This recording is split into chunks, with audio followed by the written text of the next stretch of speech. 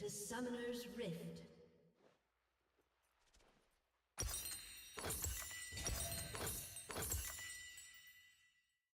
Seconds until minions spawn.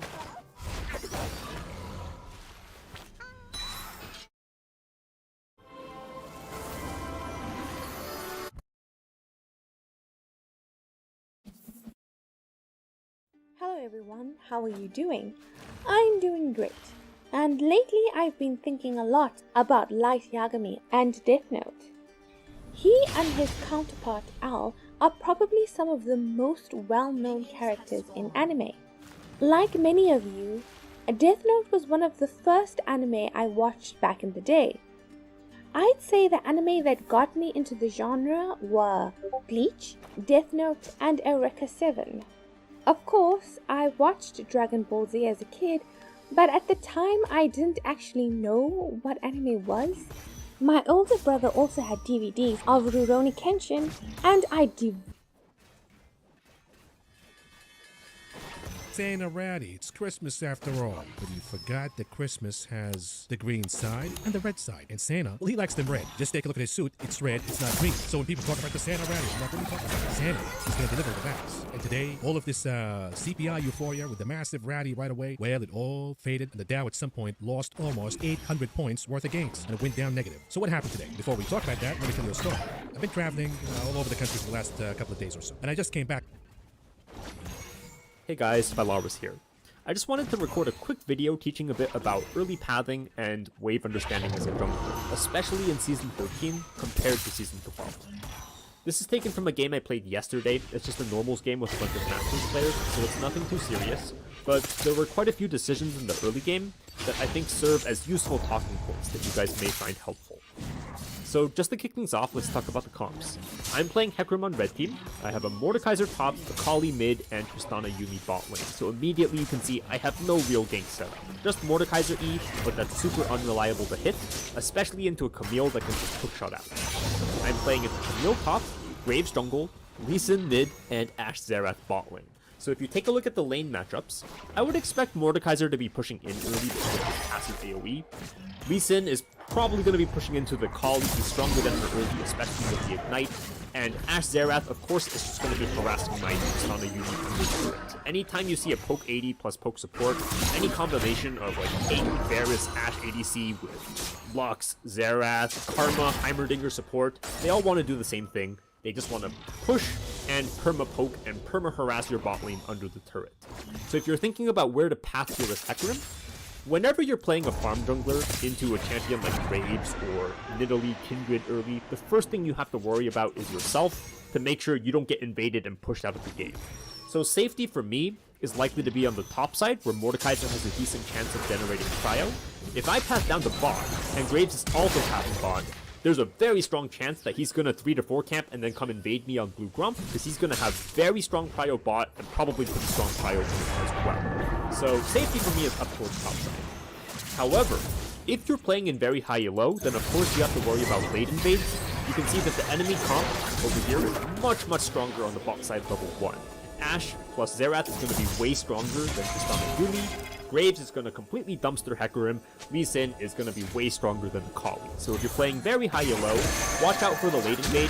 Drop a ward down in this bush, for example, so you can see them coming. And you can either start on the wolves, you could hover around this area, and if you see them coming, you could maybe start on the Graves' blue buff and just trade vertical. So be wary about the late invade in this type of situation. Champions like Graves. I guess Olaf is a little bit weaker level 1 than before, but Graves, Karthus, these kinds of champions, high elo, they really love to late invade champs like Hecarim. Okay, now if you think about Graves' pathing, he can actually go towards either side here. It's not too clear from the Hecarim standpoint which way the Graves is going to go. Up in top lane, Mord is likely to push into Camille, and Camille has great gank setup with a double melee, so Graves has a pretty good chance of just heading up here, getting a kill on Mordekaiser, snowballing his Camille, and then Camille's going to dumpster the Mordekaiser for the rest of the game. But Graves also has very strong option down in bot lane with his poke bot. Anytime you see bot lanes like this, it's very easy to facilitate.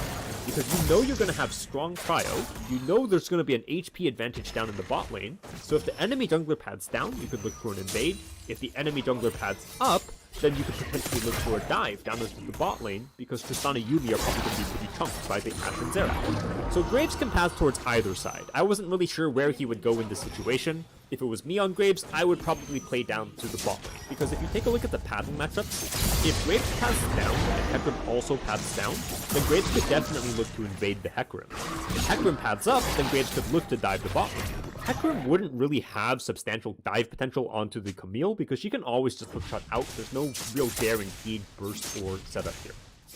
Now, on the flip side, if Graves paths up, he definitely has a chance of killing this Mordekaiser and getting Camille way ahead, getting her snowballing. If Hecarim paths down, then he has a chance of killing the Ashe and Xerath. And even if they play respectfully on weak side and they back off, they are no longer playing the early game the way these champions are meant to play the early game, permanently harassing the Tristana under turret and generating cryo, generating an HP. So pathing down as Graves means you have an advantage no matter how the Hecarim paths. Pathing up as Graves here means it's a little bit more 50-50, right? So if you're not going to late invade here as Graves, which you probably should, I would personally path down. Alright, so I start down here on the bot side. The first thing you immediately need to look for is which side is Graves going to be starting on, who gets the lane late. So we see up on top side that Camille shows up in lane right away. So we know Graves is also starting on bot side, also getting leashed by his bot lane. What you need to look for right away is which bot gets the lane first. Something that junglers often forget when they're trying to figure out which lane's going to have prio is leashes, right? When laners leash, they get the lane late. So depending on who gets the lane first, they're going to have an advantage pushing to level 2. The reason this is relevant, if this is Season 12, I wouldn't be looking at bot quite so heavily, so much as looking mid, looking top, because most likely I'm going to be full clearing up to the top side. I shouldn't care too much about what's happening in the early stages down in bot lane anymore. However, one dramatic difference between Season 13 and Season 12 is early pathing in terms of same-sided games, right? Because of the introduction of the damage debuff versus enemy camps, it's much, much stronger of an option now to go for a single-side clear into a gank on the same side. It's very unexpected for laners still, and you can't get punished the same way you did in Season 12. Just as an example, let's say Graves did some path like Red Raptors Krugs into bot lane or Red Krugs Raptors into bot lane. In Season 12, the response from Hecarim would be pretty obvious. He would clear his blue side, head up top, see the Graves gank bot, and head to his jungle to take the creep on trouble. And he's pretty much guaranteed to get at least these 2 camps before the Graves arrives. So Graves would pretty much get 2 quadranted, which makes this type of gank very, very risky. Season 13 is different, because you can no longer double camp these 3 camps for one, and number 2, you get the damage debuff versus enemy camps. So something you always want to be aware of in Season 13 is the potential to gank your starting side lane after you hit level 3 off the quadrant, okay? And this holds true whether you're playing a gank jungler or a farm jungler. If I can gank bot here, for example, after my blue gromp wolves, Graves is going to have a very, very hard time punishing me on top.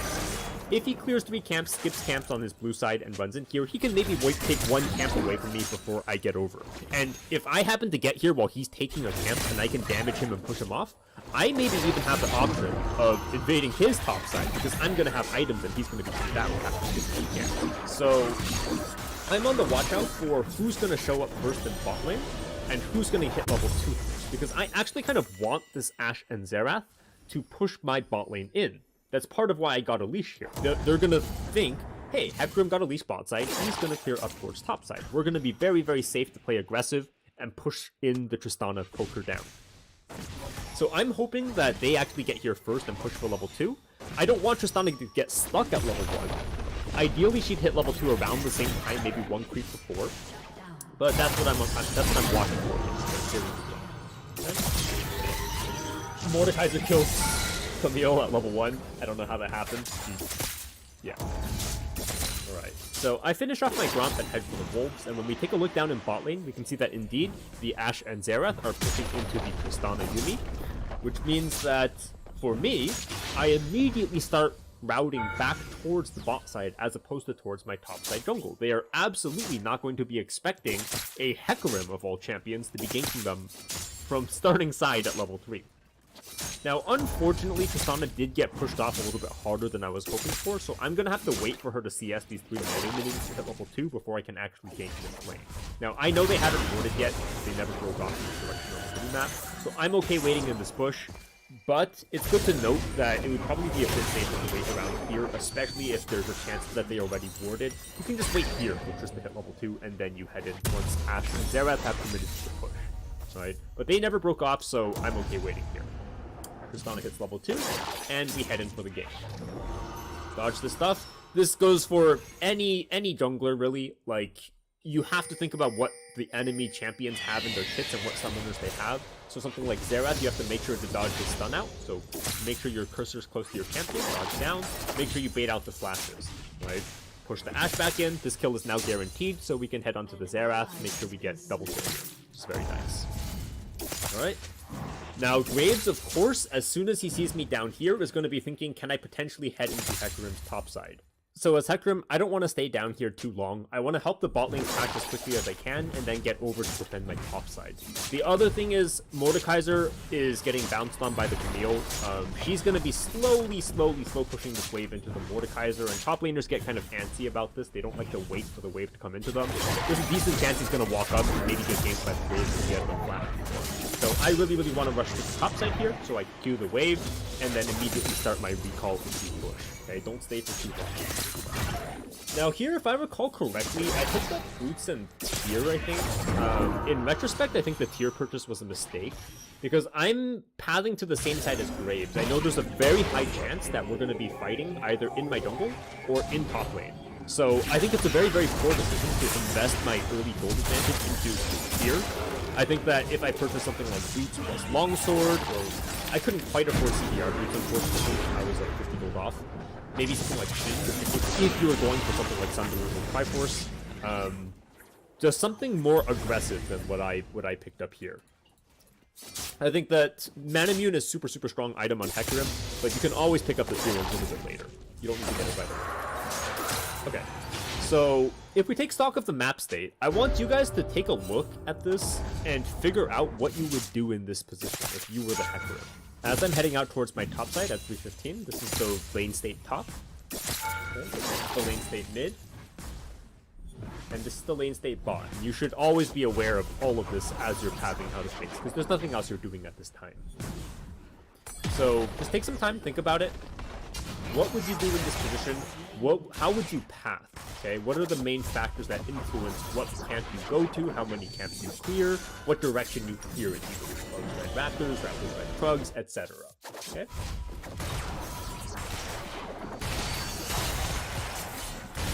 Alright.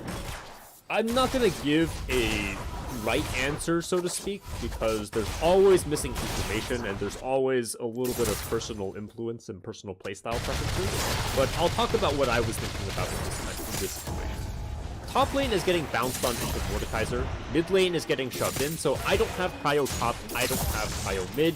It's unlikely that I'd be able to contest for the Scuttle Crab around 230, right? Down in bot lane, I've already killed their Ashe and their Xerath and blow both of their flashes. And we can see here that Tristana is crashing this wave in, so we know what's going to happen down in bot lane is a bounce back towards this side. And the Ashe and Xerath, when they get back out, are going to try to crash this wave in so they don't get frozen on by the Tristana and Yuumi. Okay? So, in my opinion here, I would never ever take Krugs. This might sound a little bit weird, because I'm playing a full clear jungler like Hecarim, so standard logic might dictate, okay, I probably can't really gank from these positions because Graves is going to be here as well, and I don't have setup, so we can just clear downwards back towards bot lane.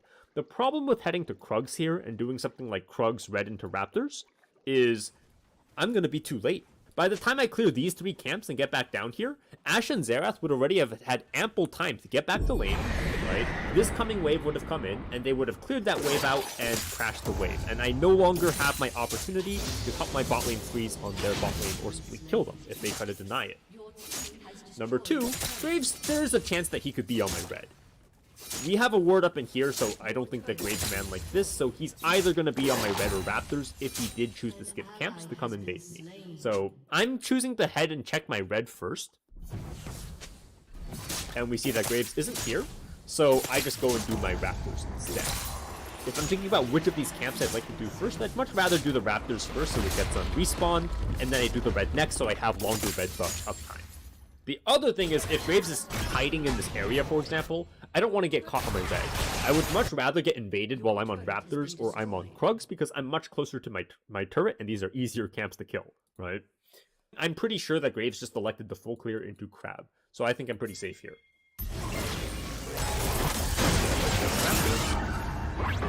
Now, unfortunately, down in bot lane, I think the Xerath like 300 IQ'd it and like actually checked in River after seeing that Tristana wasn't here, and he double interrupted the recall, which is just super unlucky from my bot lane. Good play from Xerath, right? Very annoying. Laners should always do this. So this completely denies the original scenario where I would like to rush down to bot lane and deny these guys from crashing it, because now they're not even going to get back to lane in time, right, before they crash.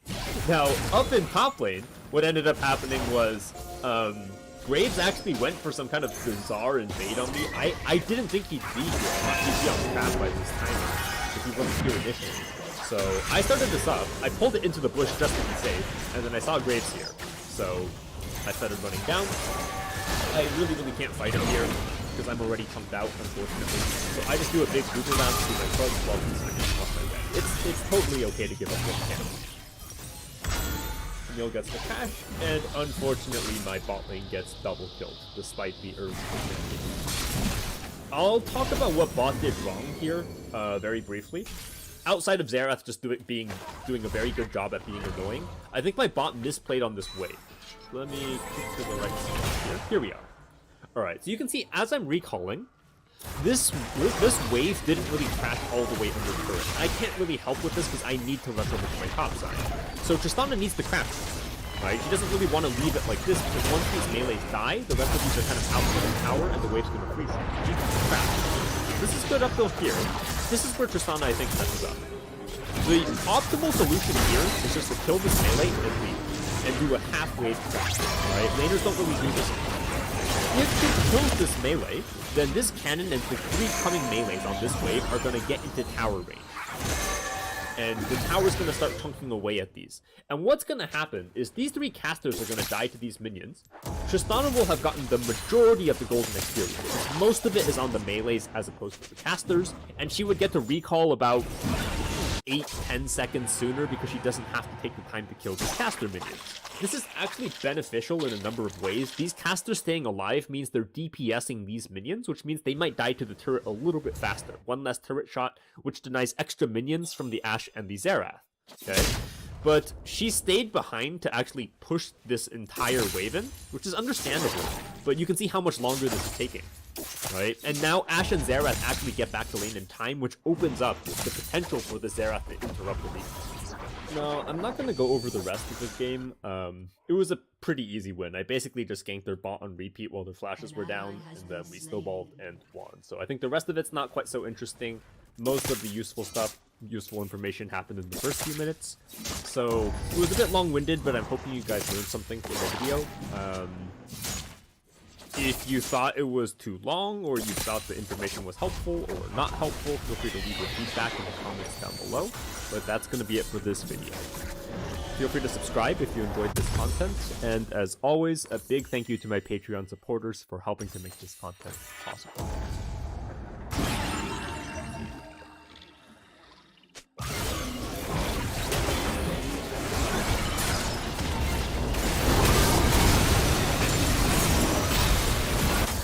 Welcome back to my live, friends. And welcome back to everybody's favorite never-ending yellow nightmare. It's been about 10 months since our first foray into the backrooms, and it feels like enough time to check back in. We'll hear from them later on, but before we get into it, I just wanted to mention that tonight's trip is sponsored by our friends at Raycon, because it's tough exploring endless liminal spaces without music. Thanks in advance, Raycon. Now, to say that the popularity and notoriety of the backrooms has certainly spread since February would be an understatement. The work of King Pixels has made the awareness of the very concept of the backrooms greater than it's ever been. This year's Streaming Awards Creator Honor was awarded to him for his work, and that's all that really needs to be said of him, isn't it? And as for anything else that could be said, you've already seen where discussion of it has taken place in your own circles of online entertainment. It's quite literally everywhere. But as you well know, in our corner of the internet, numbers are just trivia compared to the heart of the matter. What has become of the work? How has the story grown, and how has the telling strengthened? There are enough installments now that we can put these in order of the timeline presented in the video descriptions. And for purposes of not treading over too much ground the majority of you have already seen, as I do encourage you to do before we proceed naturally if you're not caught up on the series, we're going to take an approach worthy of async research and be clinical about this, with a focus on the noteworthy. As always, I'll give those of you who haven't caught up with the Backrooms a moment to do so over on its channel. I've provided a link in the video description. You may also want to stop by my first video on the Backrooms, going over the premiere lineup of episodes in depth. It'll give you a good starting point for understanding the reality that we're looking at. Do whatever prerequisite viewing that you need. I'll be right here when you return.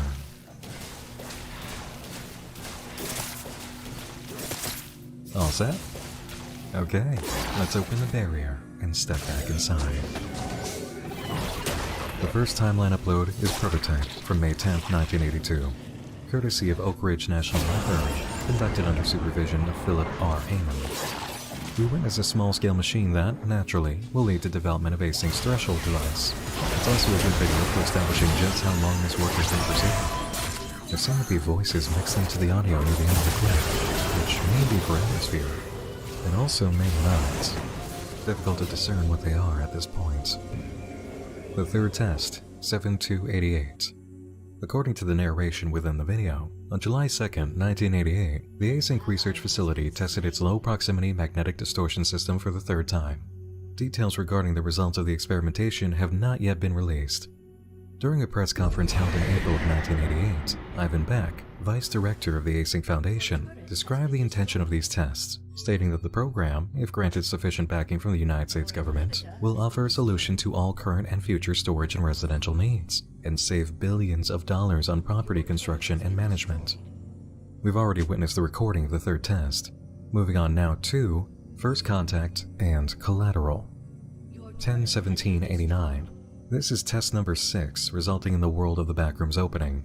Notes are given about detection of an obstruction during the testing process, giving us a hint that from the beginning of Discovery, something went wrong. The unlisted video attached to this, Collateral, shows the day of the Great San Francisco earthquake of '89. It was a 6.9 magnitude quake that killed 67 people, knocked out power, started fires, and caused over $5 billion in damage. We can assume the success of Async generated the quake at the center of this disaster. It's pretty clear that their experiments are not without consequences. Missing Persons, 2390. A chart is shown representing the trend of missing persons cases from 1987 to 1993, with the success of test number 6 from October 17, 1989 marked in blue. A previous spike on this chart may correlate to initial tests run with the system starting from test number 3, something we can theorize because we know the opening of the Backrooms created the infamous no-clip zones in reality that led to so many missing people. The graph's movement is very clear. After the incident at Async, the number skyrocketed, a bloody, horrifying uphill climb with a devastating future projected. Async personnel in biohazard suits are seen exploring the Backrooms, connected to the entrance by a tether. It's not long before they make a shocking discovery. The ending contains a message in reverse that says, "If anybody, blame him." The remarks of the Async personnel are interesting. Organic matter is covering the body recovered from the Backrooms, some kind of fungus. And then we're given what looks like a microscope photo. A clue from Kane's coffee page already alludes to a bacteria present in the Backrooms. Autopsy Report, 2590. Description of the body found in the Backrooms is given. 18 to 21-year-old male, cause of death likely malnutrition. Somehow, decomposition process appears stunted, like portions of the body stopped decaying and were sustained. Other areas, however, were completely overtaken by culture. Material samples reveal a mutated strain of simple hay bacillus, a bacterium found in soil and gastrointestinal tracts of humans, marine sponges, and grazing animals like deer. The doctor's opinion that this should be completely benign is correct. This bacterium is more like an element of normal processes, not a threat to the body. The TP in an office relays several images in rapid succession, as if possessed, but focuses on one bit of text not fully revealed. To that point, the sentiment, "All serious engagements in, this environment was never suited for mankind. To maintain, delusion would be to condemn." It's already quite clear the environment Async has discovered isn't suited for mankind. The mystery presented here is in the same line as the one that rose from the message about the John Doe. Who is interfering with this footage to speak to us? And if the bacterium is a strain found in digestive tracts, what does that mean for the backrooms? Is it home to something that produces an excess of this mutated bacteria? Or is it like a massive intestinal tract? As others have said, mostly in the comment section for this video, the voice acting in this is superb. You really can hear the increasing anxiety in the scientist's voice. It's a wonderful performance. Informational video 22990. A Project KV31 Research and Development Team video. The study and development of the async low proximity magnetic distortion system, aka the Threshold. Project is known by many codenames, including Backrooms. Unauthorized usage of these terms outside of the async research facility is strictly prohibited, the video states, and a blue screen message interrupts, which says, not that it would do any good, but, and there's maybe an if followed by an O, possibly another F? Whoever is speaking has the impression that saying these terms outside of async doesn't matter. Interesting. A timestamp is given, 2/29/1990, 11:36 a.m. This is an episode many people have seen for its highly substantial look into the further reaches of the backrooms, and its admittedly good drama. A research team is sent in, and one member gets distracted by sounds down a hallway like you might hear at a party. A reality shift occurs, looking like a glitch in a system, and this researcher is now separated from his team. In walking around, he discovers some weird black fungal material on the floor. The lost team member continues walking, and soon finds himself in some sort of control room. The alarm goes off, the lights go red, and we switch to an overview of chalkboard mapping of the area. Motion detected, 3590. 7 modified video cameras are optimally positioned along lateral division A. Each camera has been modified to send out an alert and begin recording when motion or substantial noise is detected. Following is a compilation of all detected motion alerts received during night of Monday, March 5th. 19:39:43. Camera 3 picks up a research trio. One in lead, one with a briefcase, and another bringing up the rear. 20:26:43. Returning researchers past Central Division D. Only 2 of them appear. 21:2:12. Supervisor passes camera 6. Unknown if this is the final member not seen earlier, but this one has a briefcase, and there was only one briefcase carrier. We saw them. 21:14:04. Noise detected. Threshold barrier closed. Sounds like the alarm system in the control area from the previous video, which must mean that sound indicates activity from control. 16:44. Noise detected to be determined. The sound is pretty alive, and we've seen the things that appear to be alive in this place. 2:13:35. Noise detected. Microphone failure. Whatever's creeping around may have taken out what's listening to it. 3:53:43. Motion detected, and a discovery is made of a creature in the line of sight. It seems healthier than the stringy ones we've seen so far. Pitfalls, 5690. Another widely seen installment, documented by Marvin E. Lay. We find the control area has been built immediately beyond the threshold device entrance, and the spot we saw framework in before is now the barrier. Marvin follows up 3 other researchers. A cable wheel is being installed at the start of a taped line. A consistent beeping is heard, a new mechanism in this place for leading people back to the control room. Researchers press on with the new rope installed and find the pitfall area. One researcher makes it ahead and requests that Marvin make it across quickly with a camera. He falls into the layer below, eventually hears a person yelling, finds the twisted hallway, and discovers the strange neighborhood, the outside mimicked on the inside. He's pulled along again by the voice, and Marvin asks, what if Miller's right about the null zones? This is a question related to material revealed in the first few uploads for the backrooms, suggesting that there may be strange fields either in the complex or the world that disturb reality. Marvin bringing this up now may suggest that he believes the null zones are allowing people through, which would explain why somebody is yelling for help. After all, the researchers are going to have the discovery of a body in mind. They know it wasn't one of their own, so they've all been thinking about how somebody could have slipped in. Down at the lit-up house, more yelling is heard.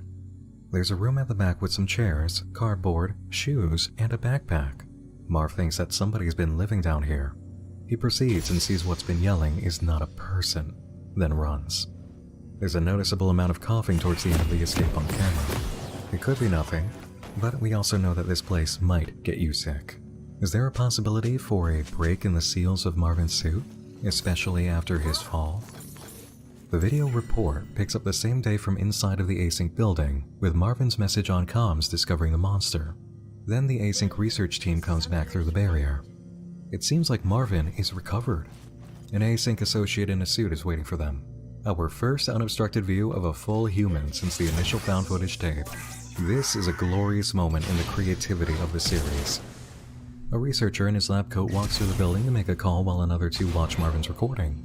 A sequence of footage in the back rooms follows, showing the crossing point to that new exploration area where Marv met a monster being boarded off. A new sliding window is also installed. Knowing what we do as an audience, this is a pretty grim thing to see. Anybody else who winds up in the back rooms on this layer or manages to get up to this layer will not be able to get out. Not through the async side anyway. In the video description, there's a link to an unlisted video, which shows a car disappearing from the highway while driving.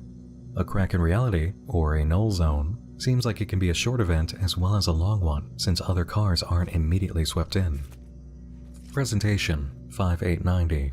An FBI warning comes up first, indicating this is an internal product of the Bureau. An async research presentation video follows, introducing their commercial project, the A-Space. A slide that has details of how the magnetic distortion system functions is heavily redacted and skipped over. As the presentation tape plays, we witness a tour in progress through the facility. The commercial appeal aspects and overall functionality of the A-Space continues to be demonstrated, and a blue screen message flashes by. Stretched out and mirrored, it says, "To deceive the Fed." At large, the message is probably created or designed to deceive the federal government. So, the commercial aspect of A-Space is a lie? This video is all meant to secure funding or ward off the Fed for a different purpose? Perhaps this is why the footage is in their hands now. We see footage from the Department of Energy tape archive. The visitor on a tour is a government agent, and he's wearing a button camera. He's escorted through the control room and into the lobby of the complex, where the scale model is placed with some furniture and wall art. The threshold's barrier alarm goes off, the lights power down, and the door starts closing. Researchers are shown at their office set up at the desk. The black and white footage and the distance from the desk makes it hard to gauge whether or not the person in the black suit with a white shirt is still the agent, as the overall figure looks slightly different. The discussion seems to still be in line with ideas being pitched to the government about A-Space being a commercial pursuit. This could easily just be a trick of the eyes and the entire group is here, but if that's not the government agents, then were we just informed through visuals that they left him behind to die? Because the Bureau got their hands on the information, I assume that's not the case. Otherwise, how would they have recovered the camera footage? Unless they shut the whole thing down later. I almost feel like we're going to need confirmation later about what happened here. Back to the current position, the alarm goes off.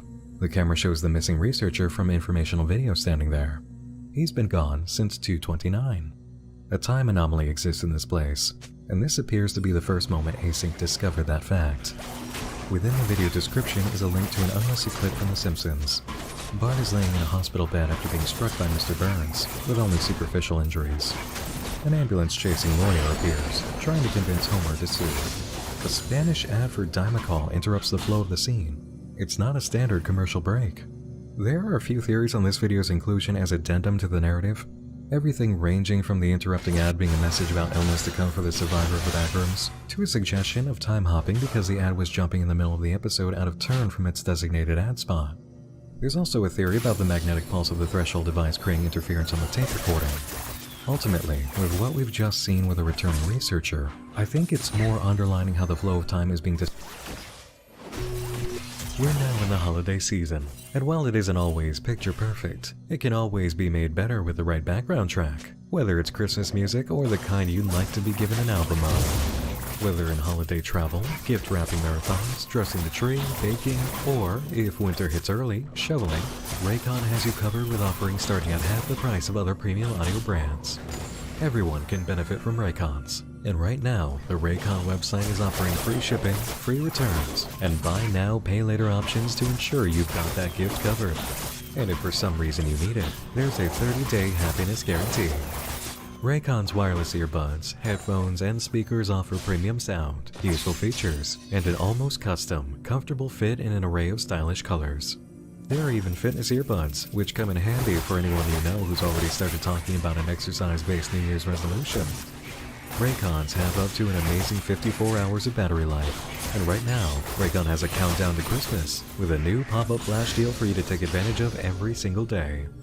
Make someone's holiday this season with Raycon. Just click the link in the description box or go to buyraycon.com/nightmind to get 15% off site-wide with code HOLIDAY.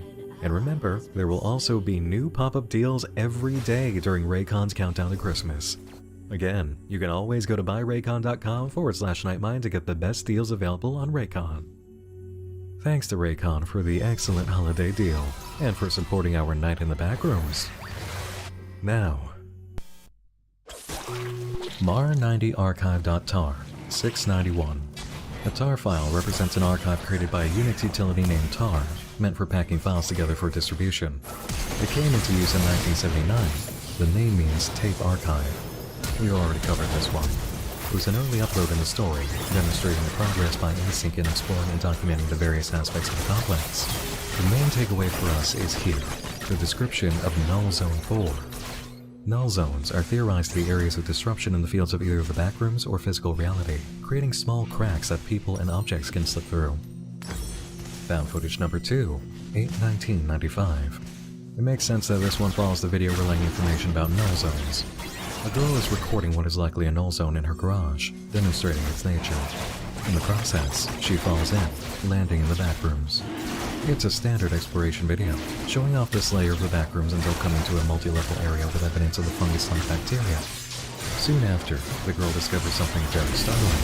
The car that fell in during one of the addendum clips, with a distinct lack of occupants. A handprint is left on the door nearby, and evidence of blood on the floor as the crash survivor tried to find help. The girl follows the trail, finding a room overtaken by strands similar to the bacteria creature. A framed painting is seen on the wall, and the creature hibernating in the middle of the room awakens. It gives chase, and the girl runs to the room with a hole in the floor. That leads to an area with glowing green light ahead of a pool. Eventually, she's cornered, and an intense green glow races through the walls.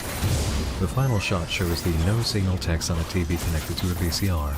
So either the girl escaped and we're seeing this from her perspective later, or someone is watching this on the regular plane of reality in a home setting. Home 27647.move. This is an unlisted video attached to found footage number 2. It's all mainly home video recordings of a vacation. It features an odd burning image that seems to be a photo of a woman. Later on, a sunset is featured that resembles the one from the end of the autopsy video, the one played on TV.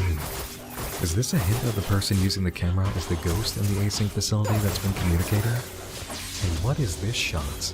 More ceiling bacteria? The tape ends with a shot of a family, and in the background, focusing in, is a wall painting. The same painting from the overrun room where the found footage girl met one of the monsters. Did the environment change to reflect someone who entered that room, whose memories were captured in this tape? And there's something mixed into this audio, all throughout the track. Some kind of speech. I've attempted to isolate it from the music, but to no avail. It's just too mixed in for what I know how to do in terms of audio cleanup. Found footage number 1, 9/23/96. We know this one very well, and in a timeline sense, this is technically found footage number 2 for now. Nothing truly new to gain from this, except to consider one theory that's been discussed. The don't move, stay still writing alludes to the idea that the bacteria monster within the complex actually fused with one of the motion detection cameras, enabling it to hunt down anything inside that it catches in its sight. While it would explain its alien metallic appearance and give some weight to a deeper meaning behind the warning, I'm not quite ready to lock in that theory. We've seen the bacteria in this place growing on non-organic surfaces, but it's the cases of organic beings meeting their demise that we see the most spread. The recovered body, and the room where the crash survivor bled out and died, according to the blood trail. You might even notice that the handprint left on the wall is black. It's not like dried blood. That would indicate that it's already been molded over by the bacteria. It does seem to seek out primarily organic matter. I remember, this is a very different video. Very different. With a voice describing a house that was taken by the sea, and how it joined all the other forgotten things on the seabed, but the voice remembers them.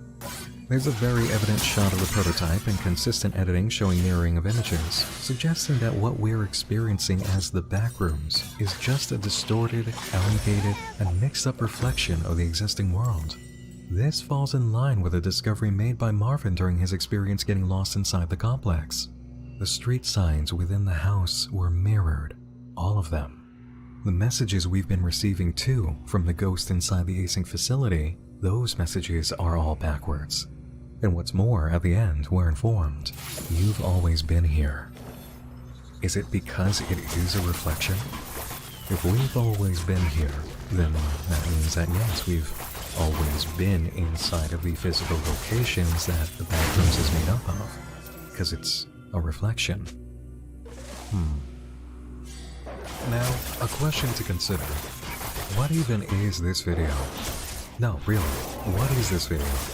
We've already seen the perspective of async and found footage protagonist broken in favor of a more directorial position. But this? It doesn't even have a date in the video description. This kind of breaks the entire pattern that we've seen for the content. I wanted to try something. Listen. Not simply hear, but listen.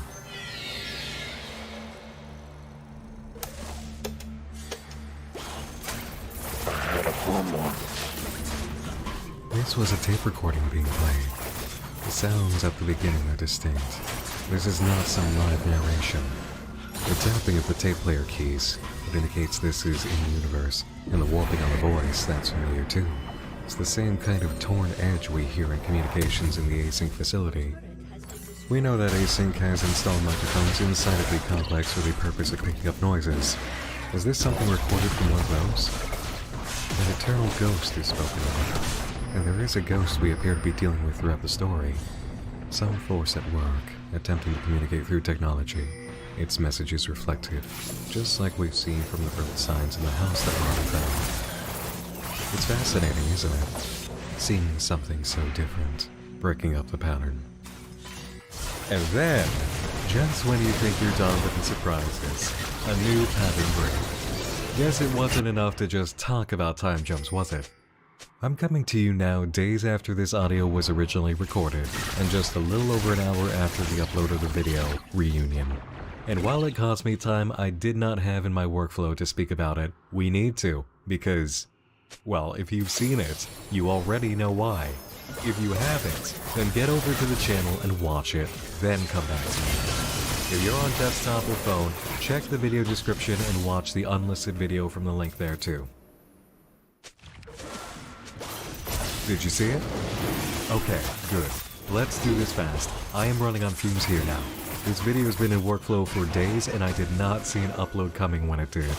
I'm just fortunate enough to have the moment to actually include this segment. Let's address the unlisted video first. Recording 14. The date listed is 5/8/90, the very same day as presentation. That's easy enough to understand just from listening to the conversation about the government agent, and apparently, he was there to sign a deal with async, which did occur. He was not left behind in the back rooms, so we can confirm the events that took place there. Furthermore, this is confirmation that the researcher who was separated in February did in fact appear in the control room, but he didn't recognize anyone, and they didn't recognize him. He said his name was Peter Tench, and the man this current researcher is talking to, Ivan Beck, vice director of async, doesn't seem to take that information well. The researcher we can hear says, hold on, this isn't him, is it? He may be realizing already that this is their missing guy.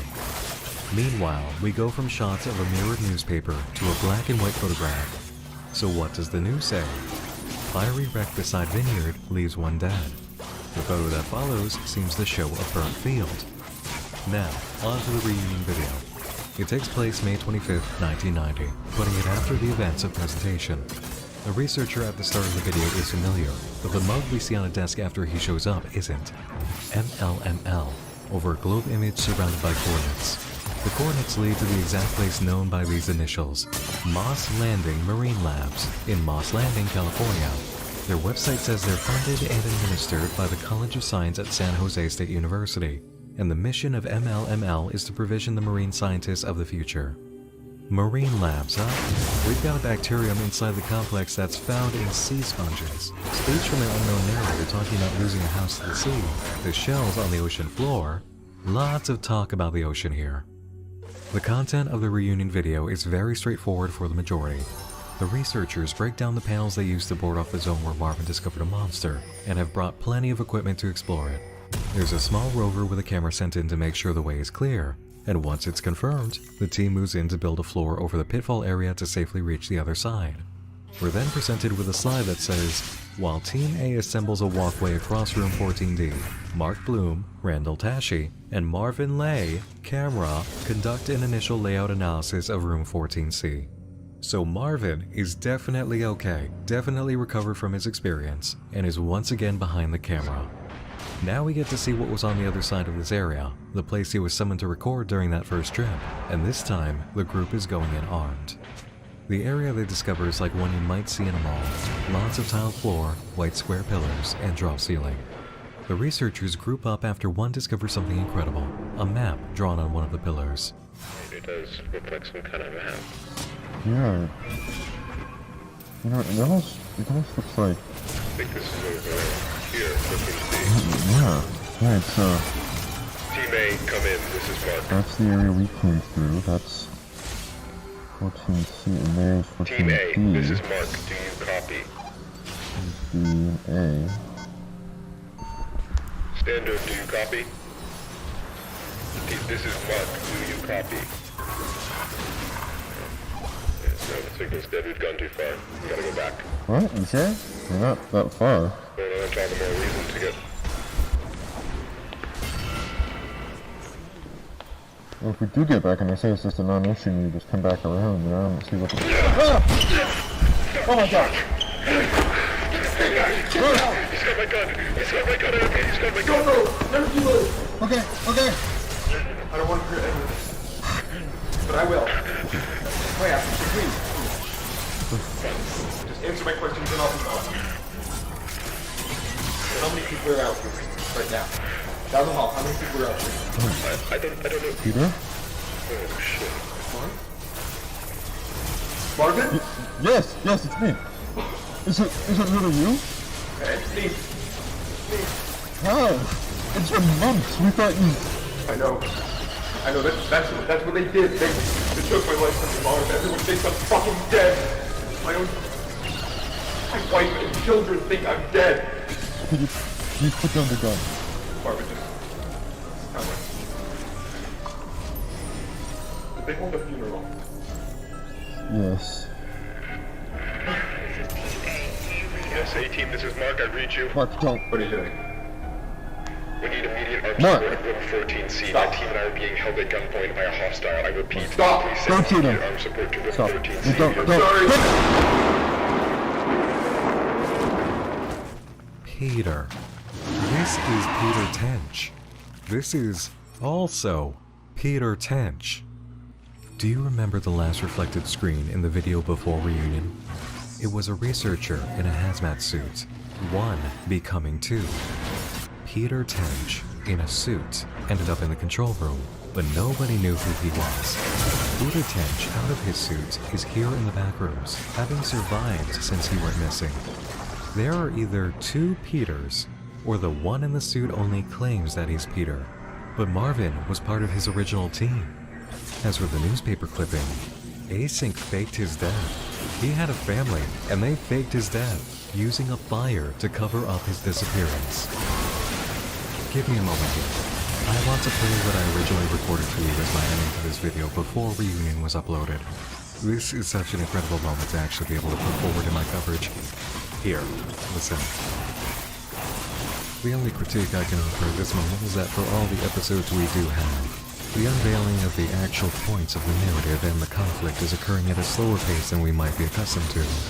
There is very clearly a plot, and it is bubbling up for sure, but at moments it comes in leaps, such as Autopsy, and at others tiny drips, like Prototype.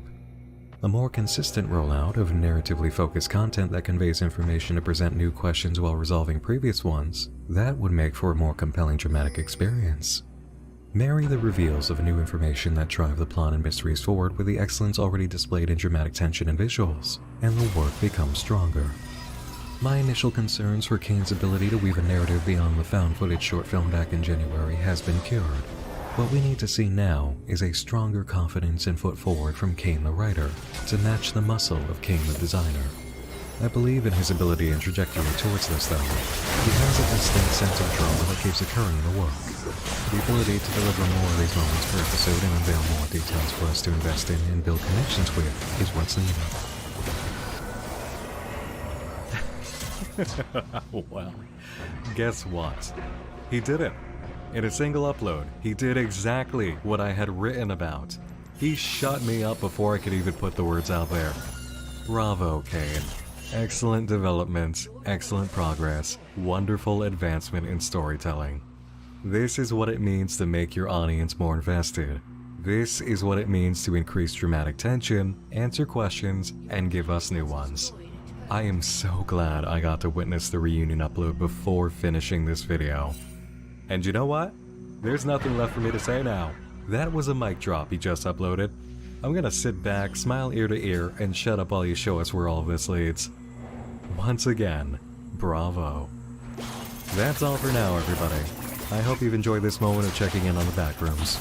Thanks again to Kane for making the backrooms, of course. Thanks to Raycon for sponsoring this video. Thanks to all of you for watching. And thanks to my supporters on Patreon. If you'd like to support Nightmind, you can do so for just as little as $2 a month, which gets your name in the credits of all major videos and allows you into the Patreon community with our Discord. This also supports the Nightmind Index for new and emerging unfiction projects. And if you can't do Patreon, you might have noticed the new thanks button below my videos. You can donate a personal thanks to me directly this way, and your comment will show up with a special tag. So if you enjoy what I do, or particularly enjoy this episode and want to say thanks that way, you can do so. I greatly appreciate it. Thanks for joining me in the dark again this evening. Once more, I'm Nick Nocturne, and I'll be seeing you again real soon. Try to be aware of any null zones while you're out doing your holiday shopping. And until next time, sleep tight.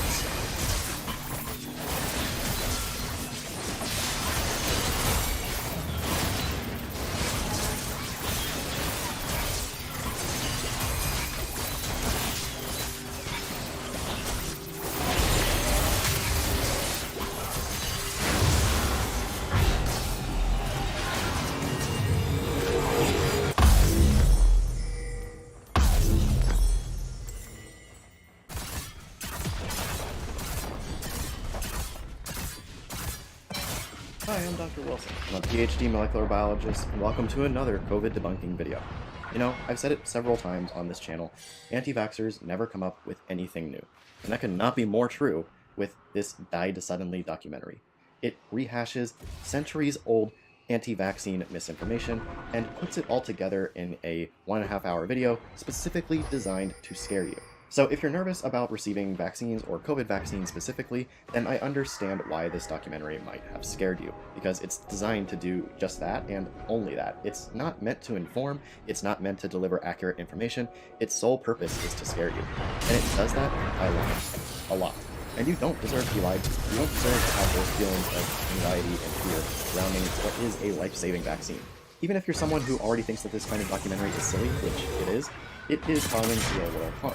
Lots of people believe this stuff, even to the extent that they will deny their child a blood transfusion that they desperately need to have blood from the first person vaccinated. It's wild and unacceptable. It's just crazy that these kinds of silly documentaries can have such a big splash. So that's why it's important to address the misinformation and explain the facts why.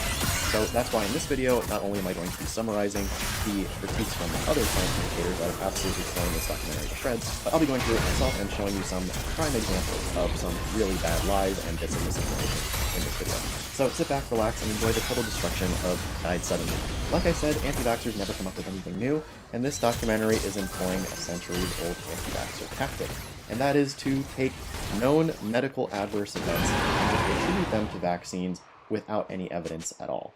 And at the same time claim that these medical adverse events are new, when in reality they've always been around. And anti-vaxxers have just been too unaware or too ignorant enough to actually know about them. Take the example of a particular surgery video that is shown in this documentary. It's a surgery video that I'm not going to show here because it's pretty graphic, but it is a video of a surgeon removing a pulmonary embolism from someone's heart. It looks very dramatic and it's very gross, and the implication is that a COVID vaccine caused this blood clot to happen in a patient. But there was a big problem with that. Turns out that that video was taken from a YouTube channel called Eric Bayer, and the title of the video is Pulmonary Embolectomy DVT Cell Pulmonary Embolism. It was uploaded 3 years ago on April 1st of 2019. Now, what's the problem? That was way before COVID or COVID vaccines were ever a thing. So how did COVID vaccines cause this blood clot shown in this Died Suddenly documentary before COVID vaccines even existed? They're lying. I mean, really, it's just shameless. Their goal is to scare you, so they find a video from before COVID vaccines existed and show it as if COVID vaccines cause the blood clot in the surgery.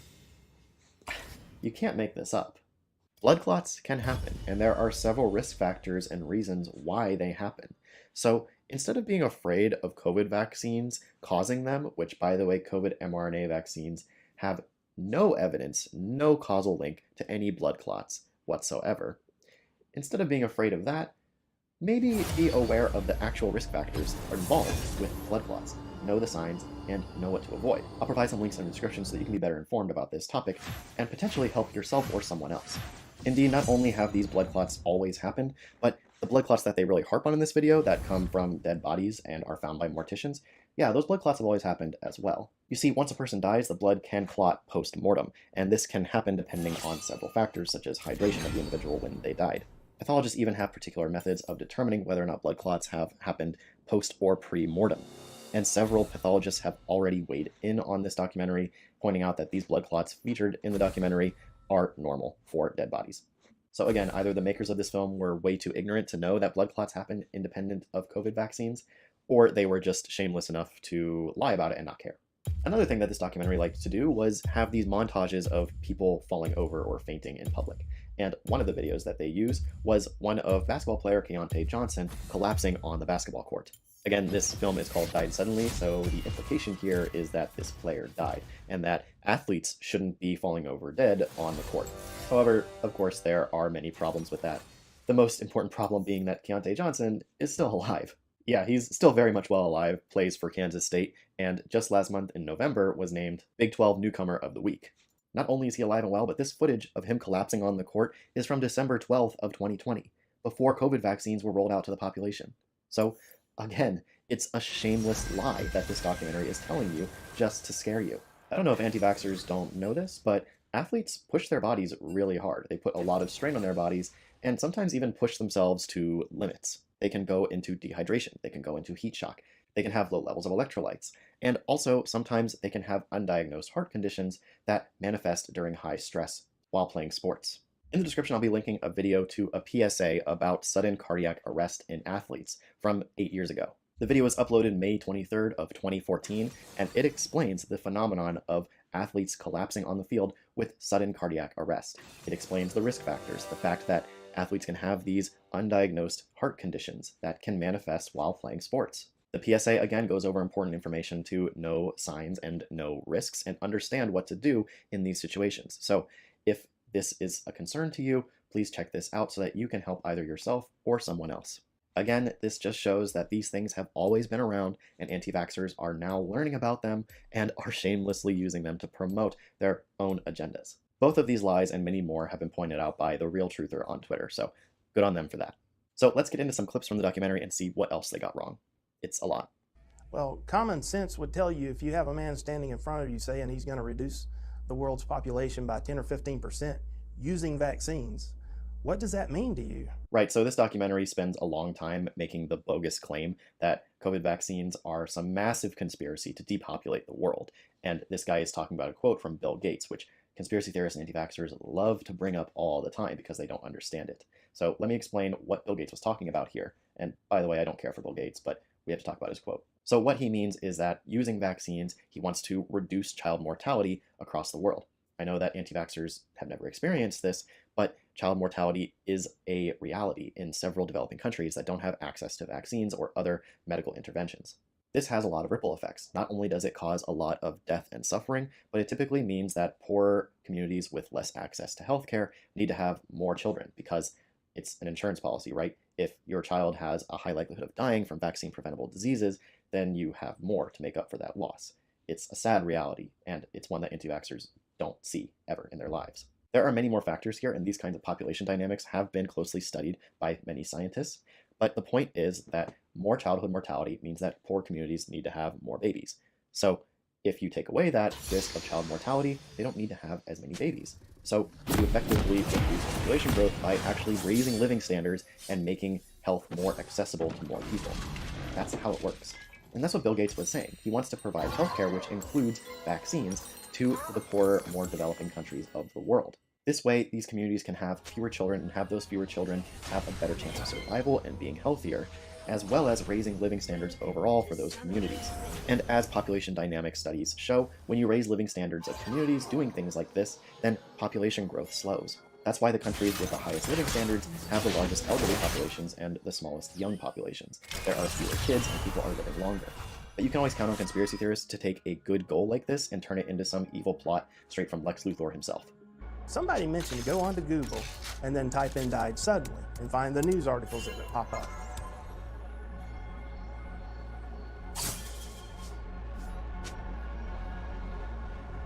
Let's use our science brains here and see if we can find just as many headlines from before the COVID pandemic and before COVID vaccines were rolled out as we do now. Oh look, we find a ton of articles and headlines describing people who died suddenly. This is not a new phenomenon. This is again anti-vaxxers hijacking something that already exists and using it for their own gains.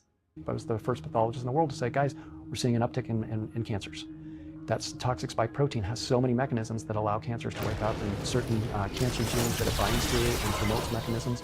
Everywhere I go, radiologists, interventional radiologists, oncologists, cancer surgeons, like I am not today. Cancer. Oh, Dr. Ryan Holt's documentary Stardom.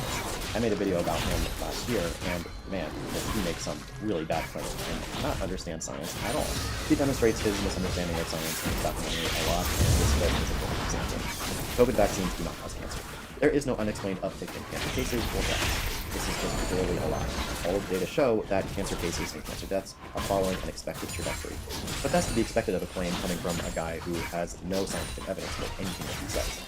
He instead tries to challenge people to come to his laboratory and look at his slides. He doesn't want to actually publish any data so that the scientific community can assess it and critique it. No, he just wants to challenge people so that he looks good to his audience that he's already. Meanwhile, you have plenty of scientists actually looking at these things, actually publishing data on it, and there is just no evidence that is not true. And why would they be? One surprising thing that this documentary doesn't even try to do is explain how COVID vaccines are causing all of these things. How do COVID vaccines cause blood clots? How do they cause cancer? It never tries to address that. It just says they do and leaves it at that. It's just embarrassing, really. See, cancer happens when there is DNA damage to your stem cells. Over time, this damage is going to happen just from natural causes. Your cells will make mistakes in their DNA as they replicate, and they will receive DNA damage from the environment. Sometimes these damages and mistakes in DNA don't get repaired, and the mutations stay in the genome.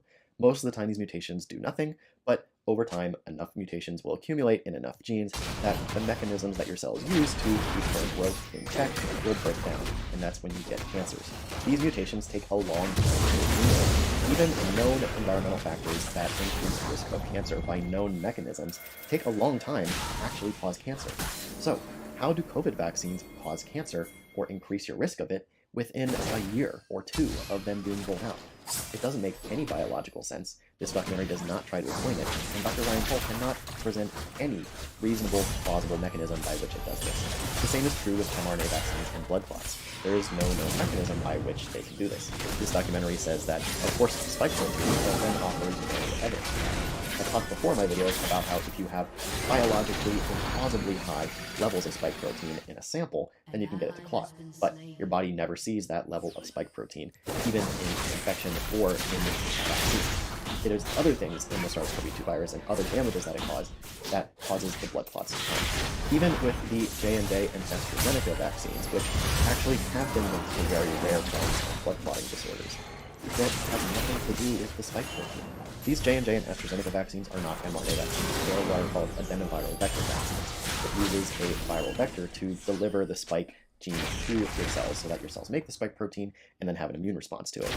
However, the viral vector being used actually has some homology to it, factor, one of the proteins in your body that makes blood clot.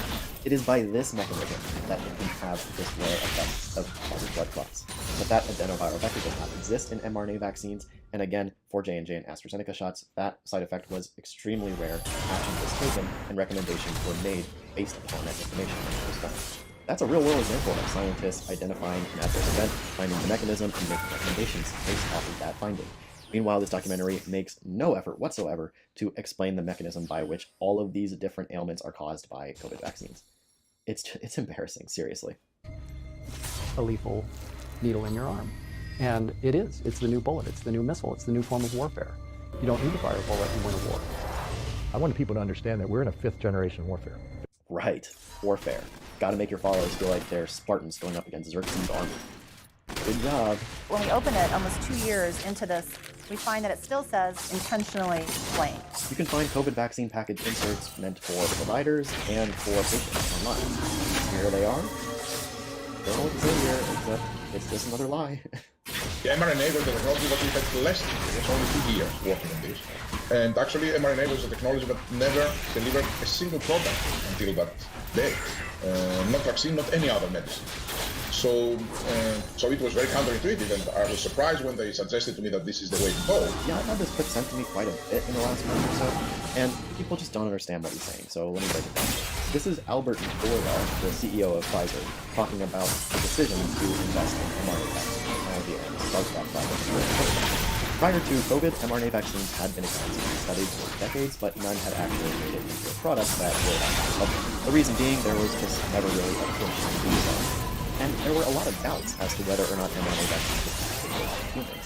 Scientists who work with RNA know that it is super fragile. If you get it wrong, it degrades and goes. So yeah, that's what Bourla is saying here. He's saying that it was a risk to invest all that money and all those resources into mRNA vaccines because no one was really sure if they would actually work.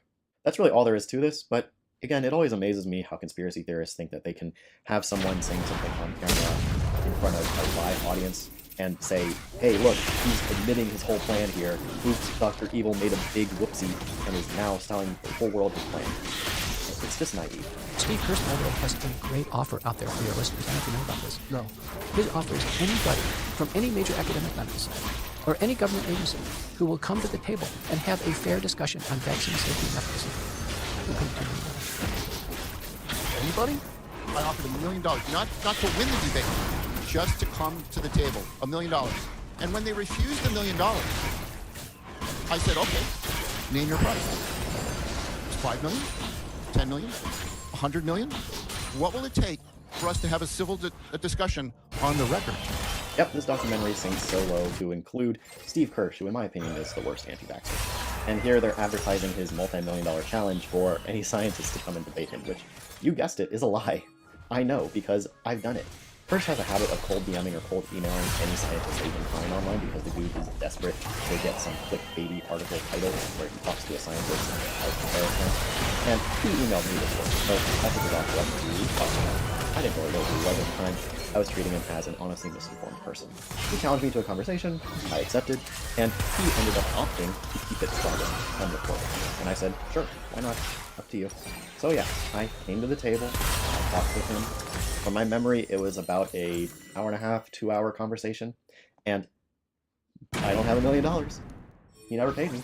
He's also publicly debated doctors like Avi Bitterman and had public invitations to accept his challenges by people like Dr. Angie Rasmussen. In every case, he has either not accepted the offer or not paid up. In fact, after he debated Avi Bitterman, instead of paying him, he tried to contact Avi's employer and get him fired. Do you see a trend here of these people not being even remotely honest?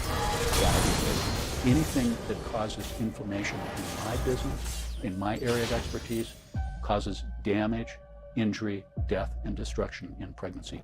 Right, so this picture is being shared a lot, and it's just a picture of reports given to the vaccine adverse event reporting system. Now, why are there so many more reports after COVID vaccines rolled out? Two major reasons. One is that we have hundreds of millions of doses being rolled out to the population within a short period of time. In any given year, people are going to experience adverse health events. Sometimes this can even be an underlying condition that suddenly manifests. If these events happen close in time to getting a COVID vaccine dose, then that event will probably get reported to VAERS. That is, regardless of whether or not the vaccine actually caused that event. The second big reason is that these vaccines were rolled out under an emergency use authorization, an EUA, and this gave a lot of precedence to have even more accurate reporting. Healthcare professionals were extra encouraged to report any and all adverse events following COVID vaccination, regardless of their cause, to this system, so that the system could have as much data as possible to monitor and assess COVID vaccine safety. And indeed, actual analyses of these data, not just in the US, but from all over the world, come to the same answer, that these vaccines are very safe, and that there is no evidence that the actual rates of these adverse events have increased due to COVID vaccines. This documentary goes on to talk about COVID vaccines and pregnancy, which is a topic that on the screen. If you want the best, most up-to-date summary on the data pertaining to this topic, then check out all the data compiled by Dr. Vicky Miller. She has done an excellent job compiling and explaining the data regarding COVID vaccines and explaining why they are actually very safe for pregnant women, and that it's actually severe COVID infections that pose a really high risk to a mother and their unborn babies, resulting in an increased risk of stillbirth and other pregnancy complications. And that's pretty much all this documentary offers: lies and baseless claims that directly are contradicted by established scientific literature. Work that people actually did to look at these things, study them, analyze the data, and report their findings to the scientific community for critique. And those data have stood up to critique and have been repeated all over the world. And this video just says, nope, actually, COVID vaccine's bad, as I said. That's it. Well, there you have it. Theirs died suddenly, absolutely destroyed. I'm going to post all of the links to all the scientific topics that I talked about in this video in the description below, along with links to other science communicators and how they have torn apart this documentary, so I highly recommend you check all that out. If there's another documentary like this that you want me to debunk, then shoot me an email or a direct message, because I'm more likely to see that than a comment. And as always, thank you so much for watching. I do hope you've enjoyed this one, and if you really enjoyed it, then don't forget to maybe check out my Patreon and definitely subscribe so you can catch me next week, where I'll be debunking some more funky stuff. See you then. When it comes to picking a relational database, you might find yourself comparing two options, PostgreSQL and MySQL. And this isn't an easy decision. There are many similarities. But give me a couple of minutes. I think I have a joke to share about PostgreSQL and MySQL, written by artificial intelligence. You won't want to miss it. So before we explore how they are different, let's briefly ask how PostgreSQL, also known as Postgres, and MySQL are similar, because they do share a number of similarities. For example, both are relational database management systems. Relational database, which means they organize data to tables both provide SQL or structured query language, which is the standard language with management systems. With SQL, analysts don't need to know where a given table is, like, for example, an order table. You don't need to know where it resides on disk, or how to perform the lookup to find the people that's in that table, or how to connect that order table to another table, like a customer table, together. Because the database compiles the query and figures out all of the correct data. And both also support JavaScript object storage. But PostgreSQL and MySQL offer fundamentally different value. So Postgres is one of the most compliant, stable, and mature relational databases available today, and it's very good with complex queries.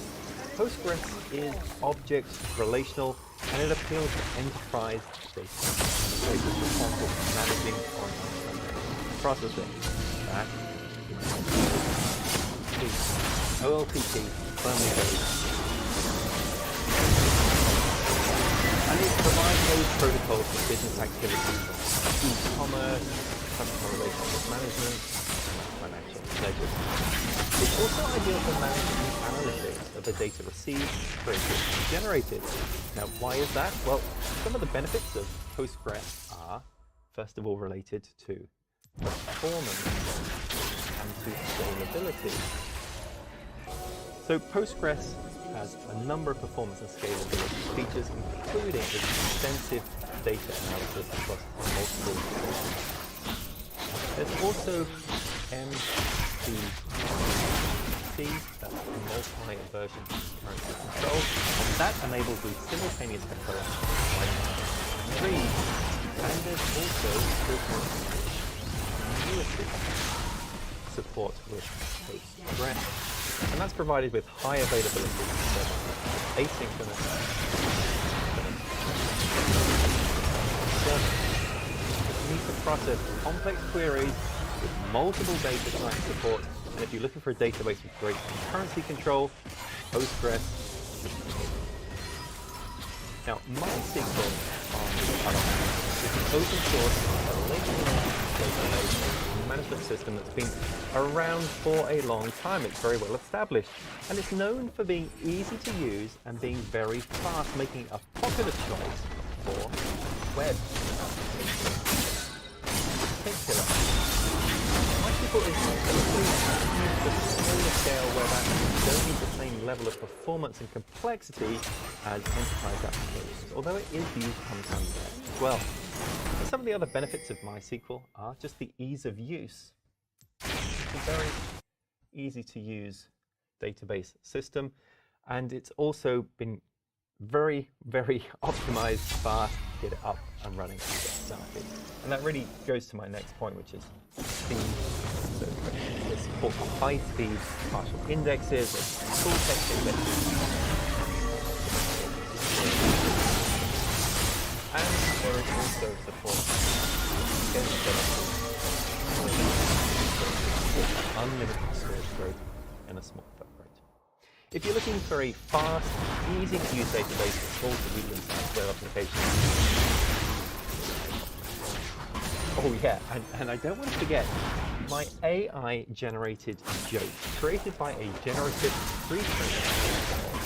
It basically does something like this. There's a MySQL database administrator, and they were showing a Postgres data admin around his office. So the MySQL admin showed her the server room. It's stacked full of servers, and the Postgres SQL admin was impressed. Then the MySQL admin showed her the room where the backups were stored, racks and racks of storage. Very impressive, the Postgres admin said. And then finally, the MySQL administrator took her to the room where the developers were. The Postgres administrator was shocked to see that there was only one developer working there. Why do you only have one developer? She asked. Because the MySQL administrator replied, with SQL, we don't need any more. Maybe it's just me, but I actually do see the humour in that, because MySQL is powerful yet easy to use. It doesn't need a lot of development. So look, broadly speaking here, if you need a database for an enterprise application that can handle complex queries and multiple data types, you might want to go with Postgres. If you need a fast, easy to use database for small to medium-sized web applications, you might choose to go with MySQL. And if you want to write database jokes, well, that's a problem for another day.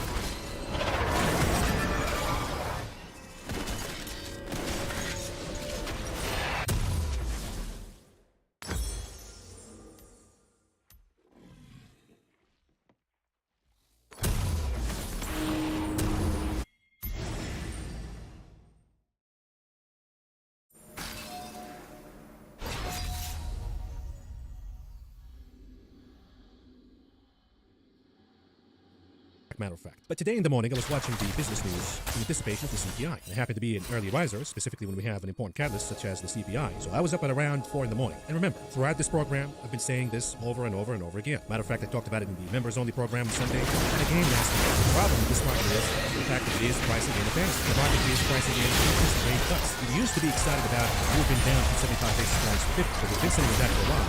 It's been baked in the cake for a while now. But the market has been rallying in anticipation that the Fed is going to start cutting rates as soon as Q2 2023, which is absolutely delusional. Last time around, JP said that it is too premature to talk about bonds, let alone interest rate cuts. If the market reactors, participants continue to doubt the Fed, and I don't blame them, to be completely honest, because the Fed has a lack of credibility problem. But this is yet again fighting the Fed, which is a dumb strategy. And the problem is, even if we have a rally in the aftermath of the CPI, because inflation is coming, the problem is the market is going to price in interest rate cuts. It is way ahead of the setup, and Jerome Powell has to put a stop to it, because this kind of thinking is dangerous, and it's going to make the Fed's job a lot harder. So if you watched last night's program, and you heard me say that, hey, my expectations are the market is going to consolidate all the way till the FOMC is out of the way. However, if the market overreacts to that tame reading by the CPI and keeps it higher, I said that would be music to the ears of bears, because that would be a slam dunk short right away. Easy money. Specifically if it happens before the FOMC. It doesn't make sense at all. For all we know, Jerome Powell can come out tomorrow and initiate a rally in the stock market by being dovish or saying something. But rallying by the tune of 4%, at least in the NASDAQ this morning, before Jerome Powell even speaks, that is delusional, that's stupid, and that was a gift to short right away. That means for the day, in, out, hello, goodbye. Easy money. Buy the puts in the morning and you close them by the end of the day, in, out, hello, goodbye. But in the morning, since everybody knows that I'm bearish when we say that the Fed's job is not done yet,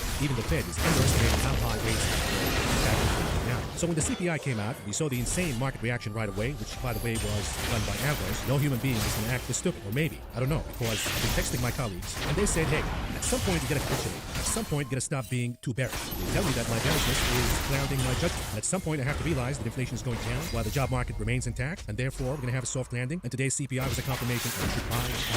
So I said, okay, what are you guys doing? What are you guys buying? You guys wanna buy right away? And they kept floating a bunch of names, oh, we're buying this and that. And I just had a little smirk on my face, did not respond at all. I stayed silent until the day, and while they were thinking about buying stuff, I was thinking about shorting stuff. And as the CPI ran was ongoing, the futures market, free market, I was writing a bunch of names. They came up with a few.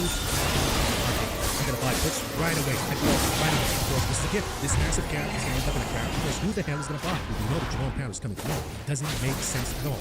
Any rational human being. And immediately, as the stock market started trading, a human being used the pump, you don't. You book profits right away. Or maybe book losses. Now a lot of folks shorted right away. These put options in the Qs, for example, by the end of the day were up by over 200%. The puts in RKK were up by almost 400%. Cha-ching, in, out, hello, goodbye. You make this kind of money, you call them steak and lobster kind of trades. You book your profits, you thank the Lord, you take your wife, your husband to dinner, steak and lobster. While you're at it, you might as well invite the mistress, be gold. You're on the top of the world right now. Take a shot, JFK did. By the way, I'm not really counseling, so don't take my word for it. You invite your mistress, your mister, along with your spouse, you get divorced, that's not my problem. But anyways, we have a lot to talk about, so let's not waste any more time, and here it is. In focus tonight. How about the CP pie? Because we got a lot of pies all over the place. You see, right away in the morning when we got the CPI report, the market shot significantly higher. Everybody said, oh, they can take it. They said so. Got the confirmation. Meanwhile, the reading of the CPI, aka the CPI, this is the cooked version, mind you, with the seasonal adjustments all over the place. To downplay the inflation in medical services, for example. With all of that, the CPI month over month was actually positive by 0.1%. Meaning inflation, all in all, still going high.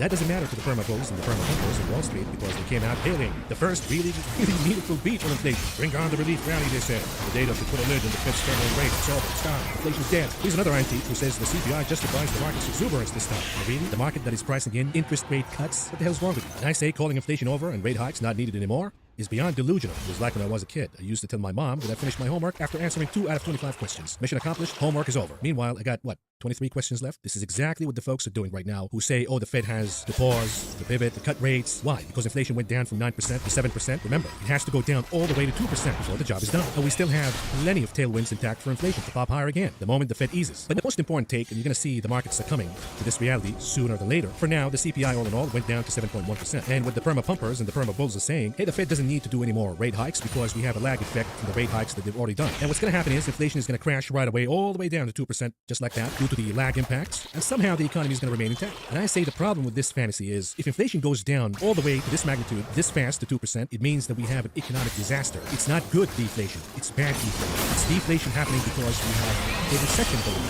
perhaps a severe recession. So be careful when you wish for. Say buy stocks because inflation is going to go down. Well, it's going to go down, but it's going to go down for the wrong reasons. Among them, inflation. You say buy stocks because the Fed is about to cut rates. If the Fed does cut rates to begin with, they will do it for the wrong reasons. Because the economy is too weak. Because the economy is crashing. It will be a mission of mercy. Again, the delusion goes on. And I say, how long will it take before the market realizes that nobody gives a crap anymore about inflation coming down? If the Fed continues in the path, of course inflation is going to come down. But at what cost? From now on, it's going to be all about the recession creeping up, not inflation going down. It is a substitution going on here. Inflation goes down, recession goes up. And the market is going to start to concentrate about the recession creeping up. And it's not going to be excited anymore by inflation going down. It's just a matter of when. When is that going to happen? And my hunch is it's going to happen as soon as next year, perhaps in Q1, Q2 max. And yes, you might see inflation trending down, but the market is not going to respond by rallying higher. Yes, you might see the 10-year yield going down, yet the market going down along with it because inflation is going down, yields are going down, and expectations of a recession. The bulls can't win. This is the problem. They haven't come to this realization yet. Matter of fact, the bulls continue to move from one fantasy to another. First, transitory inflation, then peak inflation, then pivot, then soft landing, then rate cuts. Soon enough, when they realize that none of this will happen, the next fantasy will be overtaken. The inflation target will move up from 2% to 5%. This is desperation, this is stupidity. This is why all of these dumb rallies have been going on. They continue to get crushed right away by reality, by the facts. And here's the problem first. You can say that inflation went down all you want. This is the inflation rate for 2022 alone. You can say that fuel oil is down month over month.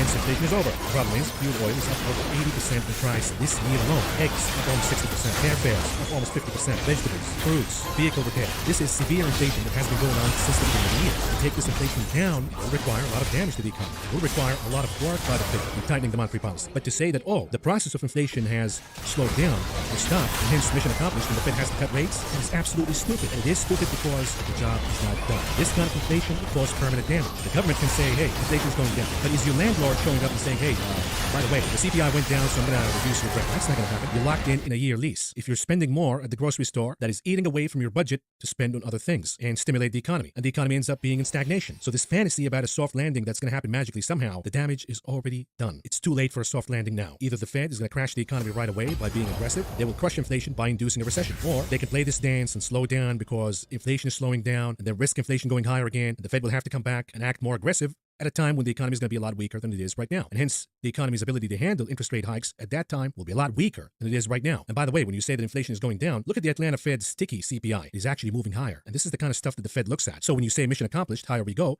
you have absolutely no clue what you're talking about. And here's the problem, illustrated once again. When you look at this chart, we can see the market expectations on how high interest rates will go, when they're going to peak, and when interest rate cuts are going to happen. Now, pre the CPI, as you can see in pink, the expectations were that we have another 110 basis points to go, meaning 50, perhaps another 50 or 225s, and that will be it. And rates are going to peak at around March 2023, and then we see interest rate cuts by the summer of 2023. After the release of the CPI, the market is now pricing in less interest rate hikes and pricing in interest rate cuts as soon as Q2 2023. Even though the Fed's dot plot, which is by the way still out of touch with reality, but even the dot plots say that the terminal rate will be much higher than the market is anticipating, and most importantly, interest rate cuts are not going to happen until rates peak at around 2024, and the cuts will happen right after that. So the market is way ahead of itself right now, and there has to be a readjustment. How do you do that? Well, the market has to price in that the Fed is not going to cut rates as soon as 2023, and the peak rate will be a lot higher for longer, meaning this is the job of the chairman of the Fed tomorrow, is to readjust and realign market expectations with reality. And folks, if you think this is over, it's not over yet, and there's a lot more pain to come. We need to see more pain in the equities market for all of these out-of-touch expectations to be readjusted. And there was also an important finding of the CPI today. I tweeted this. I said, by the way, the CPI today was proof that the economy is in stagflation, not deflation and soft landing. The devil is always in the details. What am I talking about here? Well, let's bring back a segment we call Think About What You Think About. Think about what you think about. Think about what you think about. And when the Wall Streeters say that inflation is gone, it's over, and it's going down, the average American looks around and says, what are you talking about? I mean, look at the month-over-month inflation rate in food. We're talking once again month-over-month. And I know that certain items went down month-over-month, but a lot of items continue to see higher inflation. Inflation going higher month-over-month by a lot. These are important categories. So again, think about what you think about when you say that inflation has peaked and inflation is gone, when the consumer is paying 8.9% more for lettuce month-over-month, when the consumer is paying over 3.2% month-over-month for apples, and paying 2.6% month-over-month more for tomatoes. Think about what you think about when the consumer is paying 2.3% more month-over-month for fruits and eggs, and 2% more for instant coffee, 2% more for ice cream, 2% more for white bread. I'm paying 1.9% more month-over-month for crackers, 1.5% more for cookies. Same goes for flour, 1.2% more month-over-month for vegetables, 1% more month-over-month for milk and dairy. Think about what you think about when you say that inflation is over. What are you talking about here? And all of this inflation from food takes away the consumer spending power and other things. So it's no wonder why we're seeing airfare ticket prices going down. It's not because we're seeing a soft landing and good deflation. It's because the consumer is spending more at the grocery store so they cannot travel anymore like they used to. No wonder why airfare tickets are down. They're down for the wrong reasons. As a matter of fact, JetBlue came out today warning that revenue levels are going down for airlines across the board. Why is this happening? The demand is being damaged. So again, when you say that the CPI is saying we're seeing good deflation in the economy and soft landing coming, you're denying the facts. You have no clue what you're talking about. You got food inflation moving higher for a lot of categories, combined with bad deflation in airline ticket, for example, because the demand is getting crushed. This is stagflationary. Higher inflation in certain categories, perhaps the most important categories, and deflation in certain categories because demand is getting crushed and diverted to other categories. This is stagflation. This is not a good report. This report shows that inflation is still sticky, and it's not going to go down to the Fed's target of 2% without a massive fight and a lot of damage. So again, am I surprised by the insane reaction by the market in the aftermath of the CPI? Not really. Am I surprised by the gap and crap, the pump and dump that took place today? Not really. It all makes sense. It was an overreaction by the algos, and the human being came out and said, you know what? We're taking profits, perhaps shorting a little more, because nobody knows what's going to happen for sure until JP is already out of the picture. And that's happening tomorrow. So rallying beforehand doesn't make sense at all. And today was the opportunity to buy these puts, close them the same day, and then wait for Jerome Powell to get out of the picture and see what happens. But in reality, when we talk about market expectations pricing in interest rate cuts, what do you think Jerome Powell's going to do tomorrow? He's going to come out cracking the whip, saying, yes, I'm doing 50 basis points this time around, but don't get too excited. The terminal rate might go even higher than anybody anticipates, and the market needs to price that in. In other words, yes, market, you got the 50 basis points for slowing down the pace, but you got to go down too. You got to go down and price in what's going to happen in this economy. And what's going to happen in this economy, frankly speaking, the Fed is not going to tell you that, but they know that the only way to defeat inflation effectively is, number one, to create higher unemployment because that reduces the demand tremendously in the economy. And number two, they can achieve defeating inflation by crashing the stock and real estate markets because that reduces the wealth impact, it reduces speculation in the economy, it reduces a lot of the mania. And so far, the drop that we got so far in the stock market, and for that matter, the real estate market, the drops are not enough. They're just the beginning. Now, if you know another way we can defeat inflation without damaging the economy, please let us know. You might win the Nobel Prize in economics. But don't tell me that inflation is going to go down on its own because of some lag impacts. That's not going to happen. And if it does happen, and it pushes inflation down tremendously as you guys are pricing in, then it's going to happen for the wrong reasons. Because if the lag effects are going to impact inflation negatively in the months to come, then guess what? The lag effects will also impact the economy negatively in the months to come. You can't have your cake and eat it too. You can't say that the lag effects are going to impact inflation negatively, but somehow the lag effects are not going to do anything to the economy in terms of higher unemployment or slowing down the pace of economic activity. In other words, folks, there is no escape here. The market sooner or later will have to shift mentality from being excited by inflation going down to being fearful that inflation is going down for the wrong reasons. And the most important reason is the probability of a recession moving higher. And that is the reason behind inflation going down. At some point, the market is going to get it. The question becomes when. In the meantime, we have to cover the stock market activities today, and we begin with the closing of the indices, and here we go. The Dow Industrial Average closing in the green, beat at the lows of the day with gains of 103.60 points or a gain of 0.30%. The Nasdaq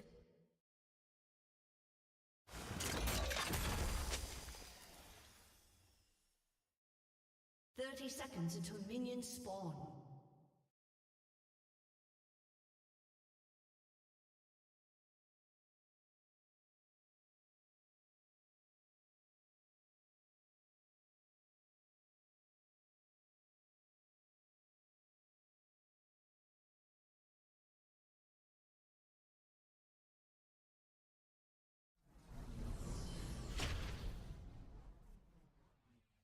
Minions have spawned. Hello everyone, how are you doing? I'm doing great. And lately I've been thinking a lot about Light Yagami and Death Note. He and his counterpart Al are probably some of the most well-known characters in anime. Like many of you, Death Note was one of the first anime I watched back in the day. I'd say the anime that got me into the genre were Bleach, Death Note, and Eureka 7. Of course, I watched Dragon Ball Z as a kid, but at the time I didn't actually know what anime was. My older brother also had DVDs of Rurouni Kenshin, and I devoured them. But again, I didn't really click with what it was I was actually watching, if you know what I mean. By the way, did you see the announcement that they're doing a remake of Rurouni Kenshin? I can't wait to see an updated Kenshin. I really hope they don't ruin it. I really love that anime. Anyway, back to the topic at hand. Like I said, I've been thinking about Light recently. I saw a tweet saying something about how Light Yagami didn't realize people commit crime for reasons such as poverty or desperation. That's like something he discovers and has to learn. And then someone else says that this is one of the reasons they don't think Death Note is that great or deserves its reputation. And see, I disagree with this. Light is a villain protagonist.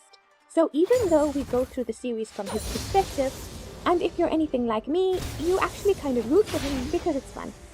But Light Yagami is not a good person. He's not an Ichigo Kurosaki, or a Deku, or a Tanjiro. That is just so good and self-sacrificing. He is the opposite. He sacrifices other people in order to elevate himself and achieve his goals. He has no empathy and not that much life experience. Remember, he's in his senior year of high school when he finds the Death Note. And yet he believes that he is qualified to pass judgment over all of mankind. And I love it. It'll be a new world, free of injustice and populated by people who I've judged to be honest, kind, and hardworking. But if you did that, it would make you the only bad person left. have no idea what you're talking about. I'm a hard-working honor student who's considered to be one of Japan's best and brightest. I honestly believe that this makes for a more believable character. Light is smarter than his peers, smarter than most adults, handsome, popular, and comes from a stable home.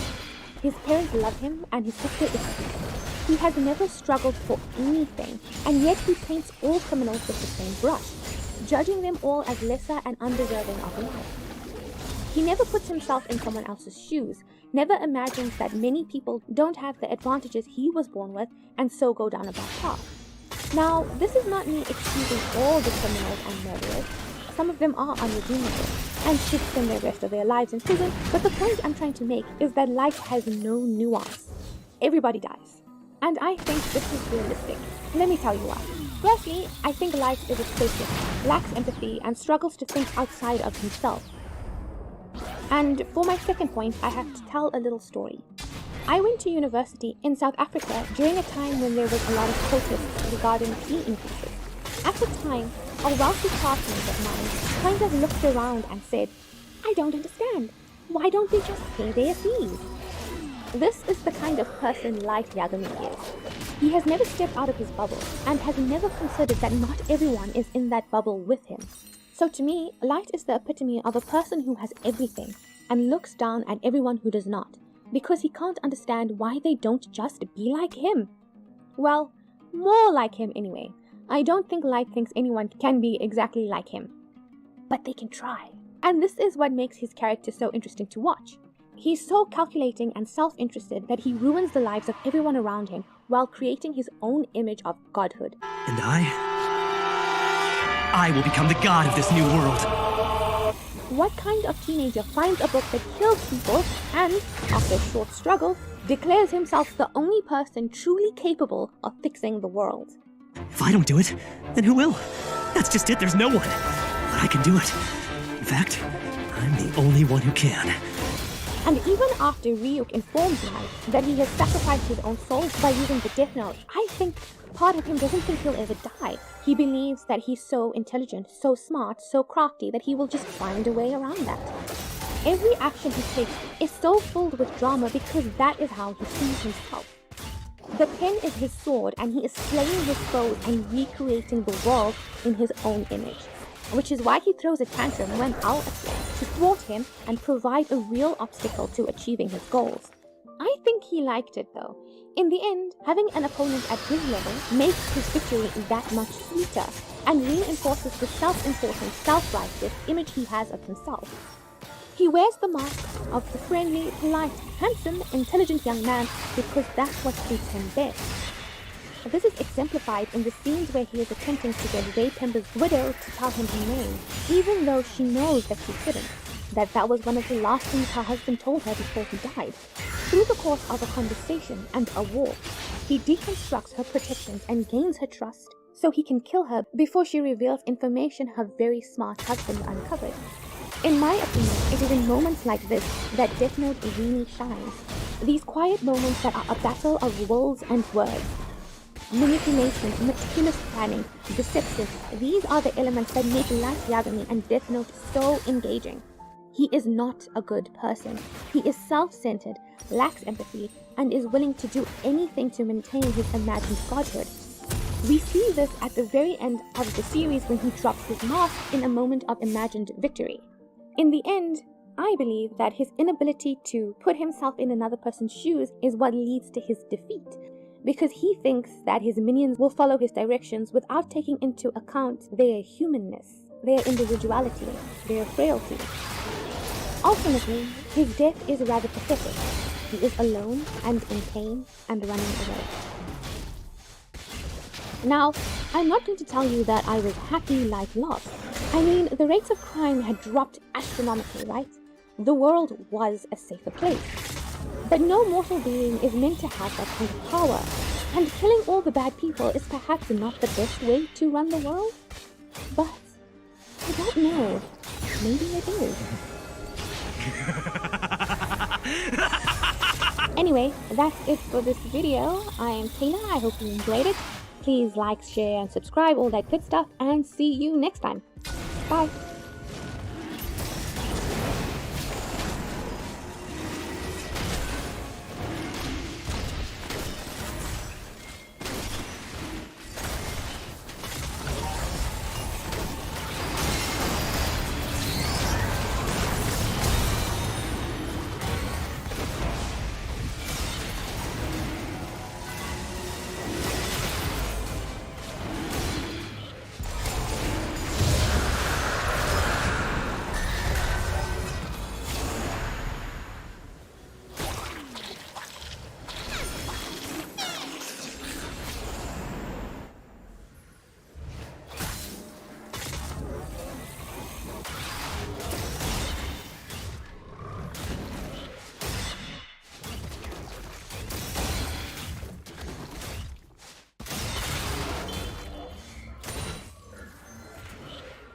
When we moved to Amsterdam in 2018, the municipal elections had just finished. One of the political parties is Groenen, basically the local Green Party.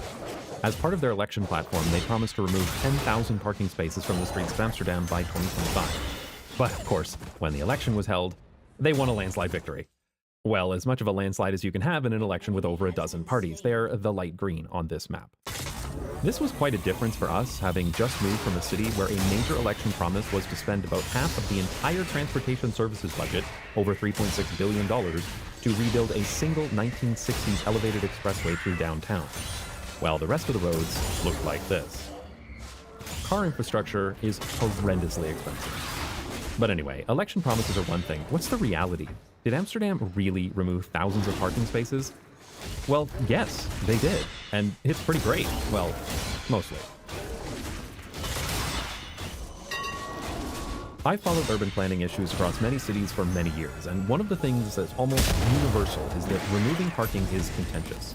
After the motorific 20th century, car owners are very, very, very entitled and feel that they're owed cheap or even free parking everywhere they go. But parking generates a lot of problems too, so many cities are trying to reduce it. That's easier said than done though, and as the saying goes, when you're accustomed to privilege, equality feels like oppression. And boy are drivers ever privileged, even in Amsterdam. Look at a typical street like this one. In Amsterdam, only about 40% of households have a car, but you'd never know it by looking at this. Almost every street is lined with parked cars, which means that a minority of people are consuming a majority of the public space that could be used for more productive purposes. Unfortunately, street parking brings with it a lot of problems. Besides being ugly and taking up too much space, street parking can be dangerous too.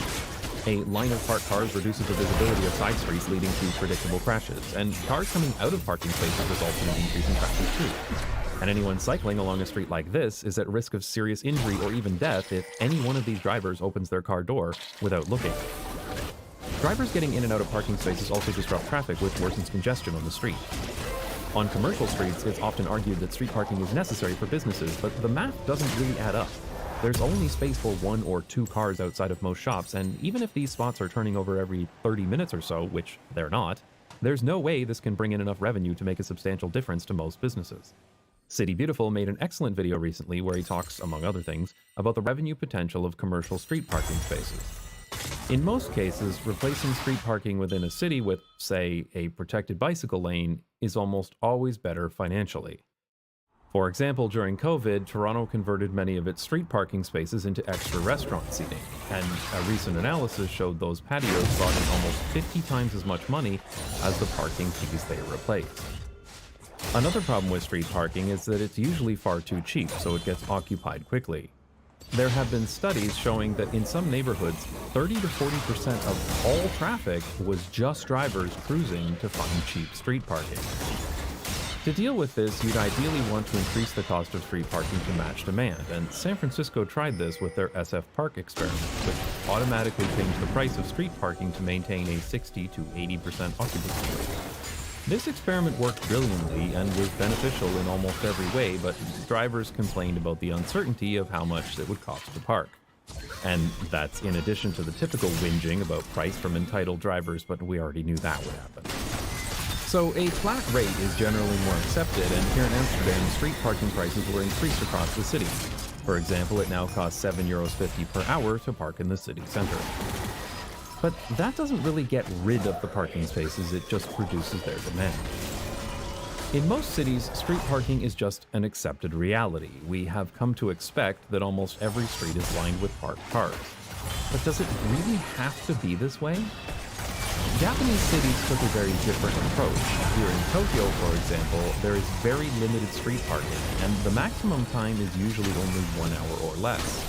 Most importantly, it's forbidden to park your car on the street at night. Japan also has a proof of parking rule. If you want to buy a car, you need to prove that you have an off-street parking space for it in order to get it licensed. This is why Japanese streets look the way they do. They can get away with much narrower streets because there's no need to accommodate car parking. On a street like this, all traffic can mix together because speeds are so slow here. This is also why so many people ride bicycles in Japan despite there being very little bicycle infrastructure. These slow, narrow streets are already safe enough for many people. But come on guys, you gotta do better on big roads like this. So removing street parking can significantly improve the look and feel of a city and makes it easier to build great urban places. Of course, whenever a proposal is made to reduce car parking, many people start listing off a long list of reasons why street parking is absolutely essential and can never be removed. But let's be honest, most of the time this is just concern trolling. The people making these arguments don't actually care about the reasons they cite, they just want to keep every possible parking space. But they know saying that out loud makes them sound like an entitled jerk. But there are legitimate reasons to park a motor vehicle sometimes, and Amsterdam has exceptions for many of these cases. For example, on a street like this, there are designated spots for loading and unloading, and despite the picture showing a truck, you can park your personal vehicle here too, you know, for that one time of year you actually use all that space in your SUV. There are also spots for car-shared cars, which are great and becoming increasingly popular in Amsterdam, and I talked about that in a previous video. There are also shared cargo bikes like this one, which I like even more because so many trips that people think require a car can be done quite easily with a cargo bike. And there are some designated spots for disabled parking too, though Amsterdam also does a lot to ensure that people with physical disabilities can get around in other ways, which can increase their independent mobility. Because what most people fail to acknowledge is that a huge percentage of the disabled population can't drive. So after taking all of this into account, this is what it looks like. This shows that it is possible to cover the corner cases needed for car parking without having to line every street with ugly metal boxes. By now you may be thinking, how did Amsterdam actually pull this off? Did they just dump all the cars into a canal and call it a day? Well, no, not exactly. They've actually tested several methods in different parts of the city. The most common method is attrition. Every street parking space requires a permit, so as people give up their parking permits, for example because they've sold their car or moved out of the city just doesn't grant a new permit. So over time, the problem just works itself out. So that frees up around 1,000 parking spaces per year, but that's not quite fast enough, so Amsterdam is trying other methods of speeding up the process. For example, Amsterdam is taking advantage of street redesigns in order to remove parking spaces. This is Koninginnenweg, a relatively busy street in Amsterdam South. When this construction is completed, it will be much safer, especially for people cycling, and it will be reconstructed with around 140 fewer parking spaces. And I featured this street, Interstraat, in my most dangerous places to cycle in Amsterdam video. This redesign will provide much more room for people cycling and will also remove 27 parking spaces in the process. There are many other construction projects underway across the city and, wherever possible, the street is rebuilt with fewer parking spaces than before. In other cases, cars have been removed for practical reasons. The center of Amsterdam has a lot of canals, and some of these canal walls are hundreds of years old. This has caused a maintenance nightmare with many walls at risk of collapse. There is a huge maintenance backlog, but one way of extending the life of a canal wall is to remove the heavy stuff from on top of it. The best way to do that is to remove street parking. There are several places where street parking has been removed along canals, and there is a long-term goal of removing all car parking along canals throughout the city center. This will certainly improve the look of these places, but it will also provide more space for walking and cycling. This is Oude Wal, which literally just means old wall. Really a clever name, in fact. All street parking has been removed along the canal here. Presumably, this will be redesigned in the future, but in the meantime, residents have installed their own planters and decorations. I love seeing this parking payment machine stranded here. And here is an electric car charger no longer accessible for charging. I wonder what they'll do with this. So this gets rid of a few more parking spaces, but it's still not enough to get to 10,000 spaces, so the city is trying other methods of removing parking more quickly. One trial was attempted on this street in Amsterdam-Oost. In 2019, all of the parking was removed and there were temporary planters and bike parking installed. The idea here is that residents would love the new street so much they wouldn't want the cars to return. For some streets this can work, but it needs the buy-in from the majority of residents. For now, the trial is over and this street is back to the way it was before. That doesn't mean that it was a failure though, it's just the end of the trial. There are plans in the works for a redesign of this neighborhood, so maybe that'll happen. Another method was attempted here in the streets along the Frans Halstraat in the Pijp. Here, street parking was removed in the whole neighborhood all at once. The space was used for more trees and greenery, lots of bicycle parking, small playgrounds, and other uses. This current design is temporary, but plans are moving ahead for a permanent design, and I'll definitely cover this in a future video when this work completes. The result of this transformation is incredible. Look at this street. It feels busy and claustrophobic. Now compare it to this. This street looks large and inviting. But this is exactly the same street, only a few meters away. I've come through here dozens of times, but it never ceases to amaze me what an incredible difference it makes to get rid of the cars. So where do the cars go? Well, they're right here. No, not in the water. God, that's good beer. A multi-level parking garage was built under this canal that has space for all the removed cars, and then some. This is a pretty great parking garage, and it has a huge number of electric car charging spots as well, which makes me wonder just how much electrical current this garage would pull if all of these spots were in use at once. There is bike parking too, but only space for 60 bicycles. It's clear that residents are expected to park their bicycles in the space freed up on the street. So this is great, right? The streets are so obviously better, and this is now one of my favorite neighborhoods in the city. 300 parking spaces were removed to make these streets as good as they are. But this parking garage has space for 600 cars. And it costs 35 million euros, which is almost 60,000 euros per spot. But the residents who live nearby can get a parking space in this garage for the same cost as regular street parking. That's a pretty big subsidy to drivers. As a point of reference, Amsterdam only spends about 70 million per year on bicycle infrastructure, so this one parking garage is equivalent to half the entire cycling budget for a whole year. As usual, car infrastructure is horrendously expensive. But back to the topic at hand. If 300 parking spaces were removed on the street, but 600 were added in the garage, does this count as removing 300 spaces or adding 300 spaces?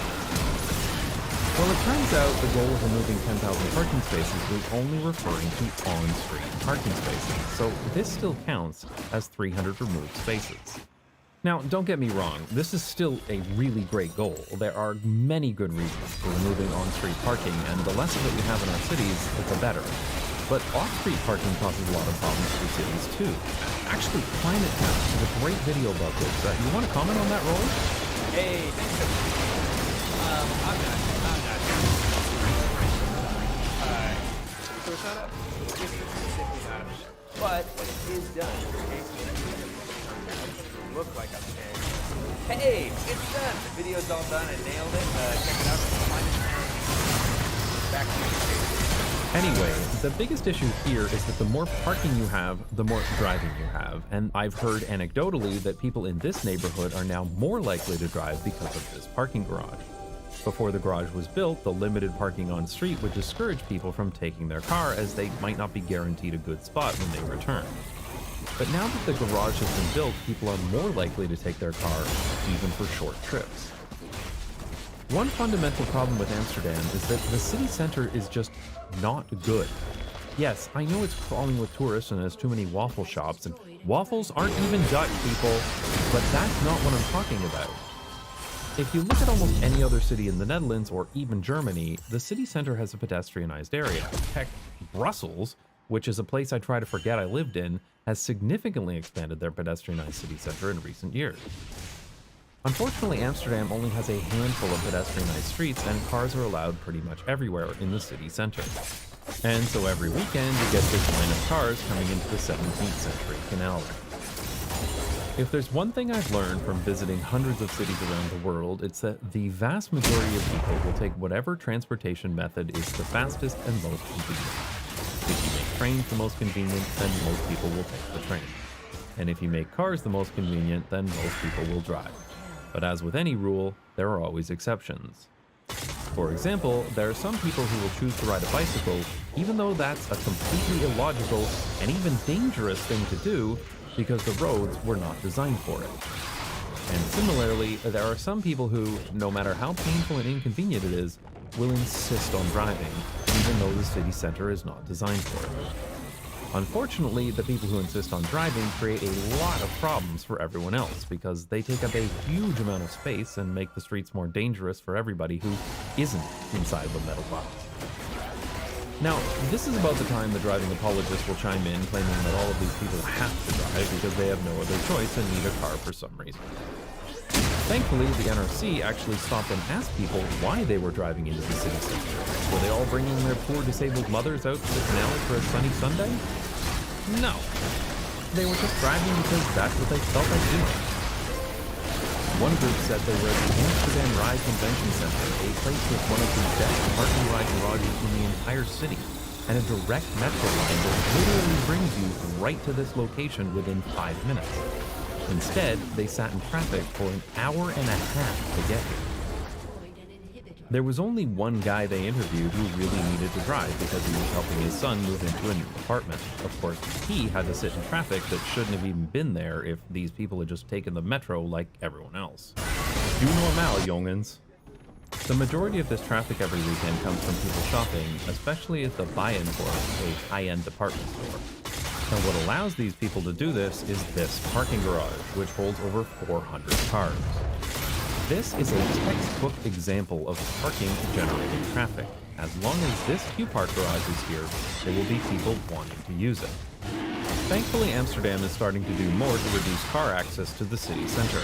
1 block away from this dumpster fire is this street, recently converted into a small park. It even has grassy tram tracks, my favorite. Here's what it looked like before. It's amazing to see what can be done with the huge amount of space normally consumed by cars. There is still some work underway here, but when all the work is done, there will be 77 fewer parking spaces along this street. So far, Amsterdam has removed over 4,000 parking spaces with a few years to go until 2025. As some of these construction projects complete, this number should increase quickly, though time will tell if they reach the original 10,000 target.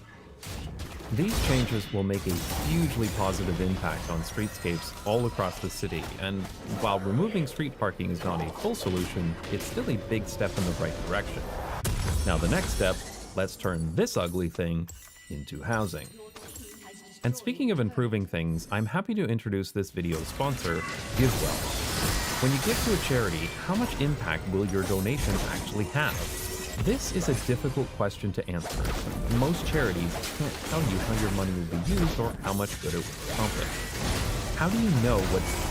Riot just announced some changes for Jax's shoes. There's also some more upcoming changes for Ravenous Hydra, but I'll get into that at the end of the video.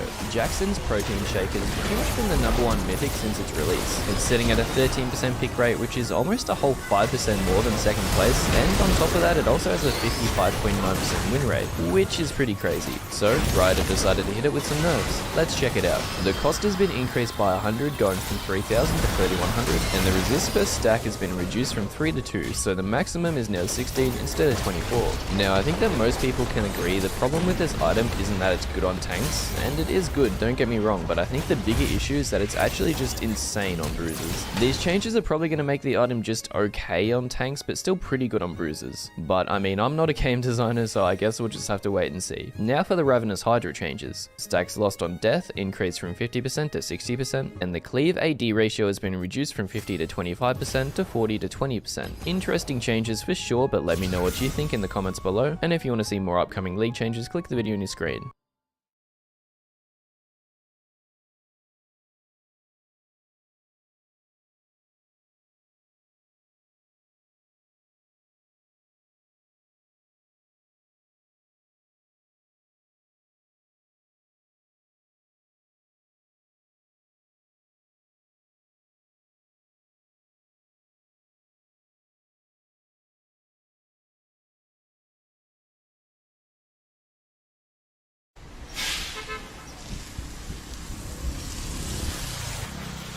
Well, it's another sunny, tropical day here in Vietnam. Myself and Benjamin are going to head to Laos and cross the border, if we can, and see what a Laotian village is like. Here he is. Benjamin? Let's do it, mate. Come on. Are you ready to go to Laos? I'm ready. Let's do it. Can you handle it? Maybe. Let's find out. Let's do it. Well, there's no Tim with us today. Tim is having a rest day. And so it's just me and Ben. I've got to look after him on the road to Laos. But I'd like to fix my helmet, to be honest with you, because it's going to blow off in a second. Wow. Especially with madmen like him driving.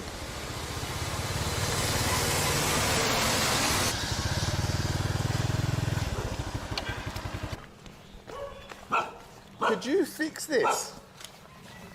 Is it possible to fix this on your sewing machine?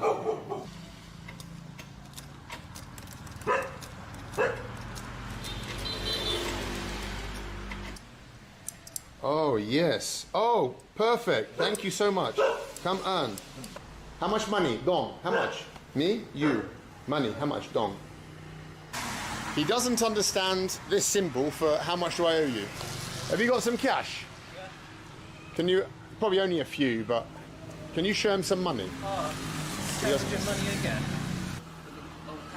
Okay. Okay. Thank you. Thank you. How much you give him? It's about 8 quid. 8 quid? Yeah. He only did a bit of fucking cotton. It makes me look good. Makes you look good. Wow. That man just made 8 quid for sewing a bit of cotton. Okay. I mean, you've got to pay me back that, you know that, right? I'm not paying you back that. You said loan me some money. I would have given him a quid.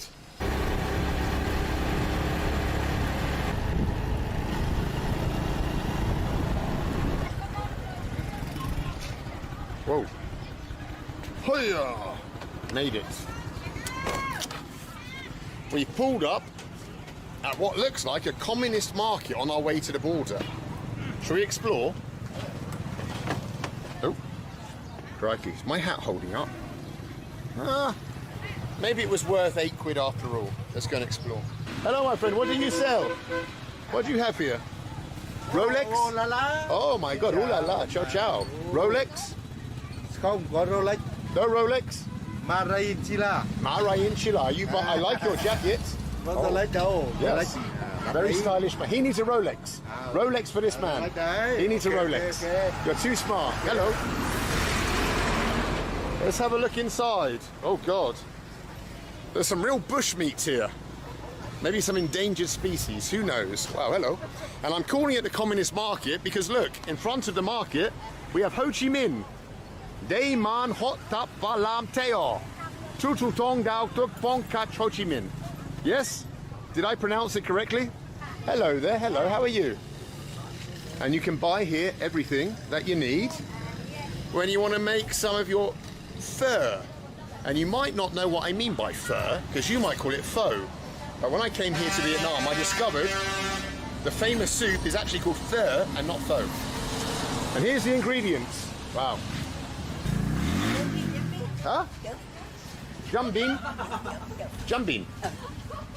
Jumbin? I don't know what you mean. She's telling me to Jumbin, which probably means buy something, but hello kids. Hello, and these are the lovely Vietnamese people. Hello, how are you? What do you sell here? Wow, Adidas, you're a Gopnik. I like your Adidas Gopnik outfit. Yes, I have one already. You're a Vietnamese Gopnik girl. Etagui. This is Etagui. Benjamin. Benjamin. Okay, he's getting jealous. I'm talking to his missus. Don't get jealous. It's okay. I'm not making a move on her. Oh, what is this? What is this? What is it? It's a drink? Chocolate? Oh, lovely, delicious. Okay, enjoy. Bye-bye. Bye-bye. What you've got to say about Vietnamese people, they all have lovely smiles and lovely teeth. How is that possible? Their teeth are so bright and shiny and nice. Anyway, we should really go to Laos. I thought, oh, there's a lady having a sleep. Hello there. Sweet dreams, sweet dreams. Thank you for being so welcoming at the Communist Market. Bye-bye. Hey, bye-bye, my friend. Bye-bye. And bye-bye, Ho Chi Minh. Well, that was the friendly Communist Market of whatever this town is called. Onwards to the border. Here we go, Benjamin. Whoa, Benjamin.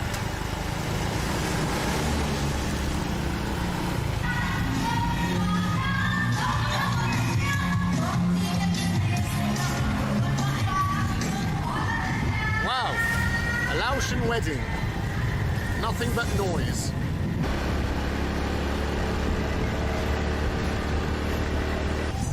We are about 500 meters from the border with Laos. A new country for me. Let's go and see what a Laotian village is like, a border village. Might be some dodgy stuff going on.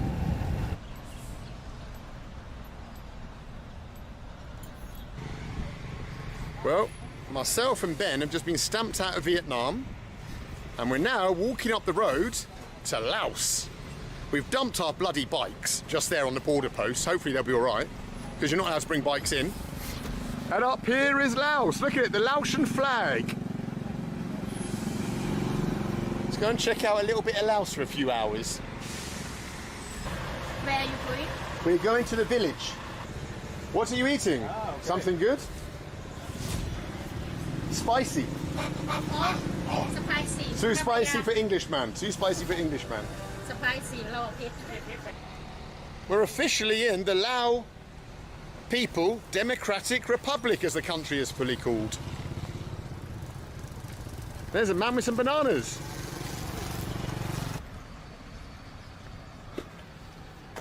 My kind of country, I think. Already seeing some hammer and sickles. I like it. How much to the village? 100 what? Dollars? 100 what? 100 what? 100 Lao money? Take me to the best pub in the village. Or in your country. The best pub in Laos, please.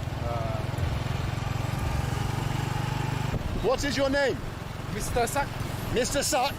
Okay. Okay, Mr. Suck. Hey, don't ask questions. Okay, Mr. Suck. Don't take me to that kind of bar. Let's go. This is beautiful Lao. Wow.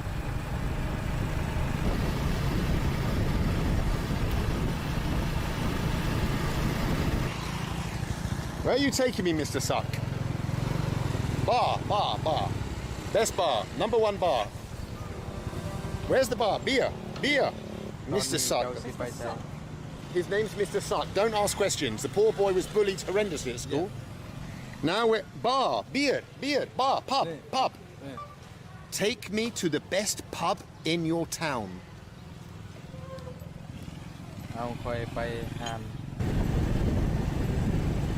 Okay, thank you. Wow. Thank you. Mr. Suck got the message. He's brought us to a bar. Mr. Suck, thank you. Yeah.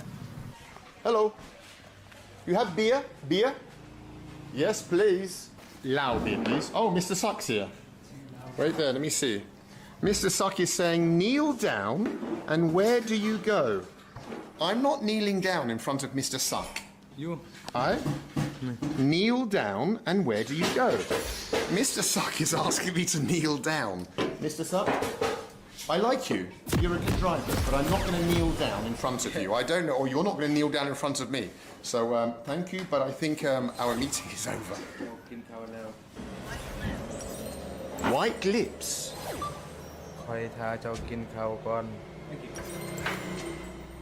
I want to... Wait there. Mr. Suck is saying, I want to eat you.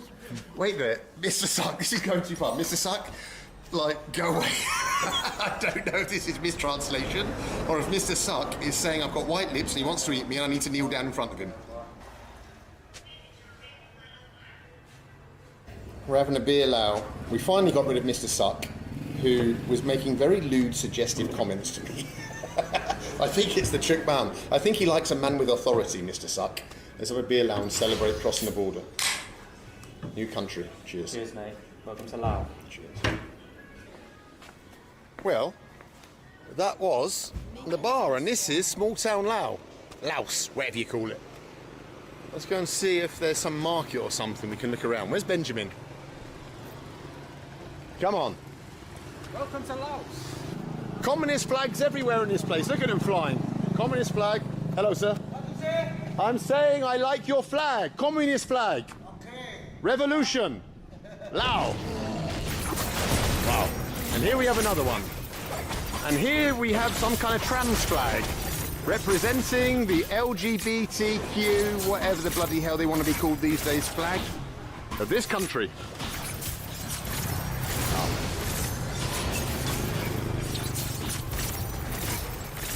But check out what we've got in this little town on the border. We've got a golden flipping Buddha.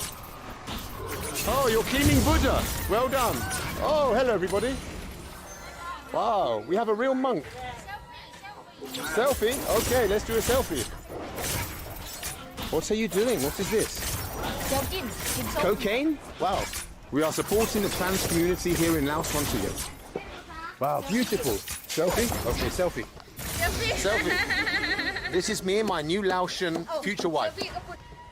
A statue of an Indian gentleman born many hundreds of years ago in the province of Bihar in India.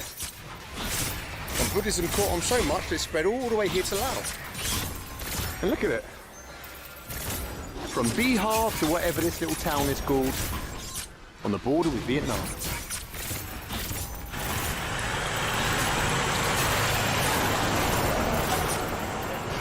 Let's see what rub they've got in this old Laotian border town. Oh my god, I don't even know what that is. That's like a tail. Ah, okay. I'll give it a miss, thank you. As much as I like lizard tails and chicken feet, I think I'll pass. Well, the rain has arrived from Vietnam, but I want to tell you why I crossed this border today into Laos and to tell you a little bit of history. As I mentioned before, the USA built bases all along the DMZ to stop the North Vietnamese from sending weapons and troops down into southern Vietnam. And so the North created what they called the Ho Chi Minh Trail, which was a clandestine route through neighbouring Laos and Cambodia, along which they smuggled weapons down south to continue the war. America, in response, bombed the Ho Chi Minh Trail, dropping about 2.5 million tons of bombs on both Laos and Cambodia in a war that they never declared. It killed many. Hello. Fortunately, it didn't kill him, but it killed many of his compatriots and maimed God knows how many more in a terrible episode in American history. But anyway, that's that. Now it's time to head back to Vietnam.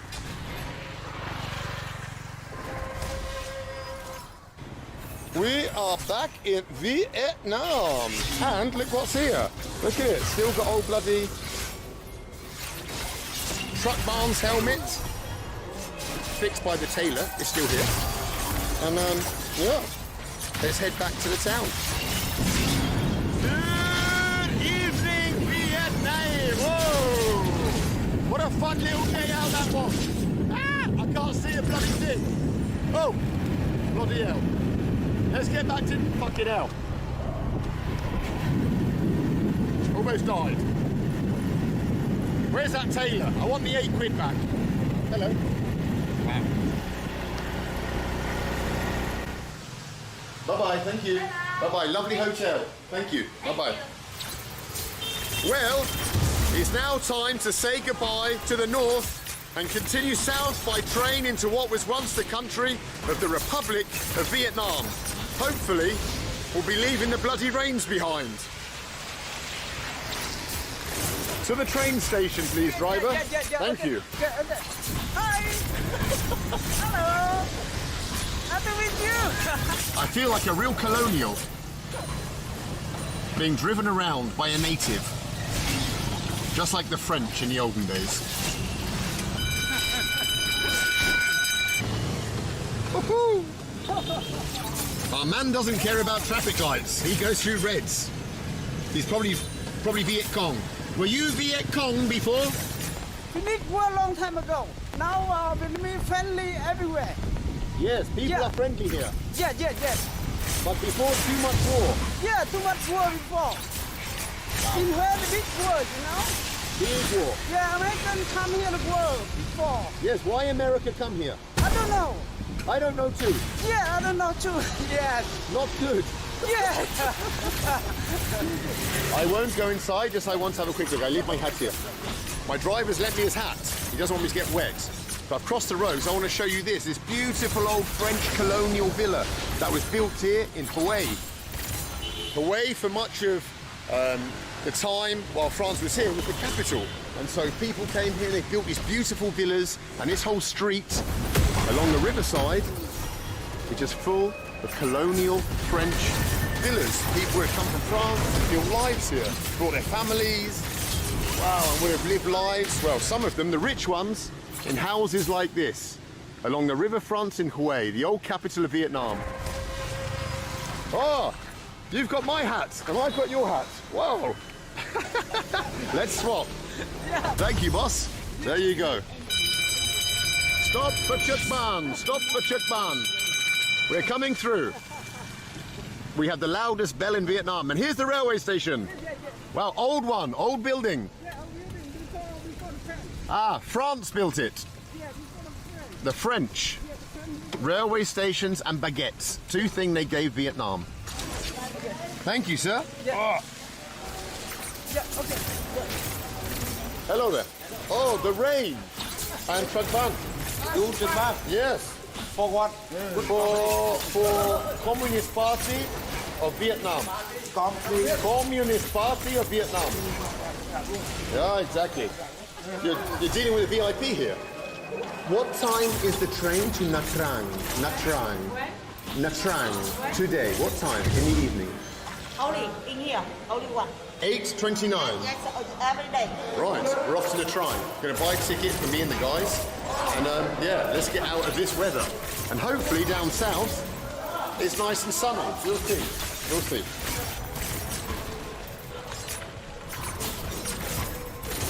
We'll skip forward a few hours because nothing happened. And the train's almost here. It's almost 8:30. So 3 of us are going south. It's going to be a little bit warmer, I hope, and less wet. Are you ready? He doesn't want to go on this train. Are you ready? No. Am I the only one bringing... Truck Barn always has to bring the flipping party. One hat. 60. Can you take it? It's for me? Yeah, it's a present for you. Let me place it on your dome. Ooh, there. Cultural appropriation. What do you think of this? Don't you think it's racist? Look at him. Look at him. Cultural appropriation in Vietnam. What's this? This is just a hat. Just a hat. People died for that hat. That's how it starts. Just a hat. He doesn't respect the culture of this country. Slippery slope. Just a hat. Bloody well is, mate. You're a disgrace. Just a hat. And what are the people here? Just what? Just filth?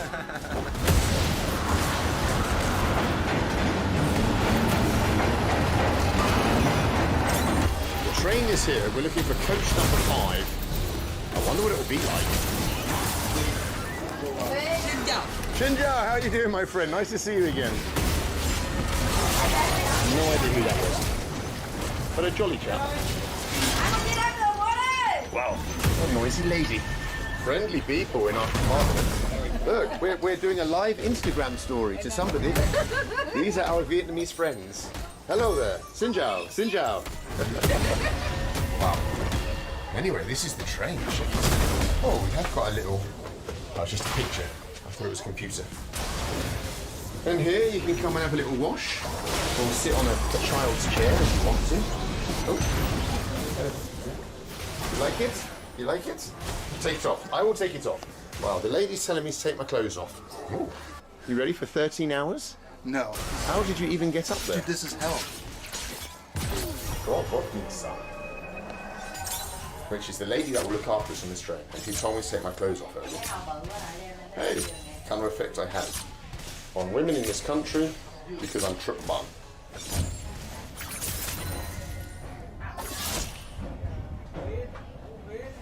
Let's go and check out a Vietnamese train toilet. See what it's like. Crikey. Wish me luck, because I'll be using this for the next 12 hours. Here we go. Oh, God. Oh. The stink.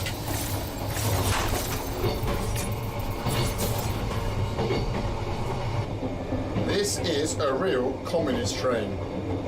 And I, for one, bloody love it.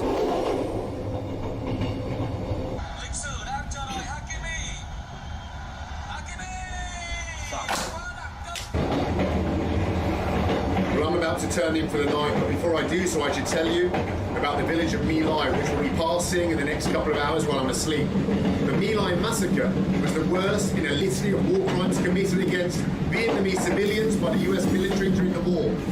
roughly 500 men, women, children, and even infants were savagely abused and then murdered. You know, the more you read about what took place here during the conflict, the more amazing it is that the Vietnamese people have been so welcoming and friendly to us, because the history of Western nations here in Indochina is nothing short of a disgrace.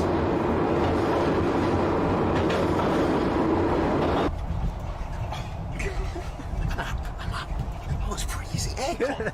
I'm going to be so ill. We need to sabotage the aircon because otherwise I'm going to be ill in the morning.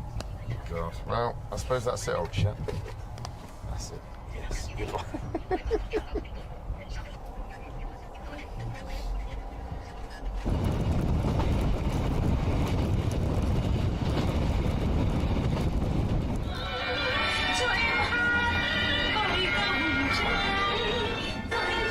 This is the life, cruising through communist Vietnam on a communist train, listening to communist music in the morning. There's a lovely Czech babushka on the train with us. Lovely lady, lovely babushka from Czechia. Do you have Kofola with you? Kofola? Kofola. No Kofola? But you're Czech. Oh my God, how are you surviving? Where I buy? Oh, I don't know, I don't know. You should have brought a big bottle from Czechia with you. Bye-bye, sir. Bye-bye. Bye-bye. Bye-bye, madam. Bye-bye. Bye-bye, sir. Have a good journey. Bye-bye. Nice to meet you all. Bye-bye. Thank you for not snoring.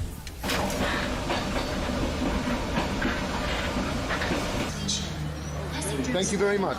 Bye-bye. Bye-bye. That's better now. Woo. Well, we've arrived in Nha Trang, which in the days of the Vietnam War was an old R&R city for American servicemen coming down to chill out on the beaches. Let's go and see what it's like today. And maybe we'll have some R&R of ourselves, because that northern bike ride was brutal. Let's have a day of chilling out. Putin. Mafia. Mafia, yes, mafia. Mafia. We are mafia. Mafia. How could you tell? Putin mafia. What made him say that? He randomly said, "Are you Putin?" And are you mafia? Yeah. Thank you. Thank you. Yes, exactly. Truck ban. Wow. I think truck ban means protector and shooter of aeroplanes. Hopefully it doesn't mean terrorist. For the first time, I feel a little bit embarrassed in my outfit because we booked ourselves into a 5-star. It's only costing 25 quid, but it is a 5-star. And I'm dressed like I've just come out the jungles of Vietnam in '76. Xin chào, sir. Xin chào. Are you ready to stay in a fancy 5-star hotel in Vietnam? We deserve this after last night. We do. How much is it costing? 21 quid. £21 for all this loveliness. Oh, I'm looking forward to this. This is not going to be a Soviet hotel from Kalmykia. What does £21 get you in Nha Trang? Let's find out. Well, this is what you get for £21 in flipping Nha Trang. Not bad, eh? Look at it. This is not a Soviet bathroom. Ooh. Right then.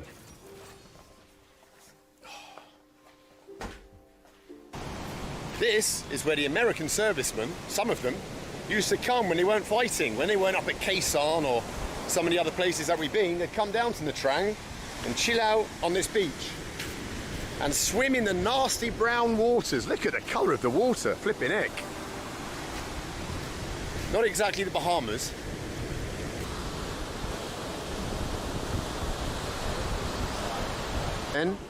Well done, mate. Well done. We're now about... How far are we from Saigon? 8 hours. 8 hours. We're 8 hours from our final destination. So we're going to have a few beers today here in sunny Nha Trang. And, yeah, push on in the morning to Saigon.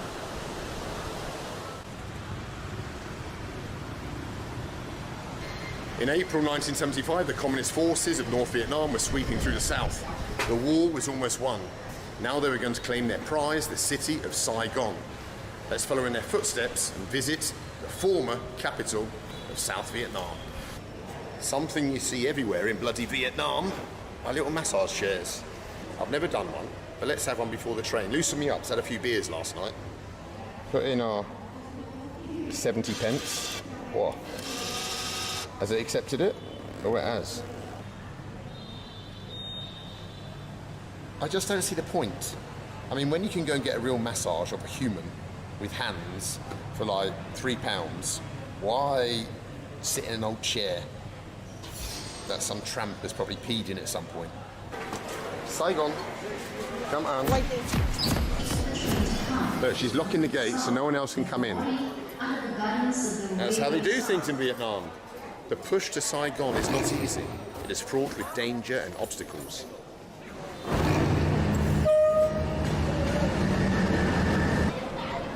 Bye-bye, the Blackpool of Vietnam. Thank God. Oh, hello, boss. Seat number 63. Babushka? 62, I'm here. Babushka? I think you're in my seat. There we go, that's it. Oh, we're going to sit together. Are you comfortable? You're okay? Good. We've discovered on this journey across Vietnam that Ben and Tim have zero in common and are barely tolerating each other on this trip. So they've got to sit next to each other for 8 hours. Let's see how they get on. Are we okay? We're here. We're a team. No one's moving us. No one's breaking our relationship up. We're stuck here together.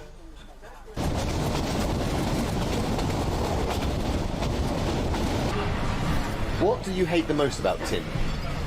His presence. His presence. Tim, what do you hate most about Backpacker Ben? I have no clue how this guy backpacks and makes it through some of the toughest countries. This was such an easy journey, but in his eyes, it must have been the most difficult, adverse thing he's ever had to deal with.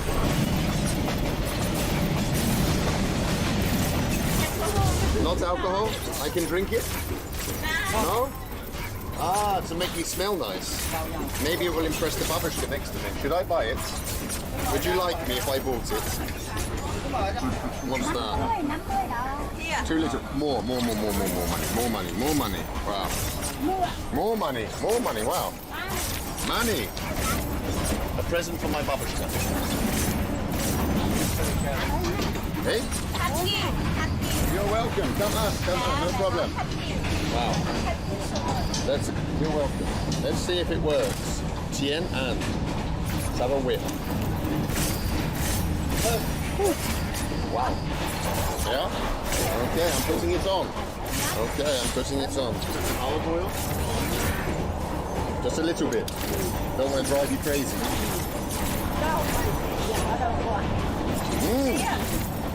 In my face? On my head? Everywhere? Okay. Yeah? Are you attracted to me now? Yes? Good. Then it was worth it.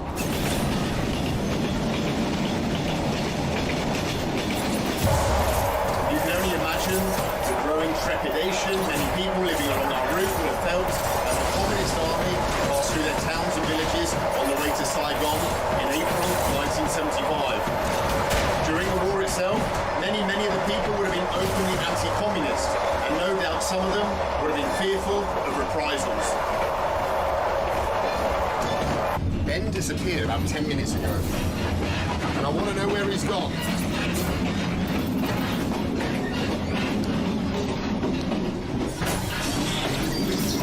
Whoa, what is this place? Thank you, it's the disco train. Wow. Hello, how are you? Truckman? Yes, Truckman.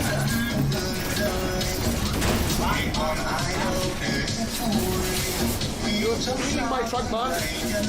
She's stealing Truckman. Okay, wait there. You are now Truckman. You're welcome. What's your name? Benjamin. My Al. Pleased to meet you, Al. Wow. I've been demoted from Truckman to regular traveller.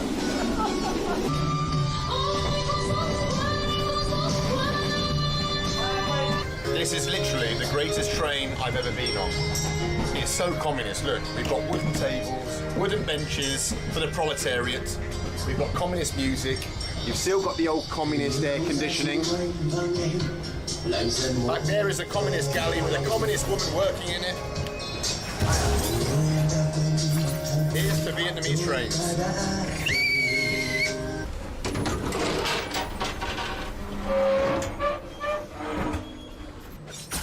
You get literally 10 seconds at a railway stop in Vietnam. Not like in Russia. I can go and look at a statue, get a meal in the railway station, meet a babushka. Here, you get off, nothing happens, you get back on, and the train leaves. All in the space of about 5 seconds. Wow, this one's actually long. It's been about 20 seconds. There we go, thank you. Your official curtain opener for our trip. I'm going to help you. I'm going to carry your bags to the door. Okay. Taya. Afterwards. Yeah? Okay. Not yet. I see. 1, 2, 3, 5. Oh, more? How many things you done? Oh my God, what is this? What are you bringing? Oh, you got your whole house with you.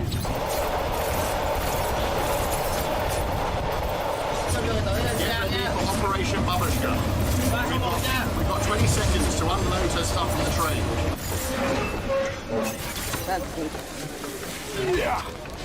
Okay.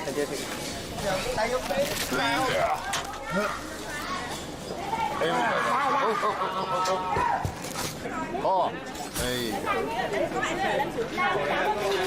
Operation Babushka. He's got the trolley. Bye-bye, thank you. Come on, come on. Have a good journey. I think Operation Babushka bonded us a little bit. Can we agree now that we're a team, finally? Never been tighter. I mean, we would have nothing to talk about still, but yeah.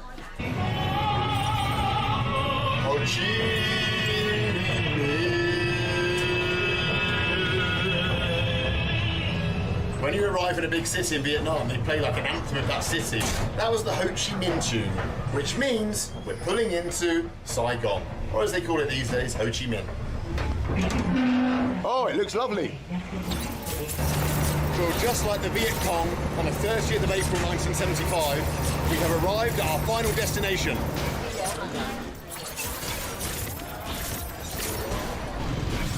Welcome to Saigon.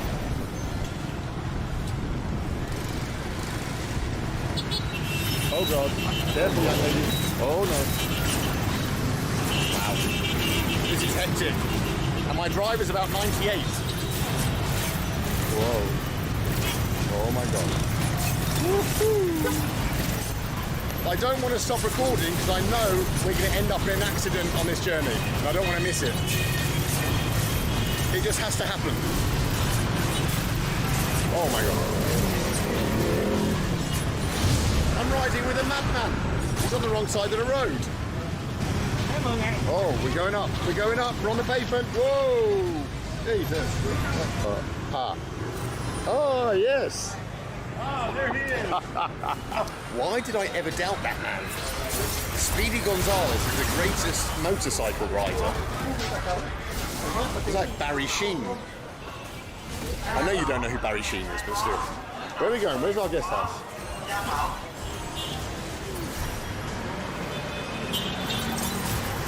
Good morning from the city of Saigon, which, to be honest with you, feels completely different than the other towns we visited in the north of Vietnam. It feels like it's a different country. There's a lot more commercialism here, there's more English spoken, and a lot less communist iconography. And that's not really any surprise, because it was only after North's victory in 1975 that Ho Chi Minh's politics came south of the border.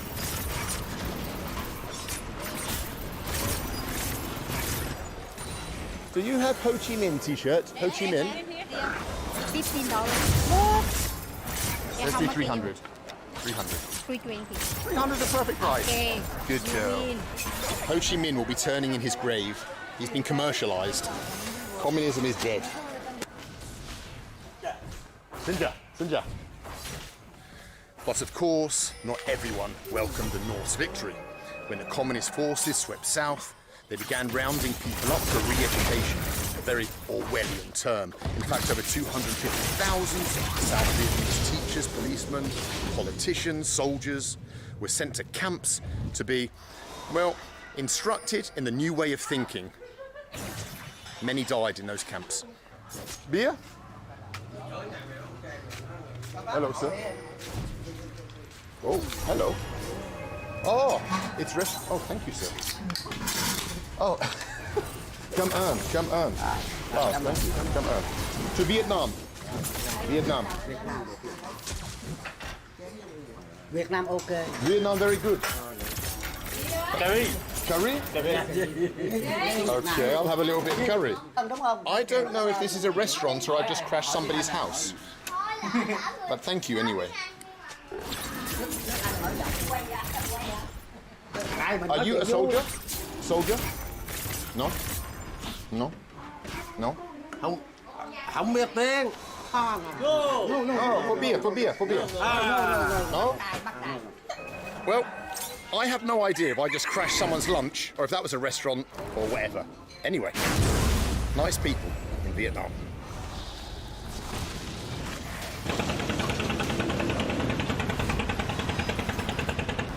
Well, others not wanting to be a part of communist Vietnam clambered aboard boats in the Delta and set off in search of a new life abroad, leaving everything they knew behind.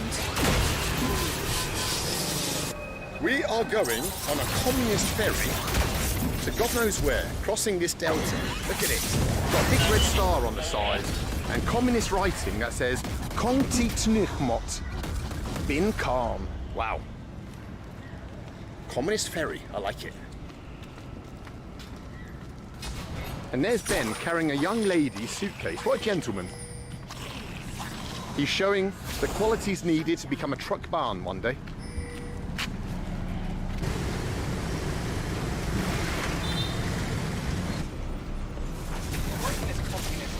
Say that one more time louder. I'm liking this communist vibe. I knew you it's would. It's growing on me. Oh, God.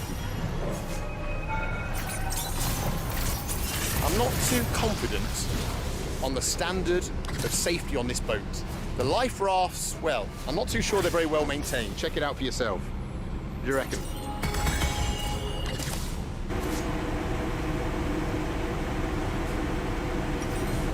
Well, we're off and we have no idea where we're going to. Hopefully, it's not like a 5-day journey down the Mekong. Hopefully it's just somewhere on the other side of the river. There goes our skipper. Oh, he just spat on the lifeboat. Out in the very distance, over there is a half-built bridge spanning the river. Vietnam is part of the Chinese roadway system, the Beltway, which is investing billions all over Asia and further afield. And you can see some of those Chinese billions that's been invested in this country just over there in the very distance. Maybe you can't pick it up. Anyway, it wasn't a 5-day journey, just about 5 minutes, because we're pulling into port. Over here, we have the Communist Manifesto. Just so when you're on the communist ferry, you can remind yourself of the principles of the philosophy. Here you go.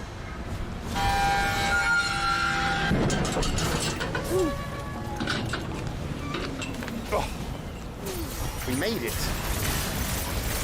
Didn't need the lifeboat. Let's go and check out this side of the river. What did you think of the communist ferry? Ferry was good, but what are we going to do here? I have no idea. We just come to a highway on the other side of the river. Don't know. Carry on wondering, I suppose. Welcome to the worst smelling market in Vietnam. Oh, it reeks. But, oh, look at the things they do. What are those? Oh, there's a pork bun, giant one, with a Chinese stamp. Hello. How are you? Whoa. The giant stick. Wow. Everything changes on the other side of the river. We've gone from non-communist Saigon to the real Vietnam once again. Check it out. Well, that brings an end to our adventures across Vietnam. It's been a dream of mine to travel around this nation ever since I saw the Top Gear Vietnam special many years ago. I'm sure some of you guys have seen it too. And to actually come here and see the places, see the countryside, meet the people, see a little bit of history, it's been so enjoyable for myself. And yeah, I think Southeast Asia is a place that I'll be exploring more in the future at some point. Let's see. But yeah, hopefully you enjoyed the 2 videos I made here, and cheers from Vietnam.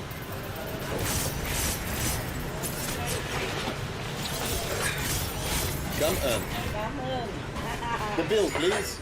Thank you. Boys, been an absolute pleasure. Tim, thank you for joining me. Did you have a good time? Wonderful time. Okay. Len, thanks for coming. Did you have a good time? It was a bit rough at the start, but towards the end, one of the best trips ever. 10 out of 10, can't fault it. Can't fault it, boys. And what is great is this is a symbolic moment. Here at the Reunification Palace, where North and South were signed together into one country, we're gonna bring together 2 former enemies. Look at it. Ah, a historical moment.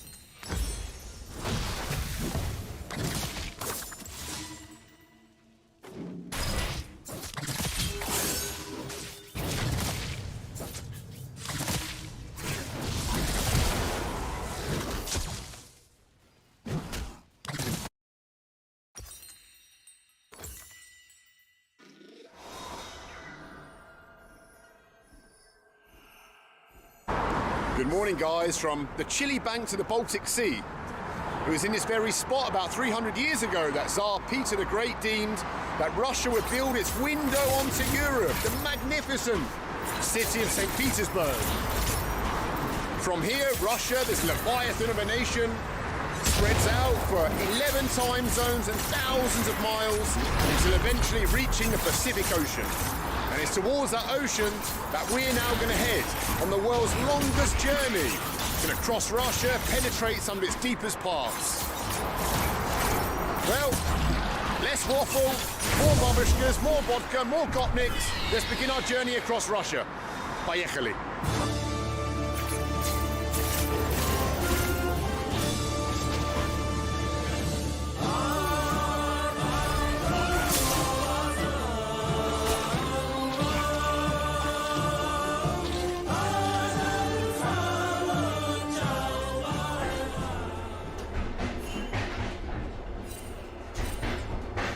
A wise man once said, a journey of 11 time zones begins with a single step. And we've taken that first single step here on Nevsky Prospect, Russia's most famous street. Everyone who is anyone has walked on Nevsky Prospect, from Pushkin and Lermontov, Tchaikovsky, from Lenin, from Stalin, Sergei Bodrov. I actually feel like I'm in a bloody Plat IV movie right now, walking along here. Anyway, across the road is the railway station. We go and jump on a train and head east, towards the far east. Can you believe? We'll still be in Russia, but we'll be heading to the far east. We'll almost be able to see Japan at some point.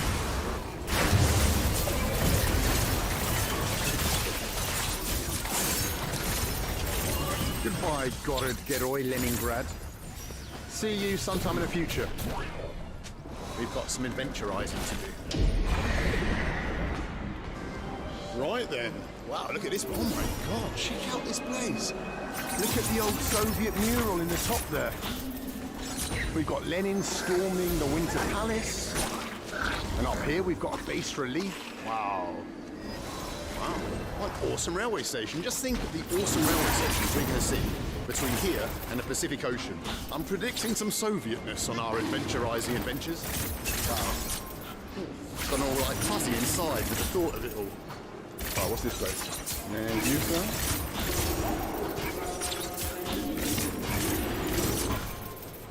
Check it out, the statue here in the railway station. Peter the Great, the 6'8" giant who built the city. I don't think he built the railway station, but he built the city.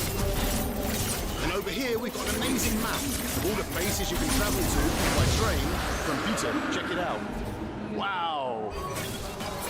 Some of the names we recognise. Look, you can travel from here down to Gomel. We've been to Gomel, that's where flipping Kolya lives. You can go to Odessa, Dnipropetrovsk, a place we've been before, Kishinev. But we're not going to head west, we're going to head east, towards the Pacific Ocean. We're going to head to towns such as, maybe, Kirov. We're going to head to maybe Syktyvkar, to Omsk. We're going to head maybe to Novosibirsk, New Siberia. We're going to head to Baikal, all these different places we can go to. But the first place we're going to is called Perm, up there, Perm. Named after a 1970s hairdo, believe it or not. So yeah, let's go and buy a ticket to old Perm. See what's happening there. Look at the ticket office. Hello, how are you? Yeah, good, yeah? Teraz ja chcę kupić bilet. Tak sobie mieli system.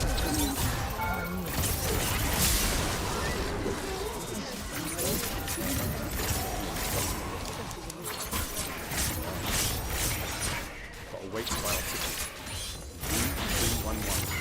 This place we can go to.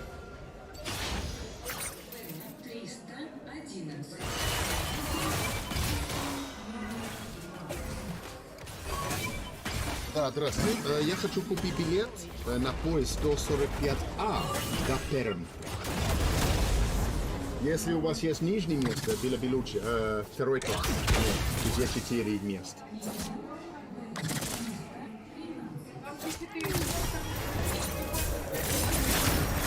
Да. Ну хорошо, давайте тогда это верхнее место тогда. Да. 66 quid to travel 30 hours on a train. 66 quid doesn't even get me from London to Manchester, back in the UK. We're going to be travelling for 30 hours to get to our first destination first. That's just to get to our first destination. 30 bloody hours. The things I do for you guys. Буду. Спасибо вам большое. И, кстати, вы были отлично. Спасибо, до свидания. We've got our ticket. We're off to Perm. 30 hours. 30 flipping hours on a train. I think this is going to be the biggest test of my endurance, both mental and physical, that I've ever undertaken on a journey for you guys. 30 bloody hours. And that's just crossing like a centimetre of Russia. We've got another, God knows how many 30-hour journeys ahead of us before we see the tropical waters of the Pacific Ocean. Anyway, where's the train?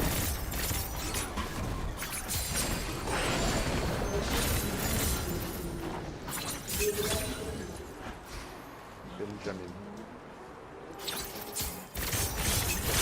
Спасибо вам большое. We're on board. Wow. Ooh, it's warm.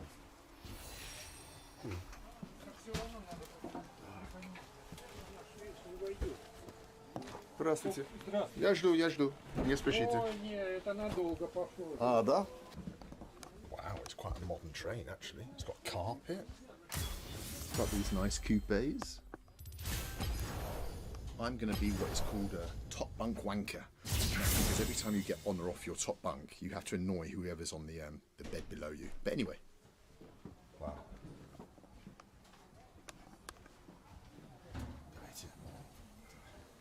My neighbours.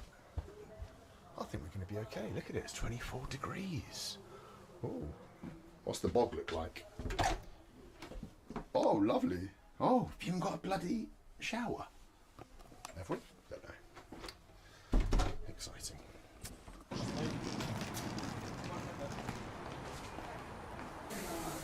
Well, we've dumped our bag inside the compartment. The couple that are with me, older couple, don't look like they're snorers, but we'll find out. But yeah, let's begin this journey across Russia. Flippin' heck.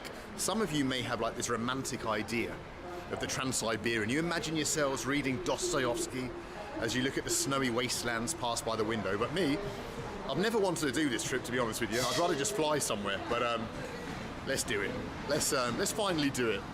I think it's time the channel had a giant journey. So yeah, jump on board, settle in, and begin the Russian adventure.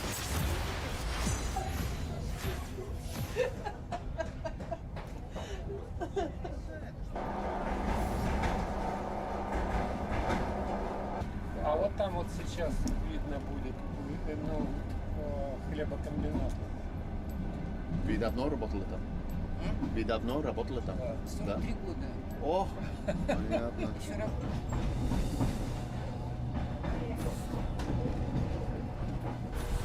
Check out all these wonderful places. All these wonderful places we're going to stop off at.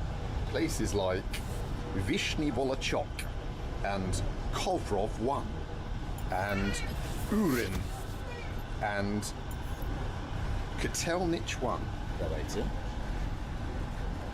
Grobotnica. All these wonderful towns until we finally get to Perm 2. We're not going to Perm 1, we're going to Perm bloody 2. It's even better, apparently. Check it out. Alright, let's go and explore our train and see what we can find on here. Maybe get a beer. Извините, пожалуйста. Спасибо.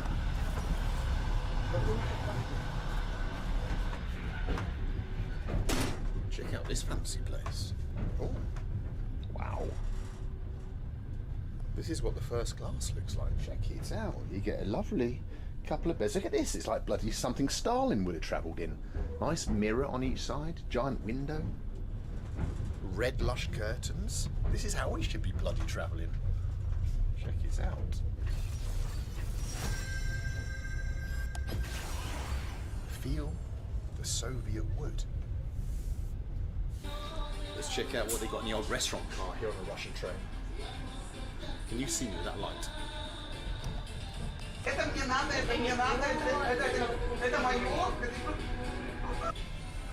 Guys, I've got to talk quickly because the bloody copyright strike on the old Russian music. But let's raise our glass to the start of this journey.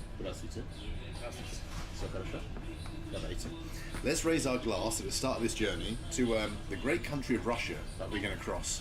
So cheers to за Россию. Давайте. Говорите что-то. Все хорошо? Все хорошо. Кто познакомится? Давайте. Почему нет? Идет туда. Россия? Russia. Бенджамин. Очень приятно. Андрей. Ты кто? Андре? Почему вы ездите? Чего? Я хочу путешествовать через Россию, посмотреть ваша страна, самая большая страна, мир.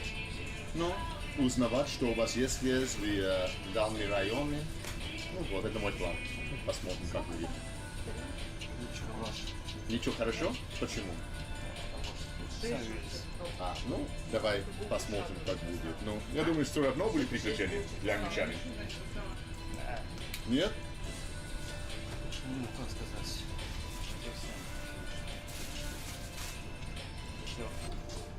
Ого. Ого. Почему у него есть такая красивый стаканчик, он есть отличный? Это расизм против англичанин. Я понял, что это русский первый, да? Англичанин второй, понял. Да нет. Я шучу. Это сервис. Есть женщины, класс. Самый красивый женщин в мире. Давайте за русские женщины. Ваша честь, Ольга. И Кристина Есть тоже. очень красивые женщины, очень культурные, приятные. Правда? Давайте. За русские женщины. За русские женщины. Самый хороший.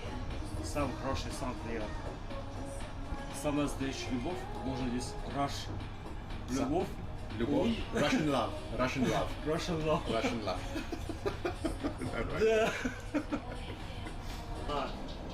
We're going for a cigarette.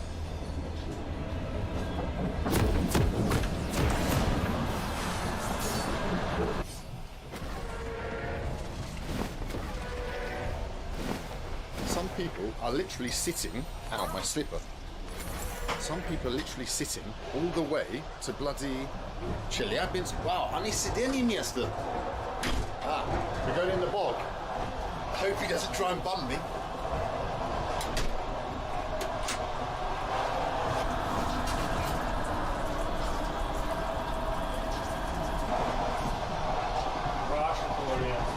the Russia, блядь. Смотри. Да. Смотри, Да, я вижу. это пиздец. Да, ну, да. Это пиздец, блядь.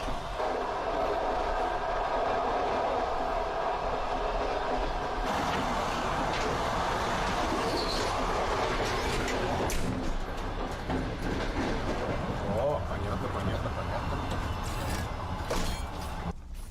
Minions have spawned. First, This is Plat IV, the Russian train dormitory, and this is where Andrew sleeps. Удобно? It's on. Да? It's on.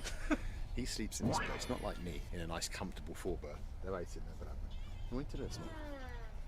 Интересно. Больно?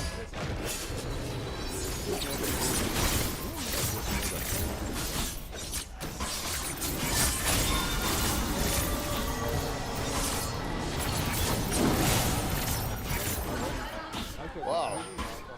We've arrived at a random little village between St. Petersburg and Moscow. Me and Andre. Yeah, what will he is?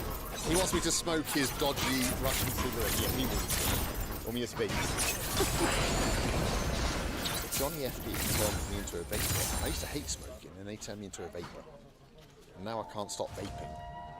It's the worst habit. Don't do it, kids. If you're a young subscriber, this is not good. It's not clever. Don't do it. Бология. Миф Бологии. Как называется ваш город? Бология. Бологоя. Балагоя. Рим Бологоя. Ленинград?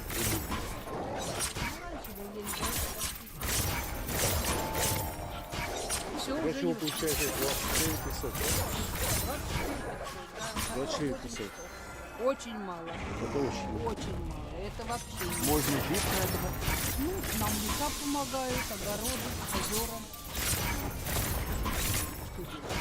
Русский народ очень сильный. This lady was saying she makes 24,000 rubles a month. I said, is that enough to live? She said, well, I have a garden, so I have to grow my own vegetables and fruits, and then it's enough. Otherwise, I would starve. Russian people are tough. Спасибо за все.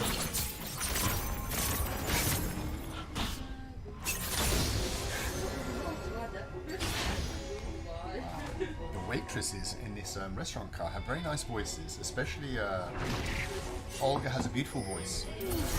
She's a very good singer. Да, Olga? У нас есть самый хороший голос.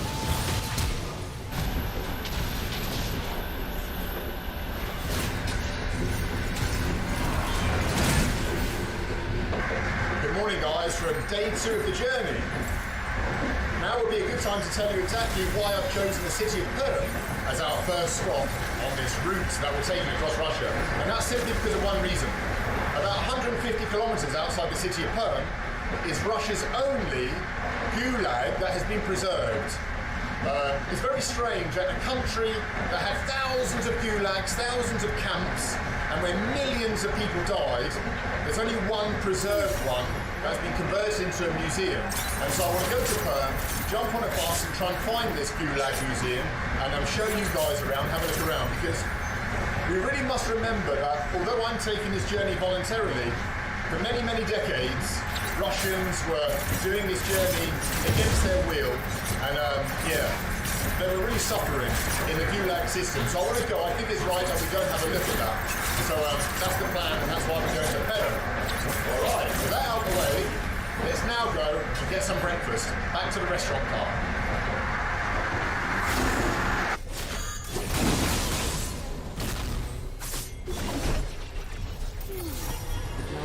А ты вот пьешь.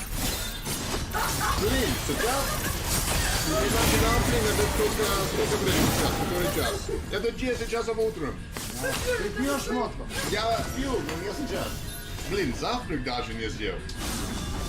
Коля, успокойся, блин. Я англичанин, я чуть-чуть слабый по сравнению с русским языком и русским людям. Блин. Ну, давай по водочке. Коля, это 10 часов утром. Это нормально, это Россия. Ты где находишься? Блядь, я англичанин, я сказал. Блин, для меня это совсем другое дело. Водка 50 грамм. За компанию. Коля. Да не вопрос. Переезжай к себе. Сейчас я тебя спою. Сейчас я покажу, как руки бьют. Самый богатый в жизни должна быть в России. Здесь. Ну давайте. Спасибо за приглашение. Да не вопрос.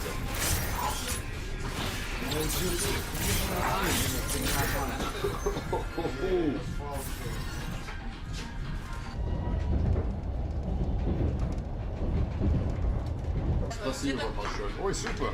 Вау. Это яйца. И тоже что-то еще. Мясо.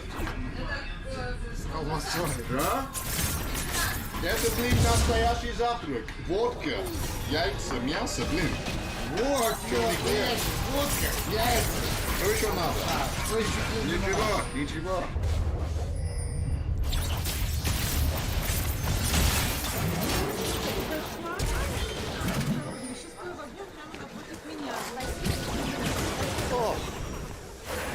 Welcome to Old Kirov. We've got 20 minutes of freedom. I've managed to escape from Collier and his vodka. Going to have a little look around Kirov railway station.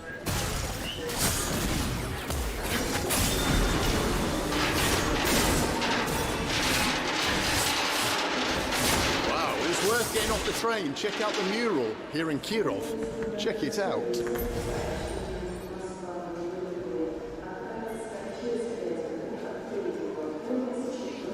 We've got some random Vikings. There's actual bloody Vikings on the mural. That's not so good. That's a Viking mural. Look at them. Bringing Christianity to Russia, sailing down the River Volga to Kirov, and then the city being built by random dudes with brains bigger than ours. Legendary. Right, let's have a quick look outside the door.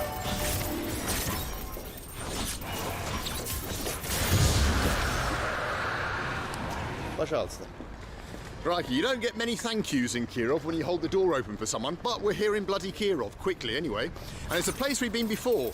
Don't know if you guys remember, but we discovered the wall of hotties in old Kirov with Russia's ultimate hottie policewoman, Anna.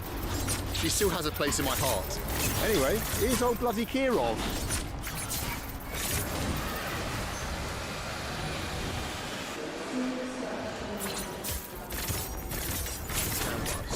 Ticket office, golden bust of Mr. Kirov himself. Let's have a look at Kirov.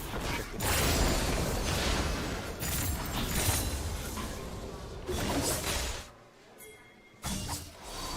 If you know your history of Soviet history, you'll know that Kirov was the head of Leningrad until he was assassinated one day, which brought in a wave of terror by Stalin.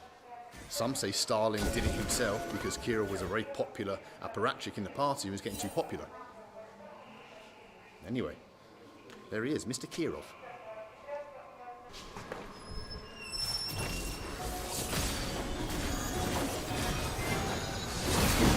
Back at the train, that was our little excursion in old Kirov railway station. Just another 10 hours to go. 10 hours.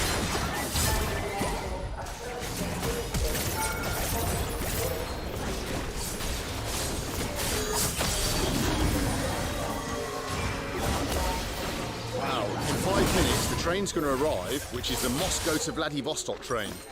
So I'm complaining that I'm sitting on this thing for like 30 hours. Some people are doing 7 days in one go.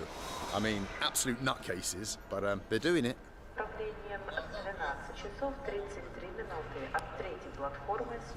Бля, вы такой крутой вообще, честно отвечаю. А можно селфи? Пожалуйста. Конечно, можно. Можно, да? Давайте селфи. Ты мой фанат Манчестер Юнайтед. Манчестер Юнайтед. Спасибо. Очень приятно. Даже не надо. Спасибо большое. Очень приятно. Wow, we met a Man United hooligan. Alright then, I bought in the shopping here red doshirak noodles, which everyone tells me are the best noodles in Russia. So we're going to go and make them, and we're going to review them, and I'll tell you if they are the best or not. Surely they can't be better than the Roll Tom. We'll see.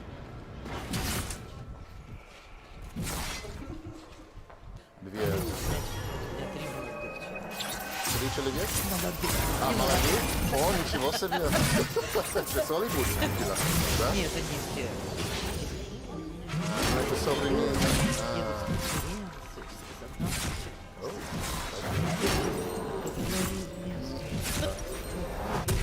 Ой. Вы пошли дальше. Хорошо. Давайте. Очень приятно еще раз. Пока. Спасибо вам.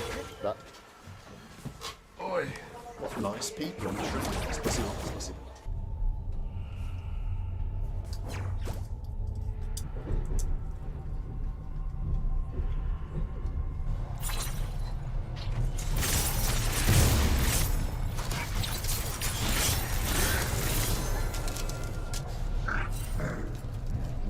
Look at that Disharac loveliness.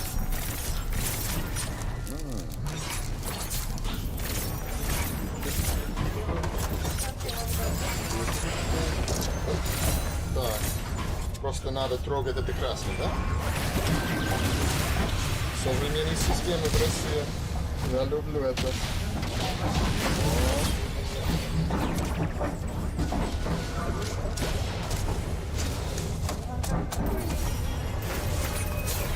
That's how you get some hot water on a Russian train.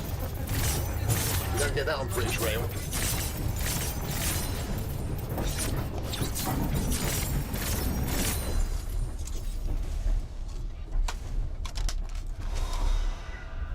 Well, whilst my Doshirak is imbibing all that lovely goodness and flavour, I'll give you a little tour of my little coupe, my little bike.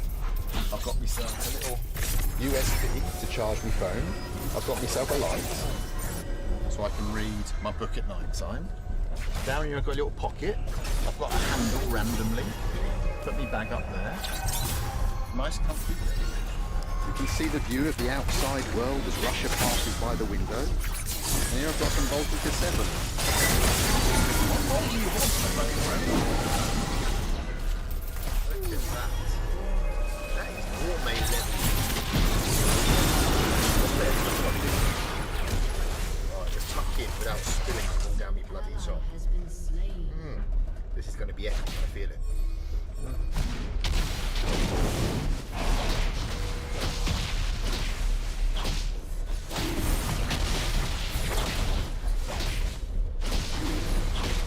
Doshirak for the win, and it's spicy. Bloody hell. Normally in Russia when they say something's spicy, it's not spicy. Doshirak red is actually pretty spicy. A Chinaman or a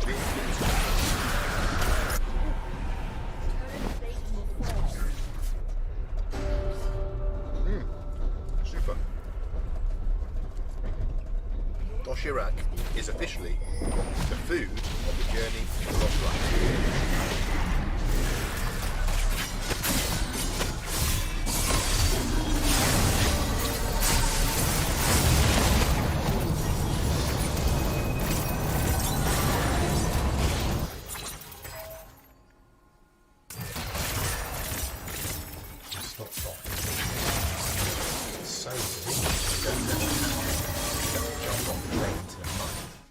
Over there, there's a bus stop, a muddy road, and over there is an abandoned factory.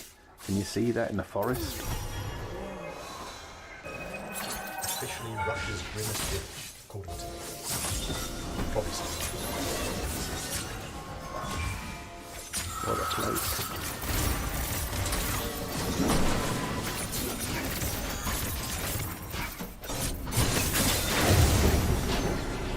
Do swidania, Palienki, Russia's grimmest village. Nice knowing you.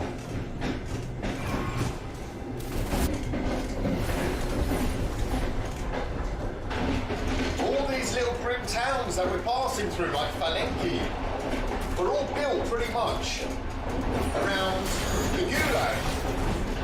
Prisoners were sent here, basically to chop down wood, to mine some coal. Everything that we see, the infrastructure, all can trace its origins pretty much back to that brutal system.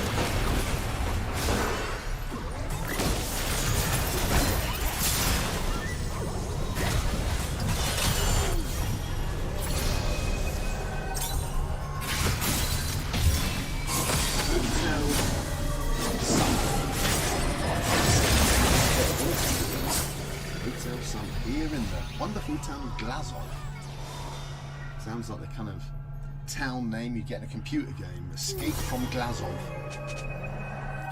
I would never want to live in Glazov. Look at it, it's beautiful. Vasily Glazov. Желтый дом. Wow.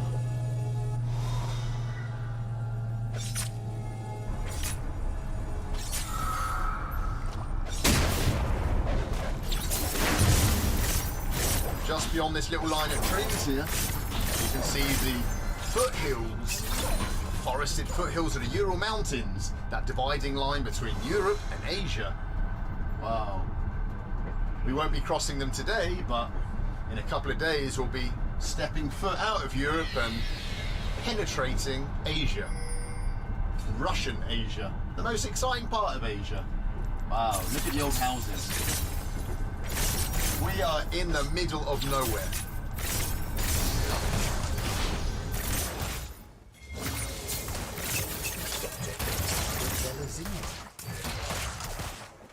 One does not need to pass through a town called Belazina.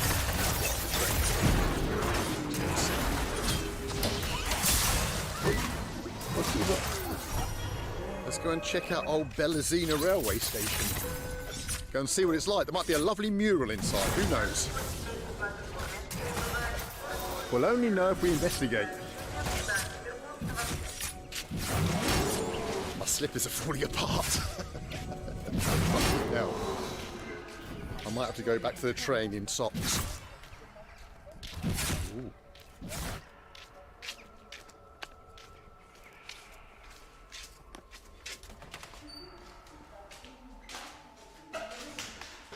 Wow, Belazina. Oh look, we've got the young people of Belazina. Wow, we've got a palm tree. We've got a bloody... Gracias, yeah. We've got a palm tree in Belazina. What a wonderful place. Gracias, как дела? Ты говорите на английском? Нет, ну ладно. Wow, check out this place. It's just full of plants. And it's like an arboretum. And we've got some old pictures of Belazina. Check it out. The wall of poplars and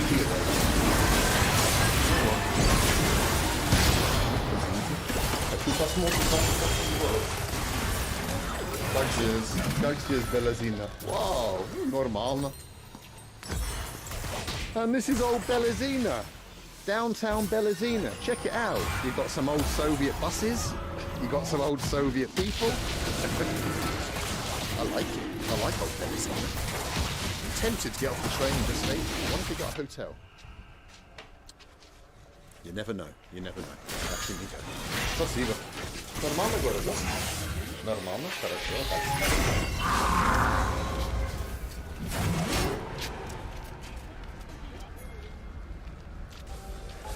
God, what would you do if you got cut off between your train and the platform if another train came? I don't know. Think of something. Here it comes.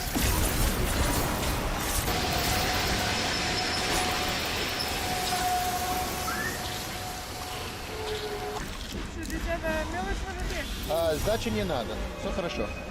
У вас нету бабушки секреты, газеты «Бабушка секреты»? Нету? Ну ладно. Спасибо. Wow. This train is the Novokuznetsk to St. Petersburg train. They've come from the middle of Siberia, down in the Cyan Mountains, and it's going to St. Petersburg. Wow. There you go. Wow. Some old babushkas on there giving me the eye. And I've got a Mars bar. It makes me feel like I'm at home. I always thought Mars bars were British, but maybe they're not. Maybe Russians eat them too.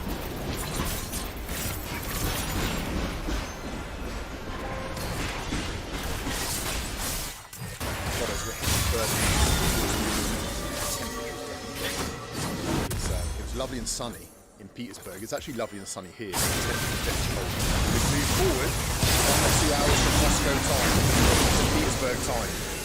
So, yeah, I've lost a couple of hours basically in the day.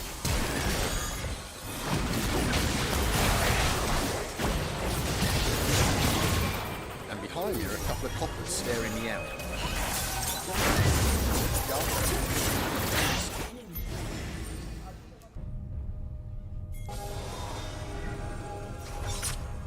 Bye-bye, random Soviet town with potted plants in your railway station.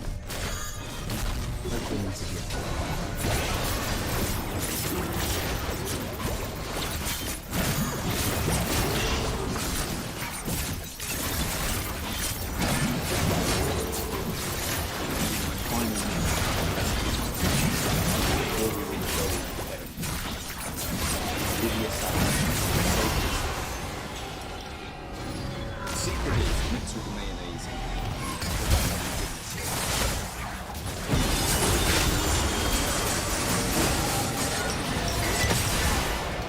Hopefully no one turns up and makes me big ball. Good?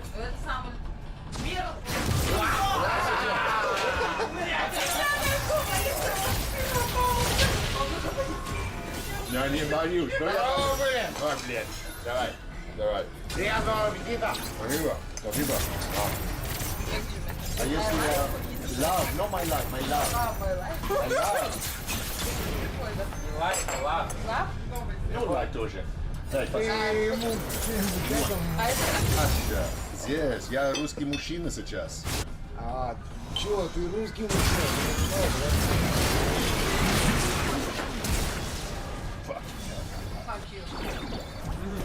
А чё ты меня нахуй? Давай. Давай, братан, спасибо сегодня за уроки, как быть настоящий русский мужчина.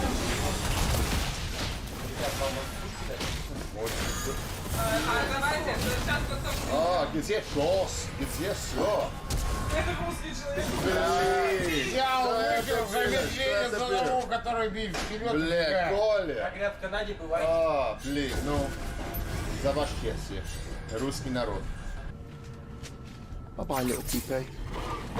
Hope to see you again sometime.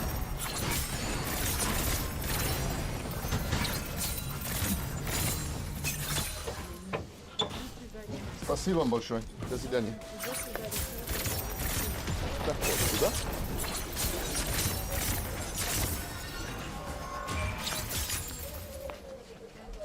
We've arrived in old Perm at 10 o'clock at night. Let's go and check it out.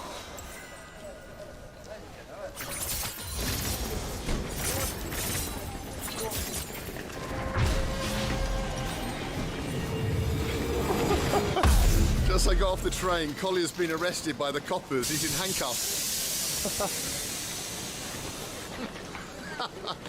He's been beaten up by a copper. Wow. What a night. What a train journey. Udачи, Collier.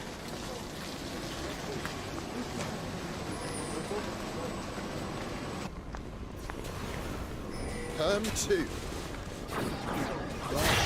Where the hell am I going to spend the night in old Perm 2?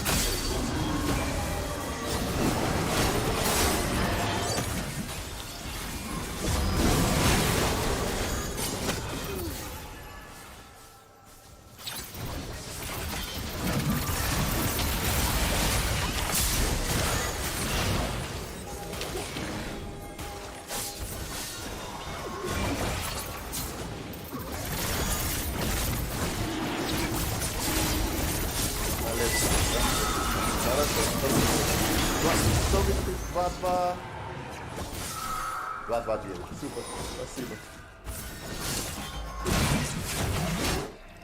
Let's go check out this room.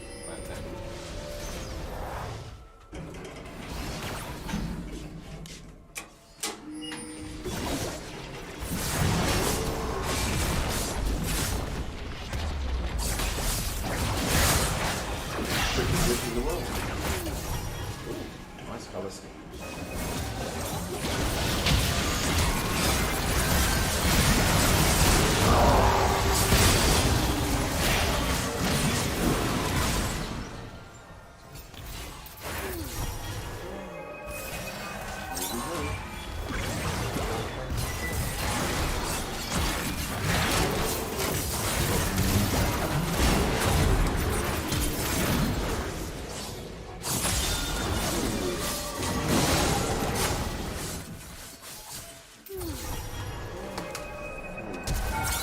Not very sober, is it?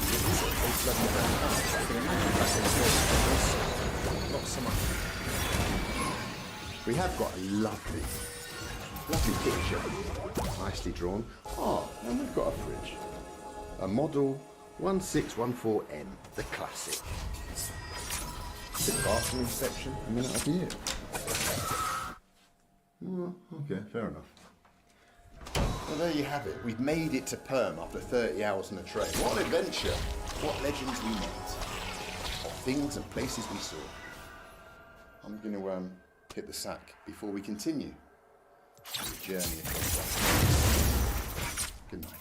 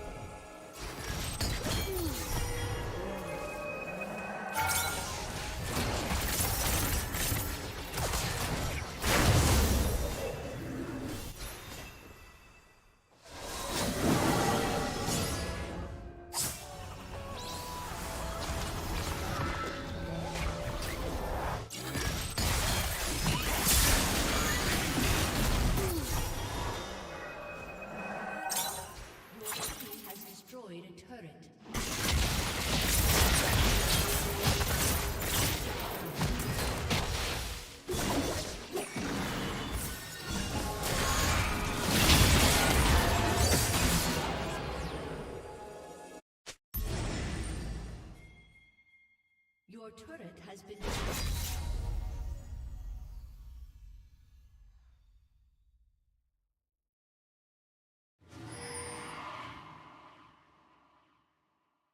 Apparently this game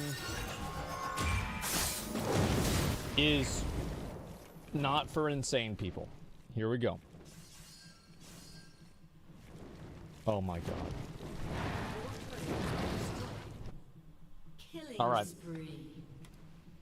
7 dwarves set out from the mountain homes to establish a new colony in a world rife with gods, monsters, and ancient legends. They are short, sturdy creatures fond of drink and industry. In their ingenuity, they will craft incredible artifacts, faced great enemies, and found a citadel to stand the test of ancient. Or they'll dig a little too close to a volcano and flood the whole thing with lava. That's par for the course in War Fortress. And you do that, I'll be generating another world to do it all again. This modern classic amazing stories of triumph and tragedy. Is this multiplayer? That has long been locked behind an accessibility barrier of ASCII graphics and arcane keyboard controls. It's a wall that was worth climbing over. But now its long-awaited Steam release has helped ease that effort with attractive pixel art and a slew of quality of life improvements. Oh my god. Fundamentally enhancing this already amazing game for a new generation of storytellers. Even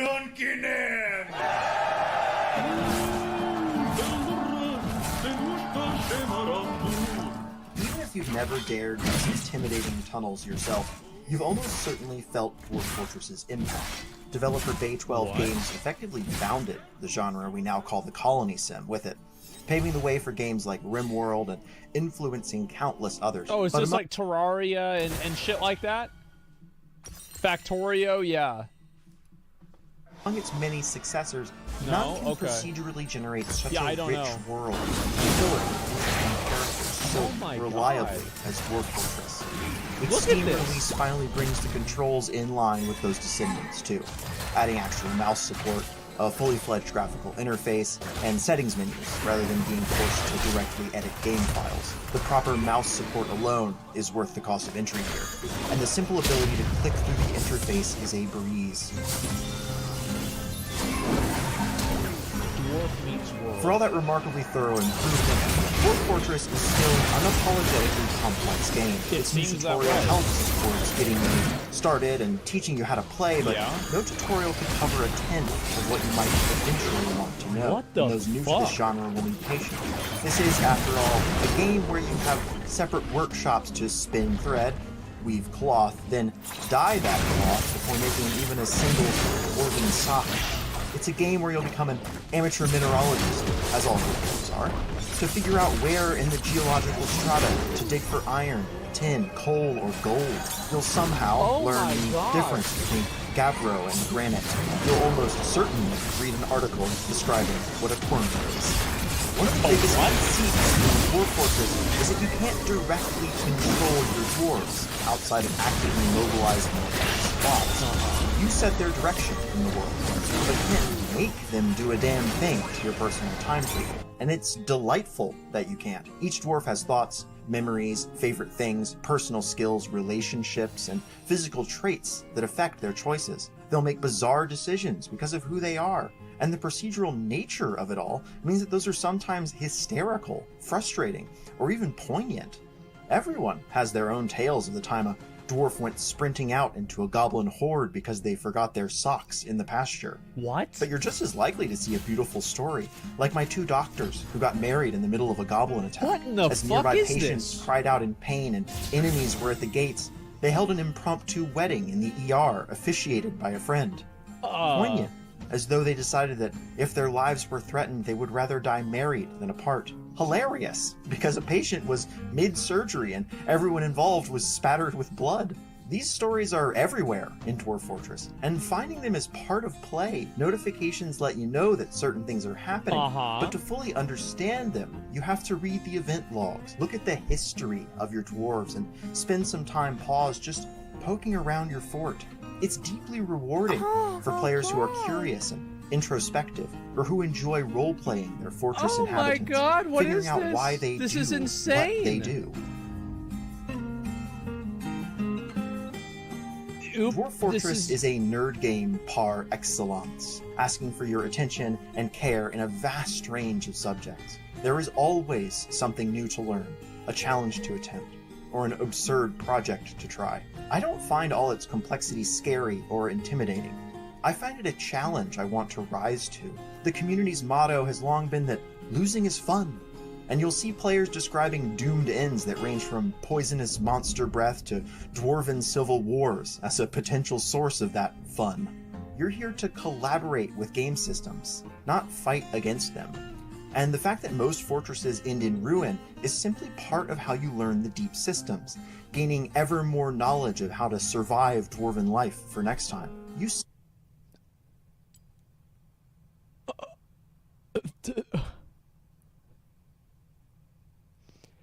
This is insane. Set your own goals here. You could make your fort a hub of crafts and trade, selling carved stone tchotchkes to the wider world. Or instead, one where dwarven smiths use the secrets of steelmaking to forge an invincible military.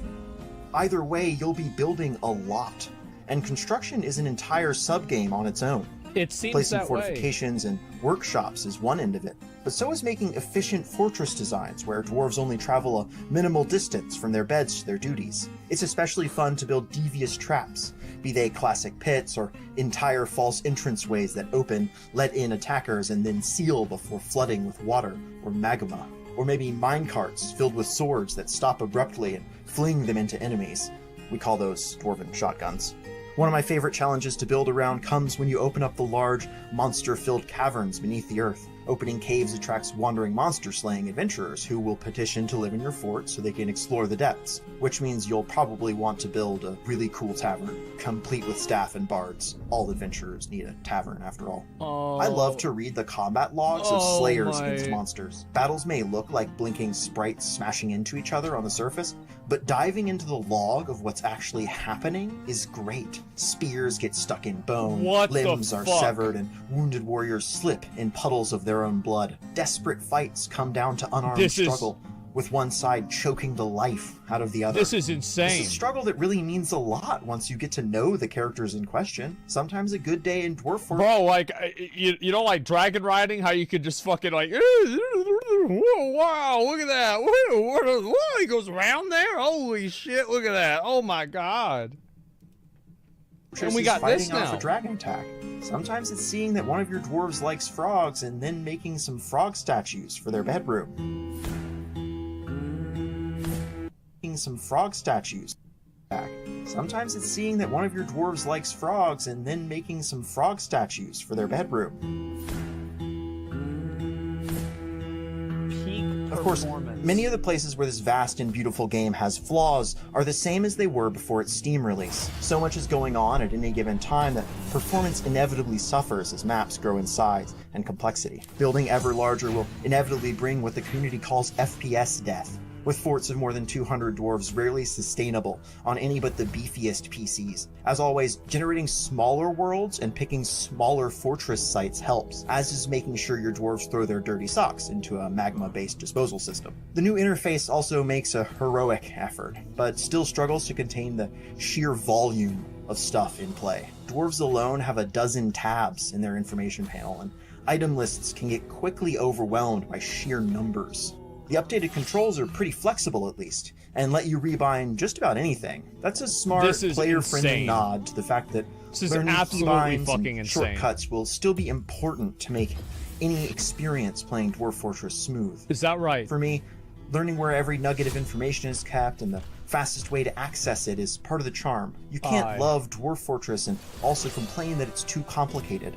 Its complexity necessitates its form. You don't buy a Ferrari and then complain that it requires constant maintenance to reach its potential. No, that's true. If you play Dwarf Fortress and you complain that it's too complex, that's your fault. You did this to yourself.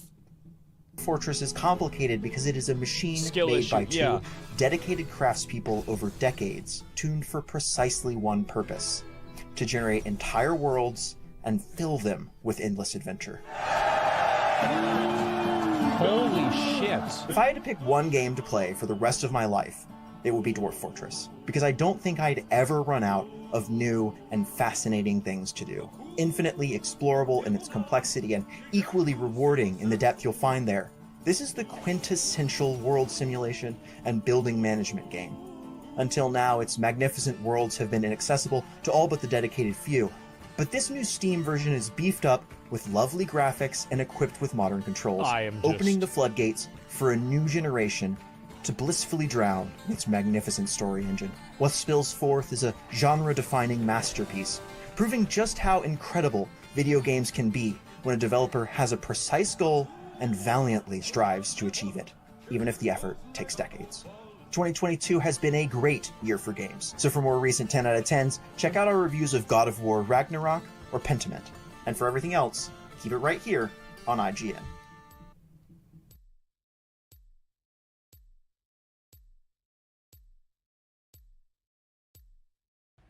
7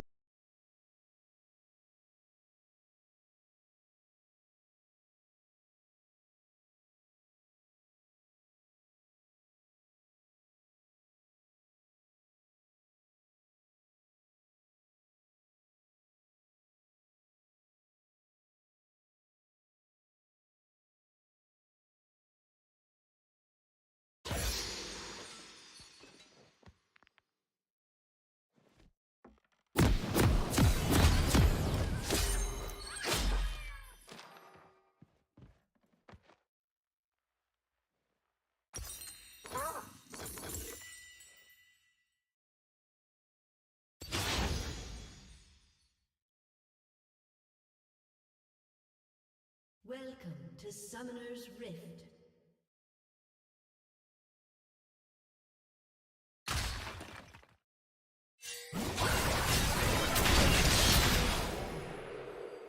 First blood.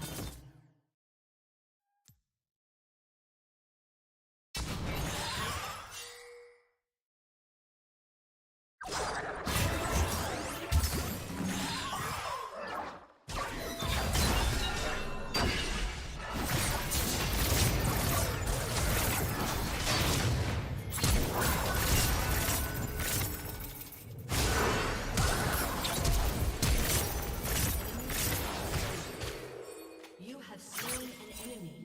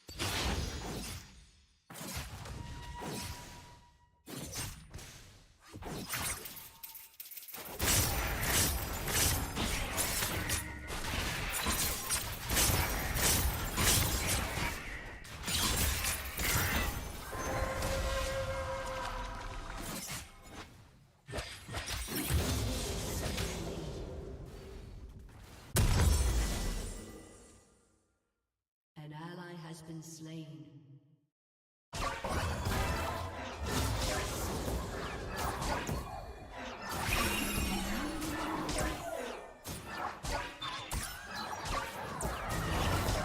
Ally has been slain.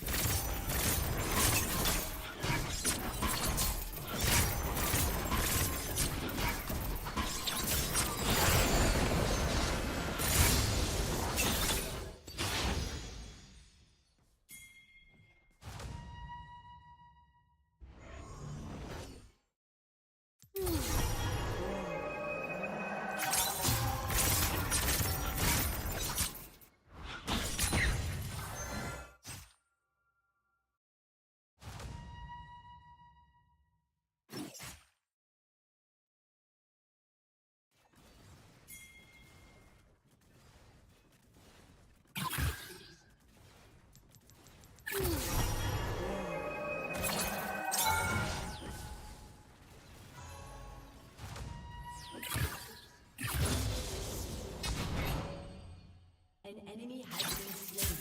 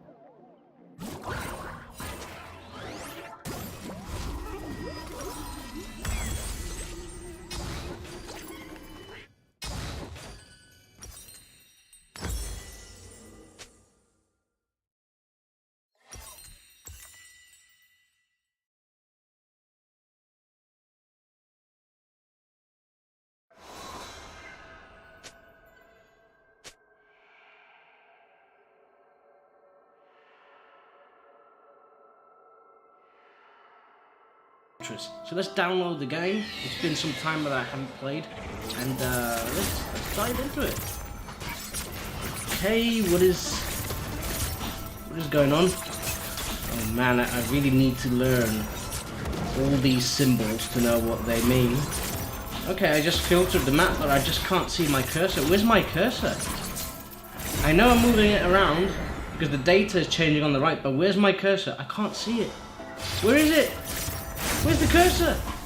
Okay, what even is this? What does the white terrain mean? How do I actually start mining? What am I even looking at? What is this? Yeah, I'm gonna wait for this team to leave.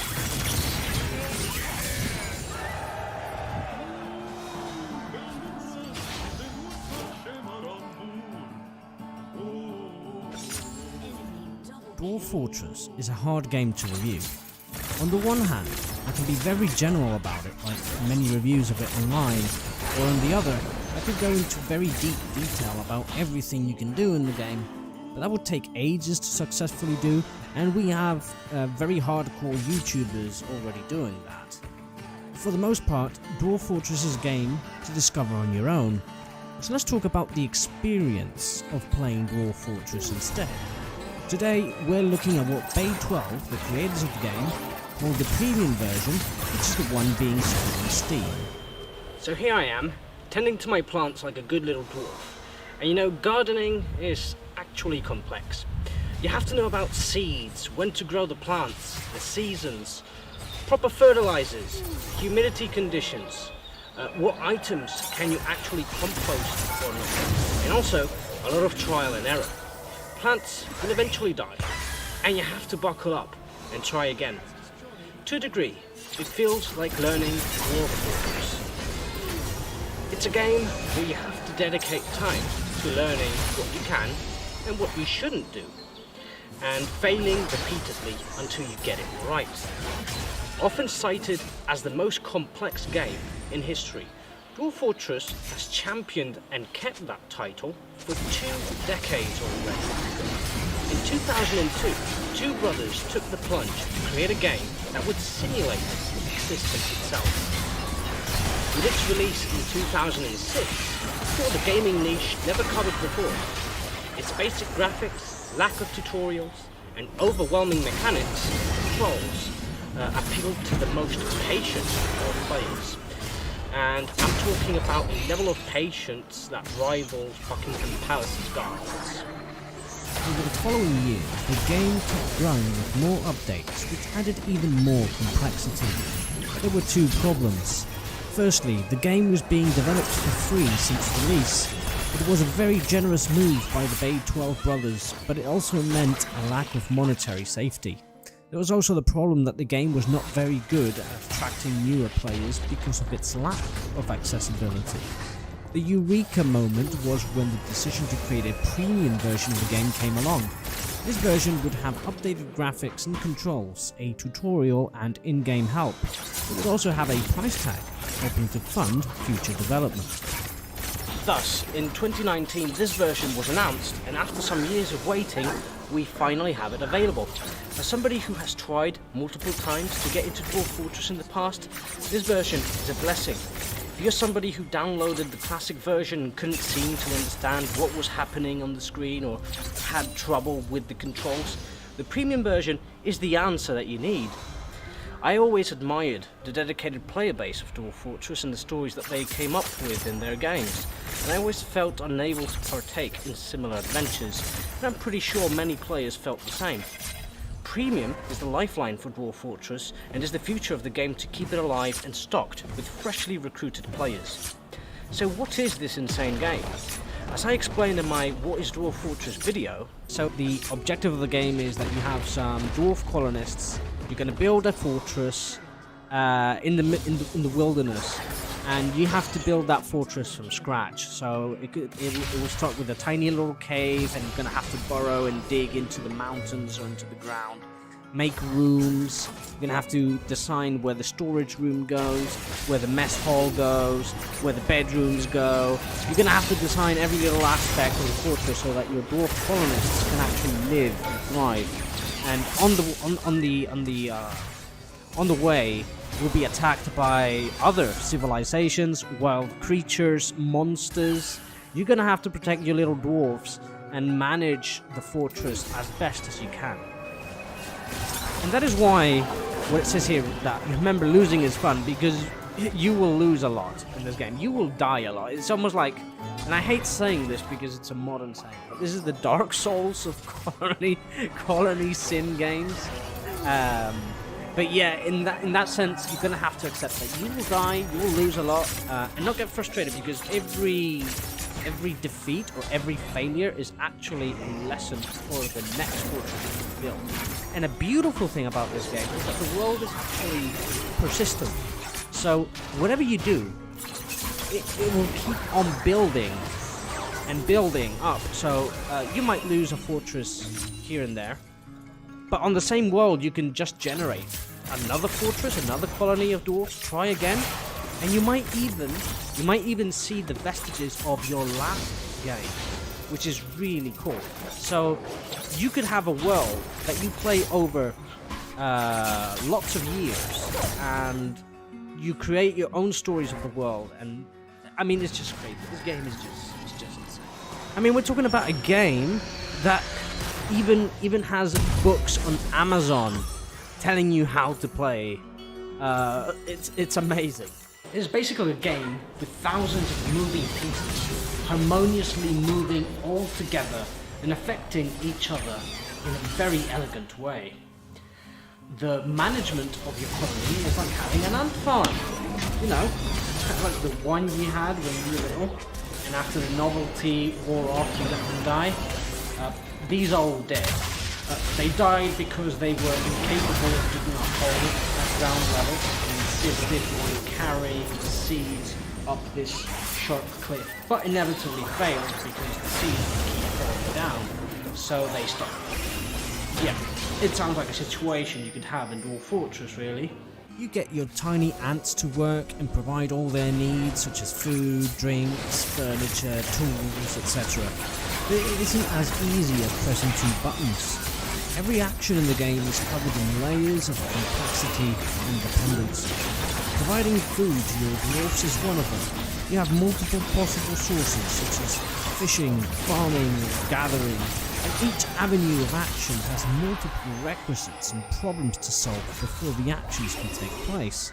Making alcoholic drinks, for example, needs a still, which must be operated by one of the dwarves. That still needs to be built using materials you have picked up, but will also require a barrel and a bucket produced by a carpenter. You will also need access to clean water. Once all of that is set up, you still need to decide what raw materials will be used to ferment and make drinks. So you'll have to find out what plants and fruits are available around you and find out if they are even valid for making alcohol. It is pretty intricate and involved. There are also systems that regulate the temperature, wind, humidity, richness of the soil, the flow of water, the erosion of mountains, the spread of rainfall, pregnancy cycles, moon phases, the rate of growth of hamlets and urban centres, the proficiency of creatures at dozens of different life skills, the mood of those characters, their level of dehydration and hunger, the birth and life of every individual creature in the world, be it dwarf, man, elf, goblin, or were-giraffe. Yes, there are definitely were-giraffes in the game. Yeah, you get the point. It's got everything. Yeah, so how is the management aspect of the game? The simulation itself is rather impressive in itself. But what about the important part of the game? Management the gameplay. And you would be in for a treat, I'd reply. Dwarf Fortress offers many possibilities to design your dwarf home of your dreams, from making underground passageways to building upwards and forming impressive citadels. You can design a lot of different fortresses, all with their advantages or disadvantages, and experimentation and learning along the way is the name of the game. You'll have to get to know your dwarf very carefully, since all of them are individually named with different personalities, ambitions, likes and dislikes, skills and relationships. you need to maximize your dwarf's proficiencies and allocate the best jobs for each one of them, since there are some who are better miners than crafters, better cooks than farmers. And once you get your first production lines rolling, you'll start to see an organized society. A bookkeeper will manage and take count of the amount of materials and food you have. Your farmers will get better at planting and harvesting, and will request the use of fertilizers to the dwarves who produce them, which in turn will get better at their jobs too. Your expedition leader could turn into the king of the fortress and inaugurate the nobility. Groups of dwarfs of the same profession will gather together and form guilds where they can better instruct other dwarfs in their craft. Children will gain education and train for a certain task in the future. Your dwarfs can even trade with passing caravans and barter and trade their goods for much needed supplies or tools that are not produced in the fortress yet. It is your own tiny ant colony which you helped grow, and that is only the peaceful aspects of the game. Dwarf Fortress is commonly known for its unforgiving difficulty, and the premium edition of the game is no different. Many events can happen from time to time and affect the peaceful life of your dwarfs. You might get raided by goblins or get your gates smashed down by trolls. You can suffer severe cases of depression, causing your dwarfs to go insane and kill themselves or kill others. You might even get a vampire roaming your halls, or an invasion from a nearby elf settlement which did not appreciate your cutting trees so close to them. There are 1,001 ways your fortress can fail and die off, and in every failure comes a lesson learned, a way of optimizing your next run and discovering new and exciting interactions between you and the game. For many of these threats, you'll need to prepare just in case, since you never know what could happen. Most of the time, you'll have to think about making your dwarfs' lives comfortable, producing weapons for self-defense, or designing good defensive walls and traps. But some events can catch you off guard. And that's where you'll go, losing is fun. I'll know what to do next time, and this knowledge builds up every time you let down your tiny and fragile virtual denizens. Is there an ultimate goal in Dwarf Fortress? No, not really. The game is whatever you want it to be. It is mainly a story generator, providing infinite hours of stories and situations to remember. It is also a personal project to build upon an initial generated world, add to it with every fortress you create in it.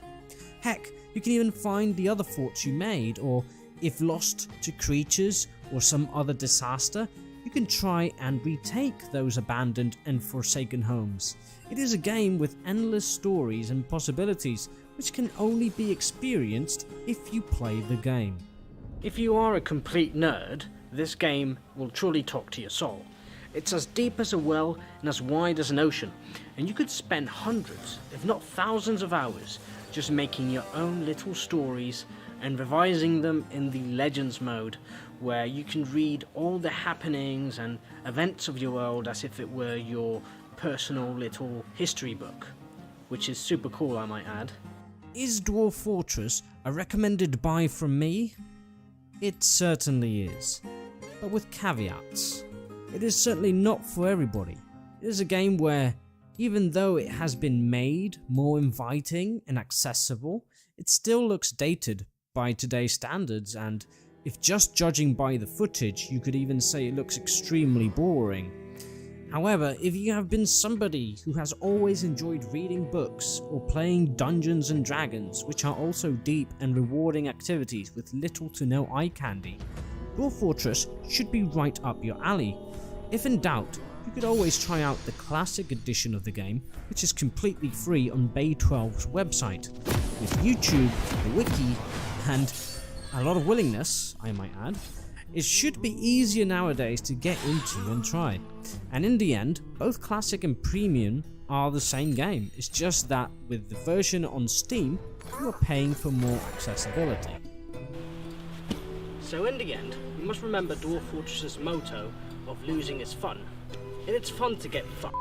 Essentially, over and over again and spend hours reading wikis and trying new things and buying more seeds and building a tiny greenhouse and replanting and measuring temperature and humidity levels and remembering that you don't have one of those fancy thermometers and spending money on one of them. And after months, seeing your basil die again and again and revising what went wrong and reading more books about it and suffering through social anxiety because you have to go talk to more experienced people. I just rather play Dwarf Fortress.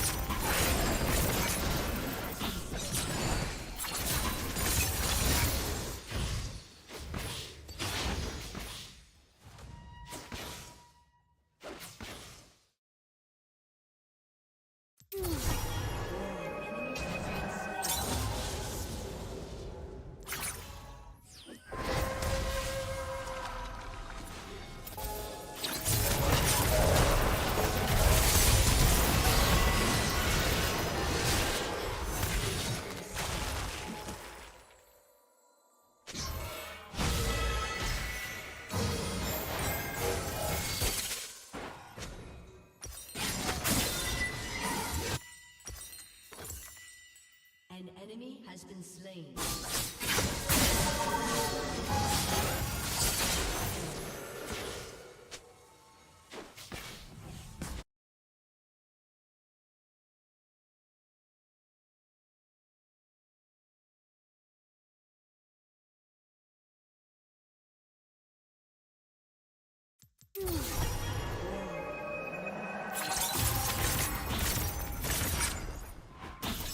Hello everybody, and welcome back to my beginner Let's Plays. This is the first episode of a new series. I've decided to restart, as the last one had some mechanical errors initially. I started recording before this version of the game was out, and made some mechanical errors in the intro. I've decided to restart this series to provide a better, more educated look at the game from an experienced player's perspective. We're going to be working through mechanics, pausing more, and I will be cutting together bits where it makes sense. The goal of this Let's Play is to help you build a fortress from scratch and make it well defended. We'll be settling in a calm biome with a light aquifer and building as efficiently as I can, within reason, to maximize storytelling and create an interesting narrative. If you're new to the game, this is probably a very good place to start. If you watched my previous series, this might be a good spot to start too, as I will be explaining some things differently, as well as adding in other ideas that might be wise for a beginner fortress. So I hope that you'll join me on this beginner Let's Play. We're going to start off by generating a world. Now, as always, we're going to stick with the default settings, except I am going to turn mineral occurrence from everywhere to frequent. That's my only change. Because I personally prefer sparse, and that's where I personally play. However, frequent might be better for this particular episode, as it'll give us more options and variety for different late game crafting, especially with metals. We're going to dive into the world now. I just want to remind everybody that up in the top left is one of the most important things to look at during world generation. This is the Chronicle. It is going to explain things that are happening in Legends mode in real time. Of course, there is no shame in simply pausing and restarting world generation if you decide you don't like the particular world that you don't like, as there's going to be a lot of different variety from world to world. You can take a quick peek around and just have a glance. I do see a lot of good spots. I'm kind of feeling this area up here. We got humans, we've got a couple elves, and we have our lovely dwarven faction here. I think this is what we're going to aim for. I'm going to click play now, and we're not going to prepare carefully on this embark. I'm going to try and find a good place to embark, and when we find it, I will explain why, and that's when we'll continue. Our civilization of choice is the Palace of Years, a small dwarven faction with 1,400 population, 19 sites, and a good spot up here in the north. It's going to have an interesting seasons. It's going to give us a good amount of variety. So what we're looking for is a location with a light aquifer, soil, ideally some sand. Sand is optional, however. A good variety of metals, and a calm embark. If I look right here, this is actually a pretty good spot. We can check elevation by clicking on this button right here. You'll see green, which is lower elevation. The more dark the color gets, the higher the elevation. We can look at our cliffs and gratings, and this is very much a likable spot right here. We do have humans close by, as well as elves. No goblins in the general vicinity, which is good. And I think this might be our spot. It's a nice, calm spot with a brook we can dig through, as well as shallow clay, shallow sand, very deep soil, a light aquifer, iron, gold, silver, copper, and a flux stone layer for making steel. We're going to click the embark button, and we're going to leave it the default size. Instead of increasing the size or decreasing the size, just as it is best for frame rate, and will just keep the game as playable as possible throughout this tutorial series. We don't want the frame rate to get bad, and that tends to happen if you make larger biomes. Although, if you're brave and are okay with a stop-motion fortress, feel free to crank that up as much as you like. Now, it's going to give you a warning saying that you have selected an area with salt water. Interesting. It might be very difficult to survive here. You have selected an area with a light aquifer. Water might need to be pumped out or carried away. That is okay. We're going to simply click play now, leaving everything on default. And this is where we are going to spend the rest of our fortress life, a dwarven outpost. You have arrived after a journey from the mountain homes into the forbidding wilderness beyond. Your harsh trek has finally ended, and your party of 7 is to make an outpost for the glory of all Kosoth Id. There is almost no supplies left, but with stout labor comes sustenance, whether by bolt, plow, or hook provided for your dwarves. You are expecting a supply caravan just before the winter entombs you, but it is spring, enough time to delve secure lodges, ere the dingoes get hungry. A new chapter of dwarven history begins here, at this place. Nurgred Fonol, Weather Mountains, struck the earth. Considering we didn't prepare carefully or pick that name, I really like it. I have a good feeling. The goal for this particular episode is to cover farming, as well as pigtails, plump helmets, wood, and carpentry. Get some beds set up, and ideally have a decent fortress layout by the end of spring. By midsummer, we want to be ready for traders, and by fall, we want to be able to trade with our caravan to give them a decent amount of value for our new outpost. So, without further ado, it's time to find a location to begin digging. We're going to click OK, and we're going to zoom out. I'm going to take a real quick peek at this little creek. Fortunately, we were lucky enough to also have a wonderful waterfall, which is absolutely something I was looking for. As you can see, this brook kind of flows down here, rolling off the edge, falling real far down. Remember how I said that I wanted to find something with higher elevation? This is absolutely. I am ecstatic with this environment. Now, if we click on the dig button and scroll down, you can maybe spot the aquifer. Doesn't look like it shows up. That's okay, though. Probably beneath this brook. That's usually where they end up.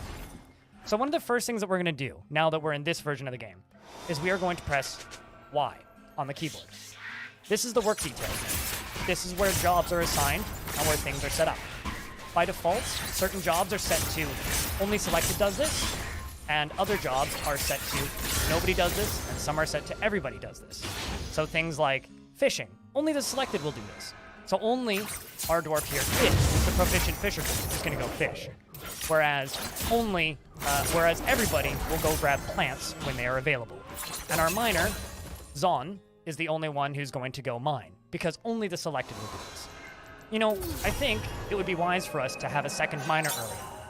And after a quick look at the wagon, we do clearly have some extra picks, so I think we're going to assign some extra miners. We don't really need fishing right off the bat, as we do have some food and some drink in the supplies. So we are going to assign both Id and our expedition leader, Quillette, to mining. Now, we need to pick a place to dig. This is one of the most important things to do early on. But before we do that, we're going to chop down some trees. Of course, the elves won't like this, but that's okay. There isn't too much that they can do about it, after all. Fortunately, this brook, of many kinds of rivers, is shallow, so we can walk across this. That is not a concern for us. Certain types of water is much, what's the word I'm looking for here? Dangerous. A brook is the safe type of water. The reason it's safe is because it's only ankle deep, whereas other types, such as a creek or a river, are dangerous and can cause dwarves to drown quite easily. Be very careful with this. Something else that I would like to note is I've seen a lot of people on the forums and around the subreddit talking about how dwarves have died to falling trees. If you have very densely populated trees, it's very wise to only assign one dwarf to chop down trees. Now the reason for this is when trees fall over, they fall away from the dwarf, which means they're very safe. However, sometimes logs can land in trees. And when they land in trees and other trees are chopped down, the logs that landed in the trees will fall directly down and could crush any dwarves in the area. So trees falling forward are safe and can't hurt dwarves, but just make sure that if you're going to clear cut an area, they're not too dense. And if they are super dense, maybe scatter a couple around. These aren't so bad, so I think we'll be okay. We're also going to take out these up top. Now, the next thing we're going to do is we're going to pick a spot to dig. And kind of look around.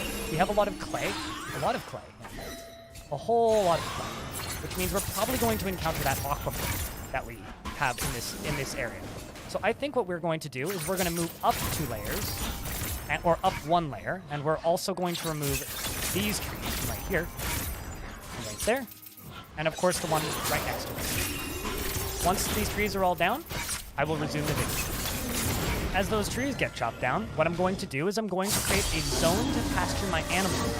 As you can see, Godan here is working very hard to chop down all these trees. 51 years old, and quite passionate work with their profession. But we would like to get a nice spot for our animals to graze. So I'm going to make a zone. We're going to make an animal and pasture. This is so that any animals who do not have the ability to feed themselves, like dogs, can graze. They won't feed unless they are pastured. So we're going to pasture our 2 stray bulls here. We're going to pasture our reindeer, our water buffalo, our goat, our stray calf, and that's everything. Now, if you're curious about what animals are grazers, this is a very good place to consult the wiki, as this hasn't changed at all in this version. Now, what we're going to do is we're going to give ourselves a spot for digging. We're going to channel out the top. What channeling does is it removes the entire layer, floor and all, so you don't need to worry about having pesky stuff hanging around on top. And then just up here, we're also going to channel this spot out. And it might look like we're digging into the creek, but we are not. We're going to channel out this spot right here, just so that we kind of have this nice little flat. And this is where we're going to start digging. So we're going to move down, and we're going to dig along the edge of this creek. Now, I'm not sure where the aquifer is in this map, so it's going to be interesting to run into it. So I think what we're going to do is we're going to dig all the way down to here, this kind of nice, large spot. I had some people asking me why I make such long hallways. And the main reason for this is if a threat shows up on the outside, we want to be as far away from that as possible. So we're going to start digging. As we move down towards the corner of the creek, we are going to wait until we hit rock. Now, the nice thing about an area like this is it's already in stone, which means it's unlikely that we're going to encounter an aquifer in this area. We may, however, still hit an aquifer, but that'll just be what it is. Once they're finished digging out this walkway, we will resume the video. Now that we've dug through the walkway, what you can see is we've found some lemonite. Now, lemonite, if you click on the ore itself, it will tell you what it is. This is an ore of iron used for making furniture and building. however, can also be smelted into more useful material, iron. We're now going to make a small square stairway, and we're going to go down 5 layers. 1, 2, 3,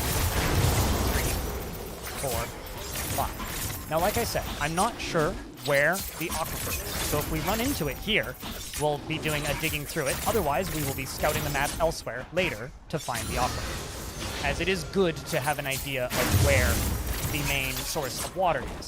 Since we have this lovely creek right next door, there's a lot that we can do with water on this map. So we don't need to worry too much about finding the aquifer right away. However, it will be useful when we can find it. As the dwarves dig down, we can follow them. We found more lemonite. They're continuing to dig down. We found dolomite, more stone. Now, something that I've seen a lot of brand new players doing is not digging to stone. You should always dig to stone. Dwarves are happier with smoothed walls. They're happier with engravings. They're going to be in a better mood regardless if they're in stone. Also worth noting, there is nothing to catch in the northern swamps, so our fisherman hasn't found anything. I think that this means it is time for us to go up to our work orders, go to Fisher Dwarves, and just for the time being, say nobody does this. Maybe when we hit the caverns, we'll allow them to fish down there once again. Now that we've dug down a ways, it's time for us to begin digging our fortress. So I think what we're going to do is we're going to dig a little entryway. We're going to kind of dig out a little circle, make it look nice, and then from here, we're going to move down the screen because the lower elevation is up north. So we want to work our way away from the upper layers up there. Once they're finished digging this out, we will continue. Now, I'm going to pause the game because we found something. Have a look at this. We found a damp wall. This means we've discovered where our aquifer is located. Right here.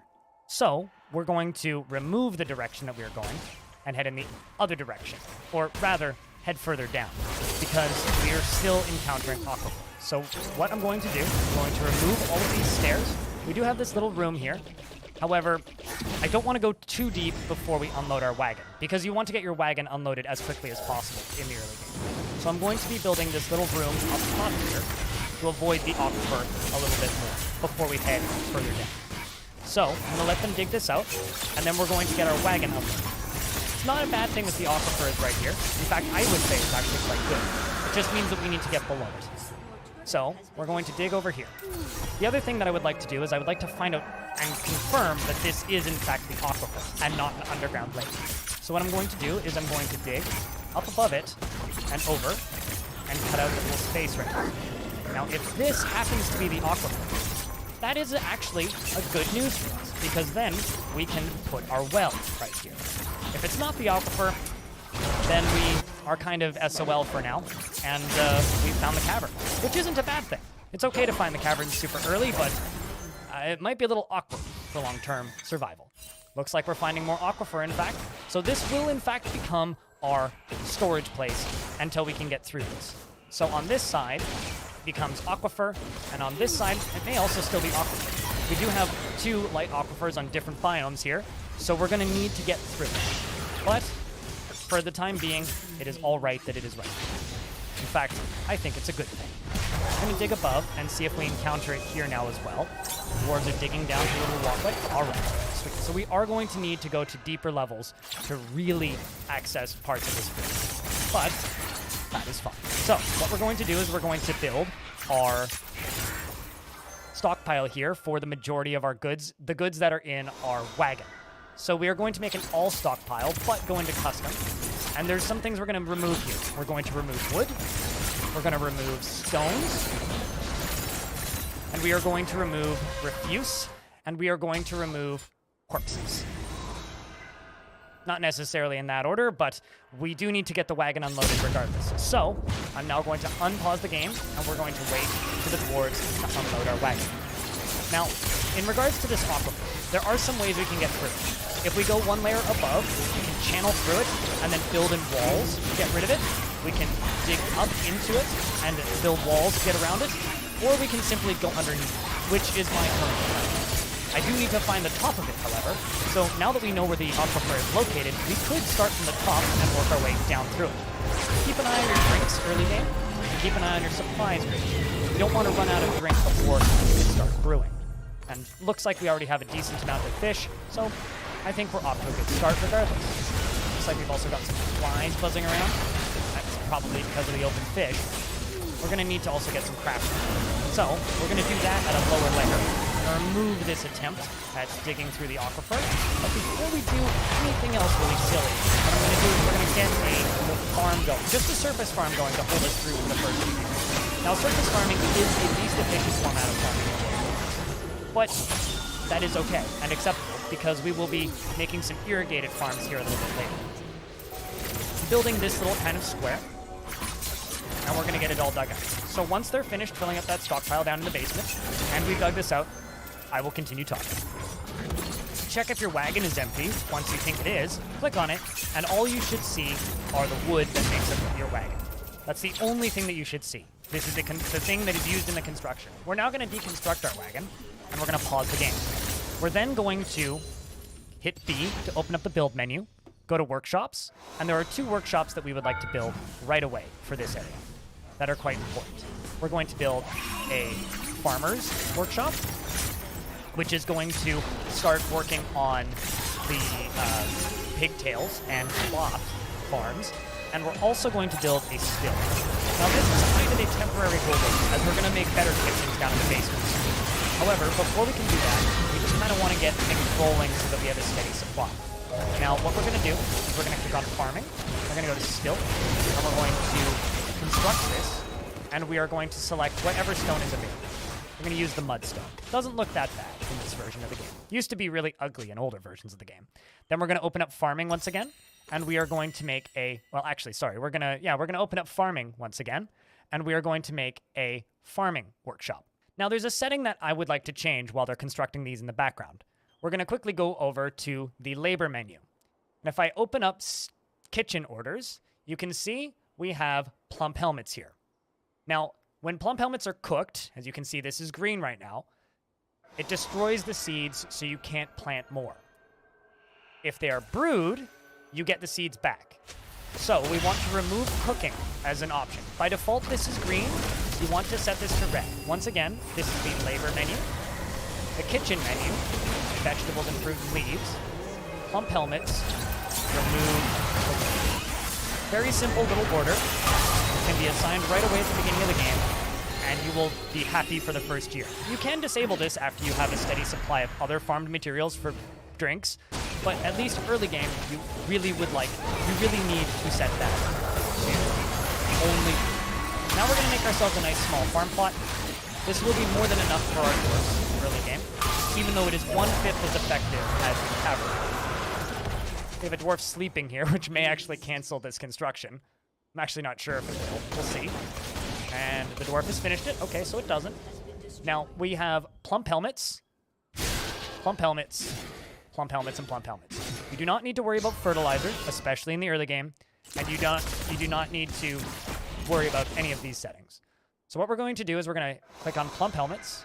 We're going to go to spring, plump helmets. We're going to go to summer, plump helmets. We're going to go to autumn, plump helmets. Now, we're going to notice immediately our dwarves are going to come flying in here and they're going to start planting, which is what we want to see. We're also going to expand this room just slightly, and this is going to become a seeds stockpile. We're going to move our seeds from the underground area wherever it's stored. Now, what this is going to do is it's going to separate the seeds from the other food stockpile in the basement, because down below, where we have the majority of our stuff planted, we have just kind of a bunch of generic stockpiles with kind of everything. We have a generic stockpile with everything in it. We want to separate that out of that stockpile and begin sorting what we have in our fortress. So once this little corner is dug out, we are going to create a new stockpile. We're going to wait for the dwarves. It shouldn't take too much longer. Click on this button here to begin making the stockpile. Click and drag, and complete. Now, we're going to accept that and go to custom. From custom, we're going to go to food, and from food, we're going to go to seeds, and we're going to click all. We're going to back out of this menu by hitting the right mouse button, and then we're going to click on the barrels. We're then going to click on the number symbol with a pound sign on barrels. We're going to click the 0. Now what this is going to do is it's going to separate out all of the barrels and only put bags in this one. There's a lot of pathing issues and organizational issues with barrels. They have gotten better in this variant of the game. However, I've still run into pretty consistent problems and heard a lot of reports of people having issues with barrels in their stockpiles. So we're going to remove that, just out of paranoia's sake, if nothing else. Then from here, we're also going to cut out a little bit more of this wall, just so the dwarves have a good amount of time to move around. The next thing we're going to do is move down to the bottom, where we have our storage, and we are going to go to this custom button for these stockpiles. We're going to go to food, we're going to select seeds, and we're going to hit none. Removing seeds from this stockpile is going to allow the dwarves to move up to the top and place all of the things that are needed in this stockpile here. Now, you might notice the dwarves tend to be hanging around where the original wagon was. We're going to need to replace that zone with a meeting zone.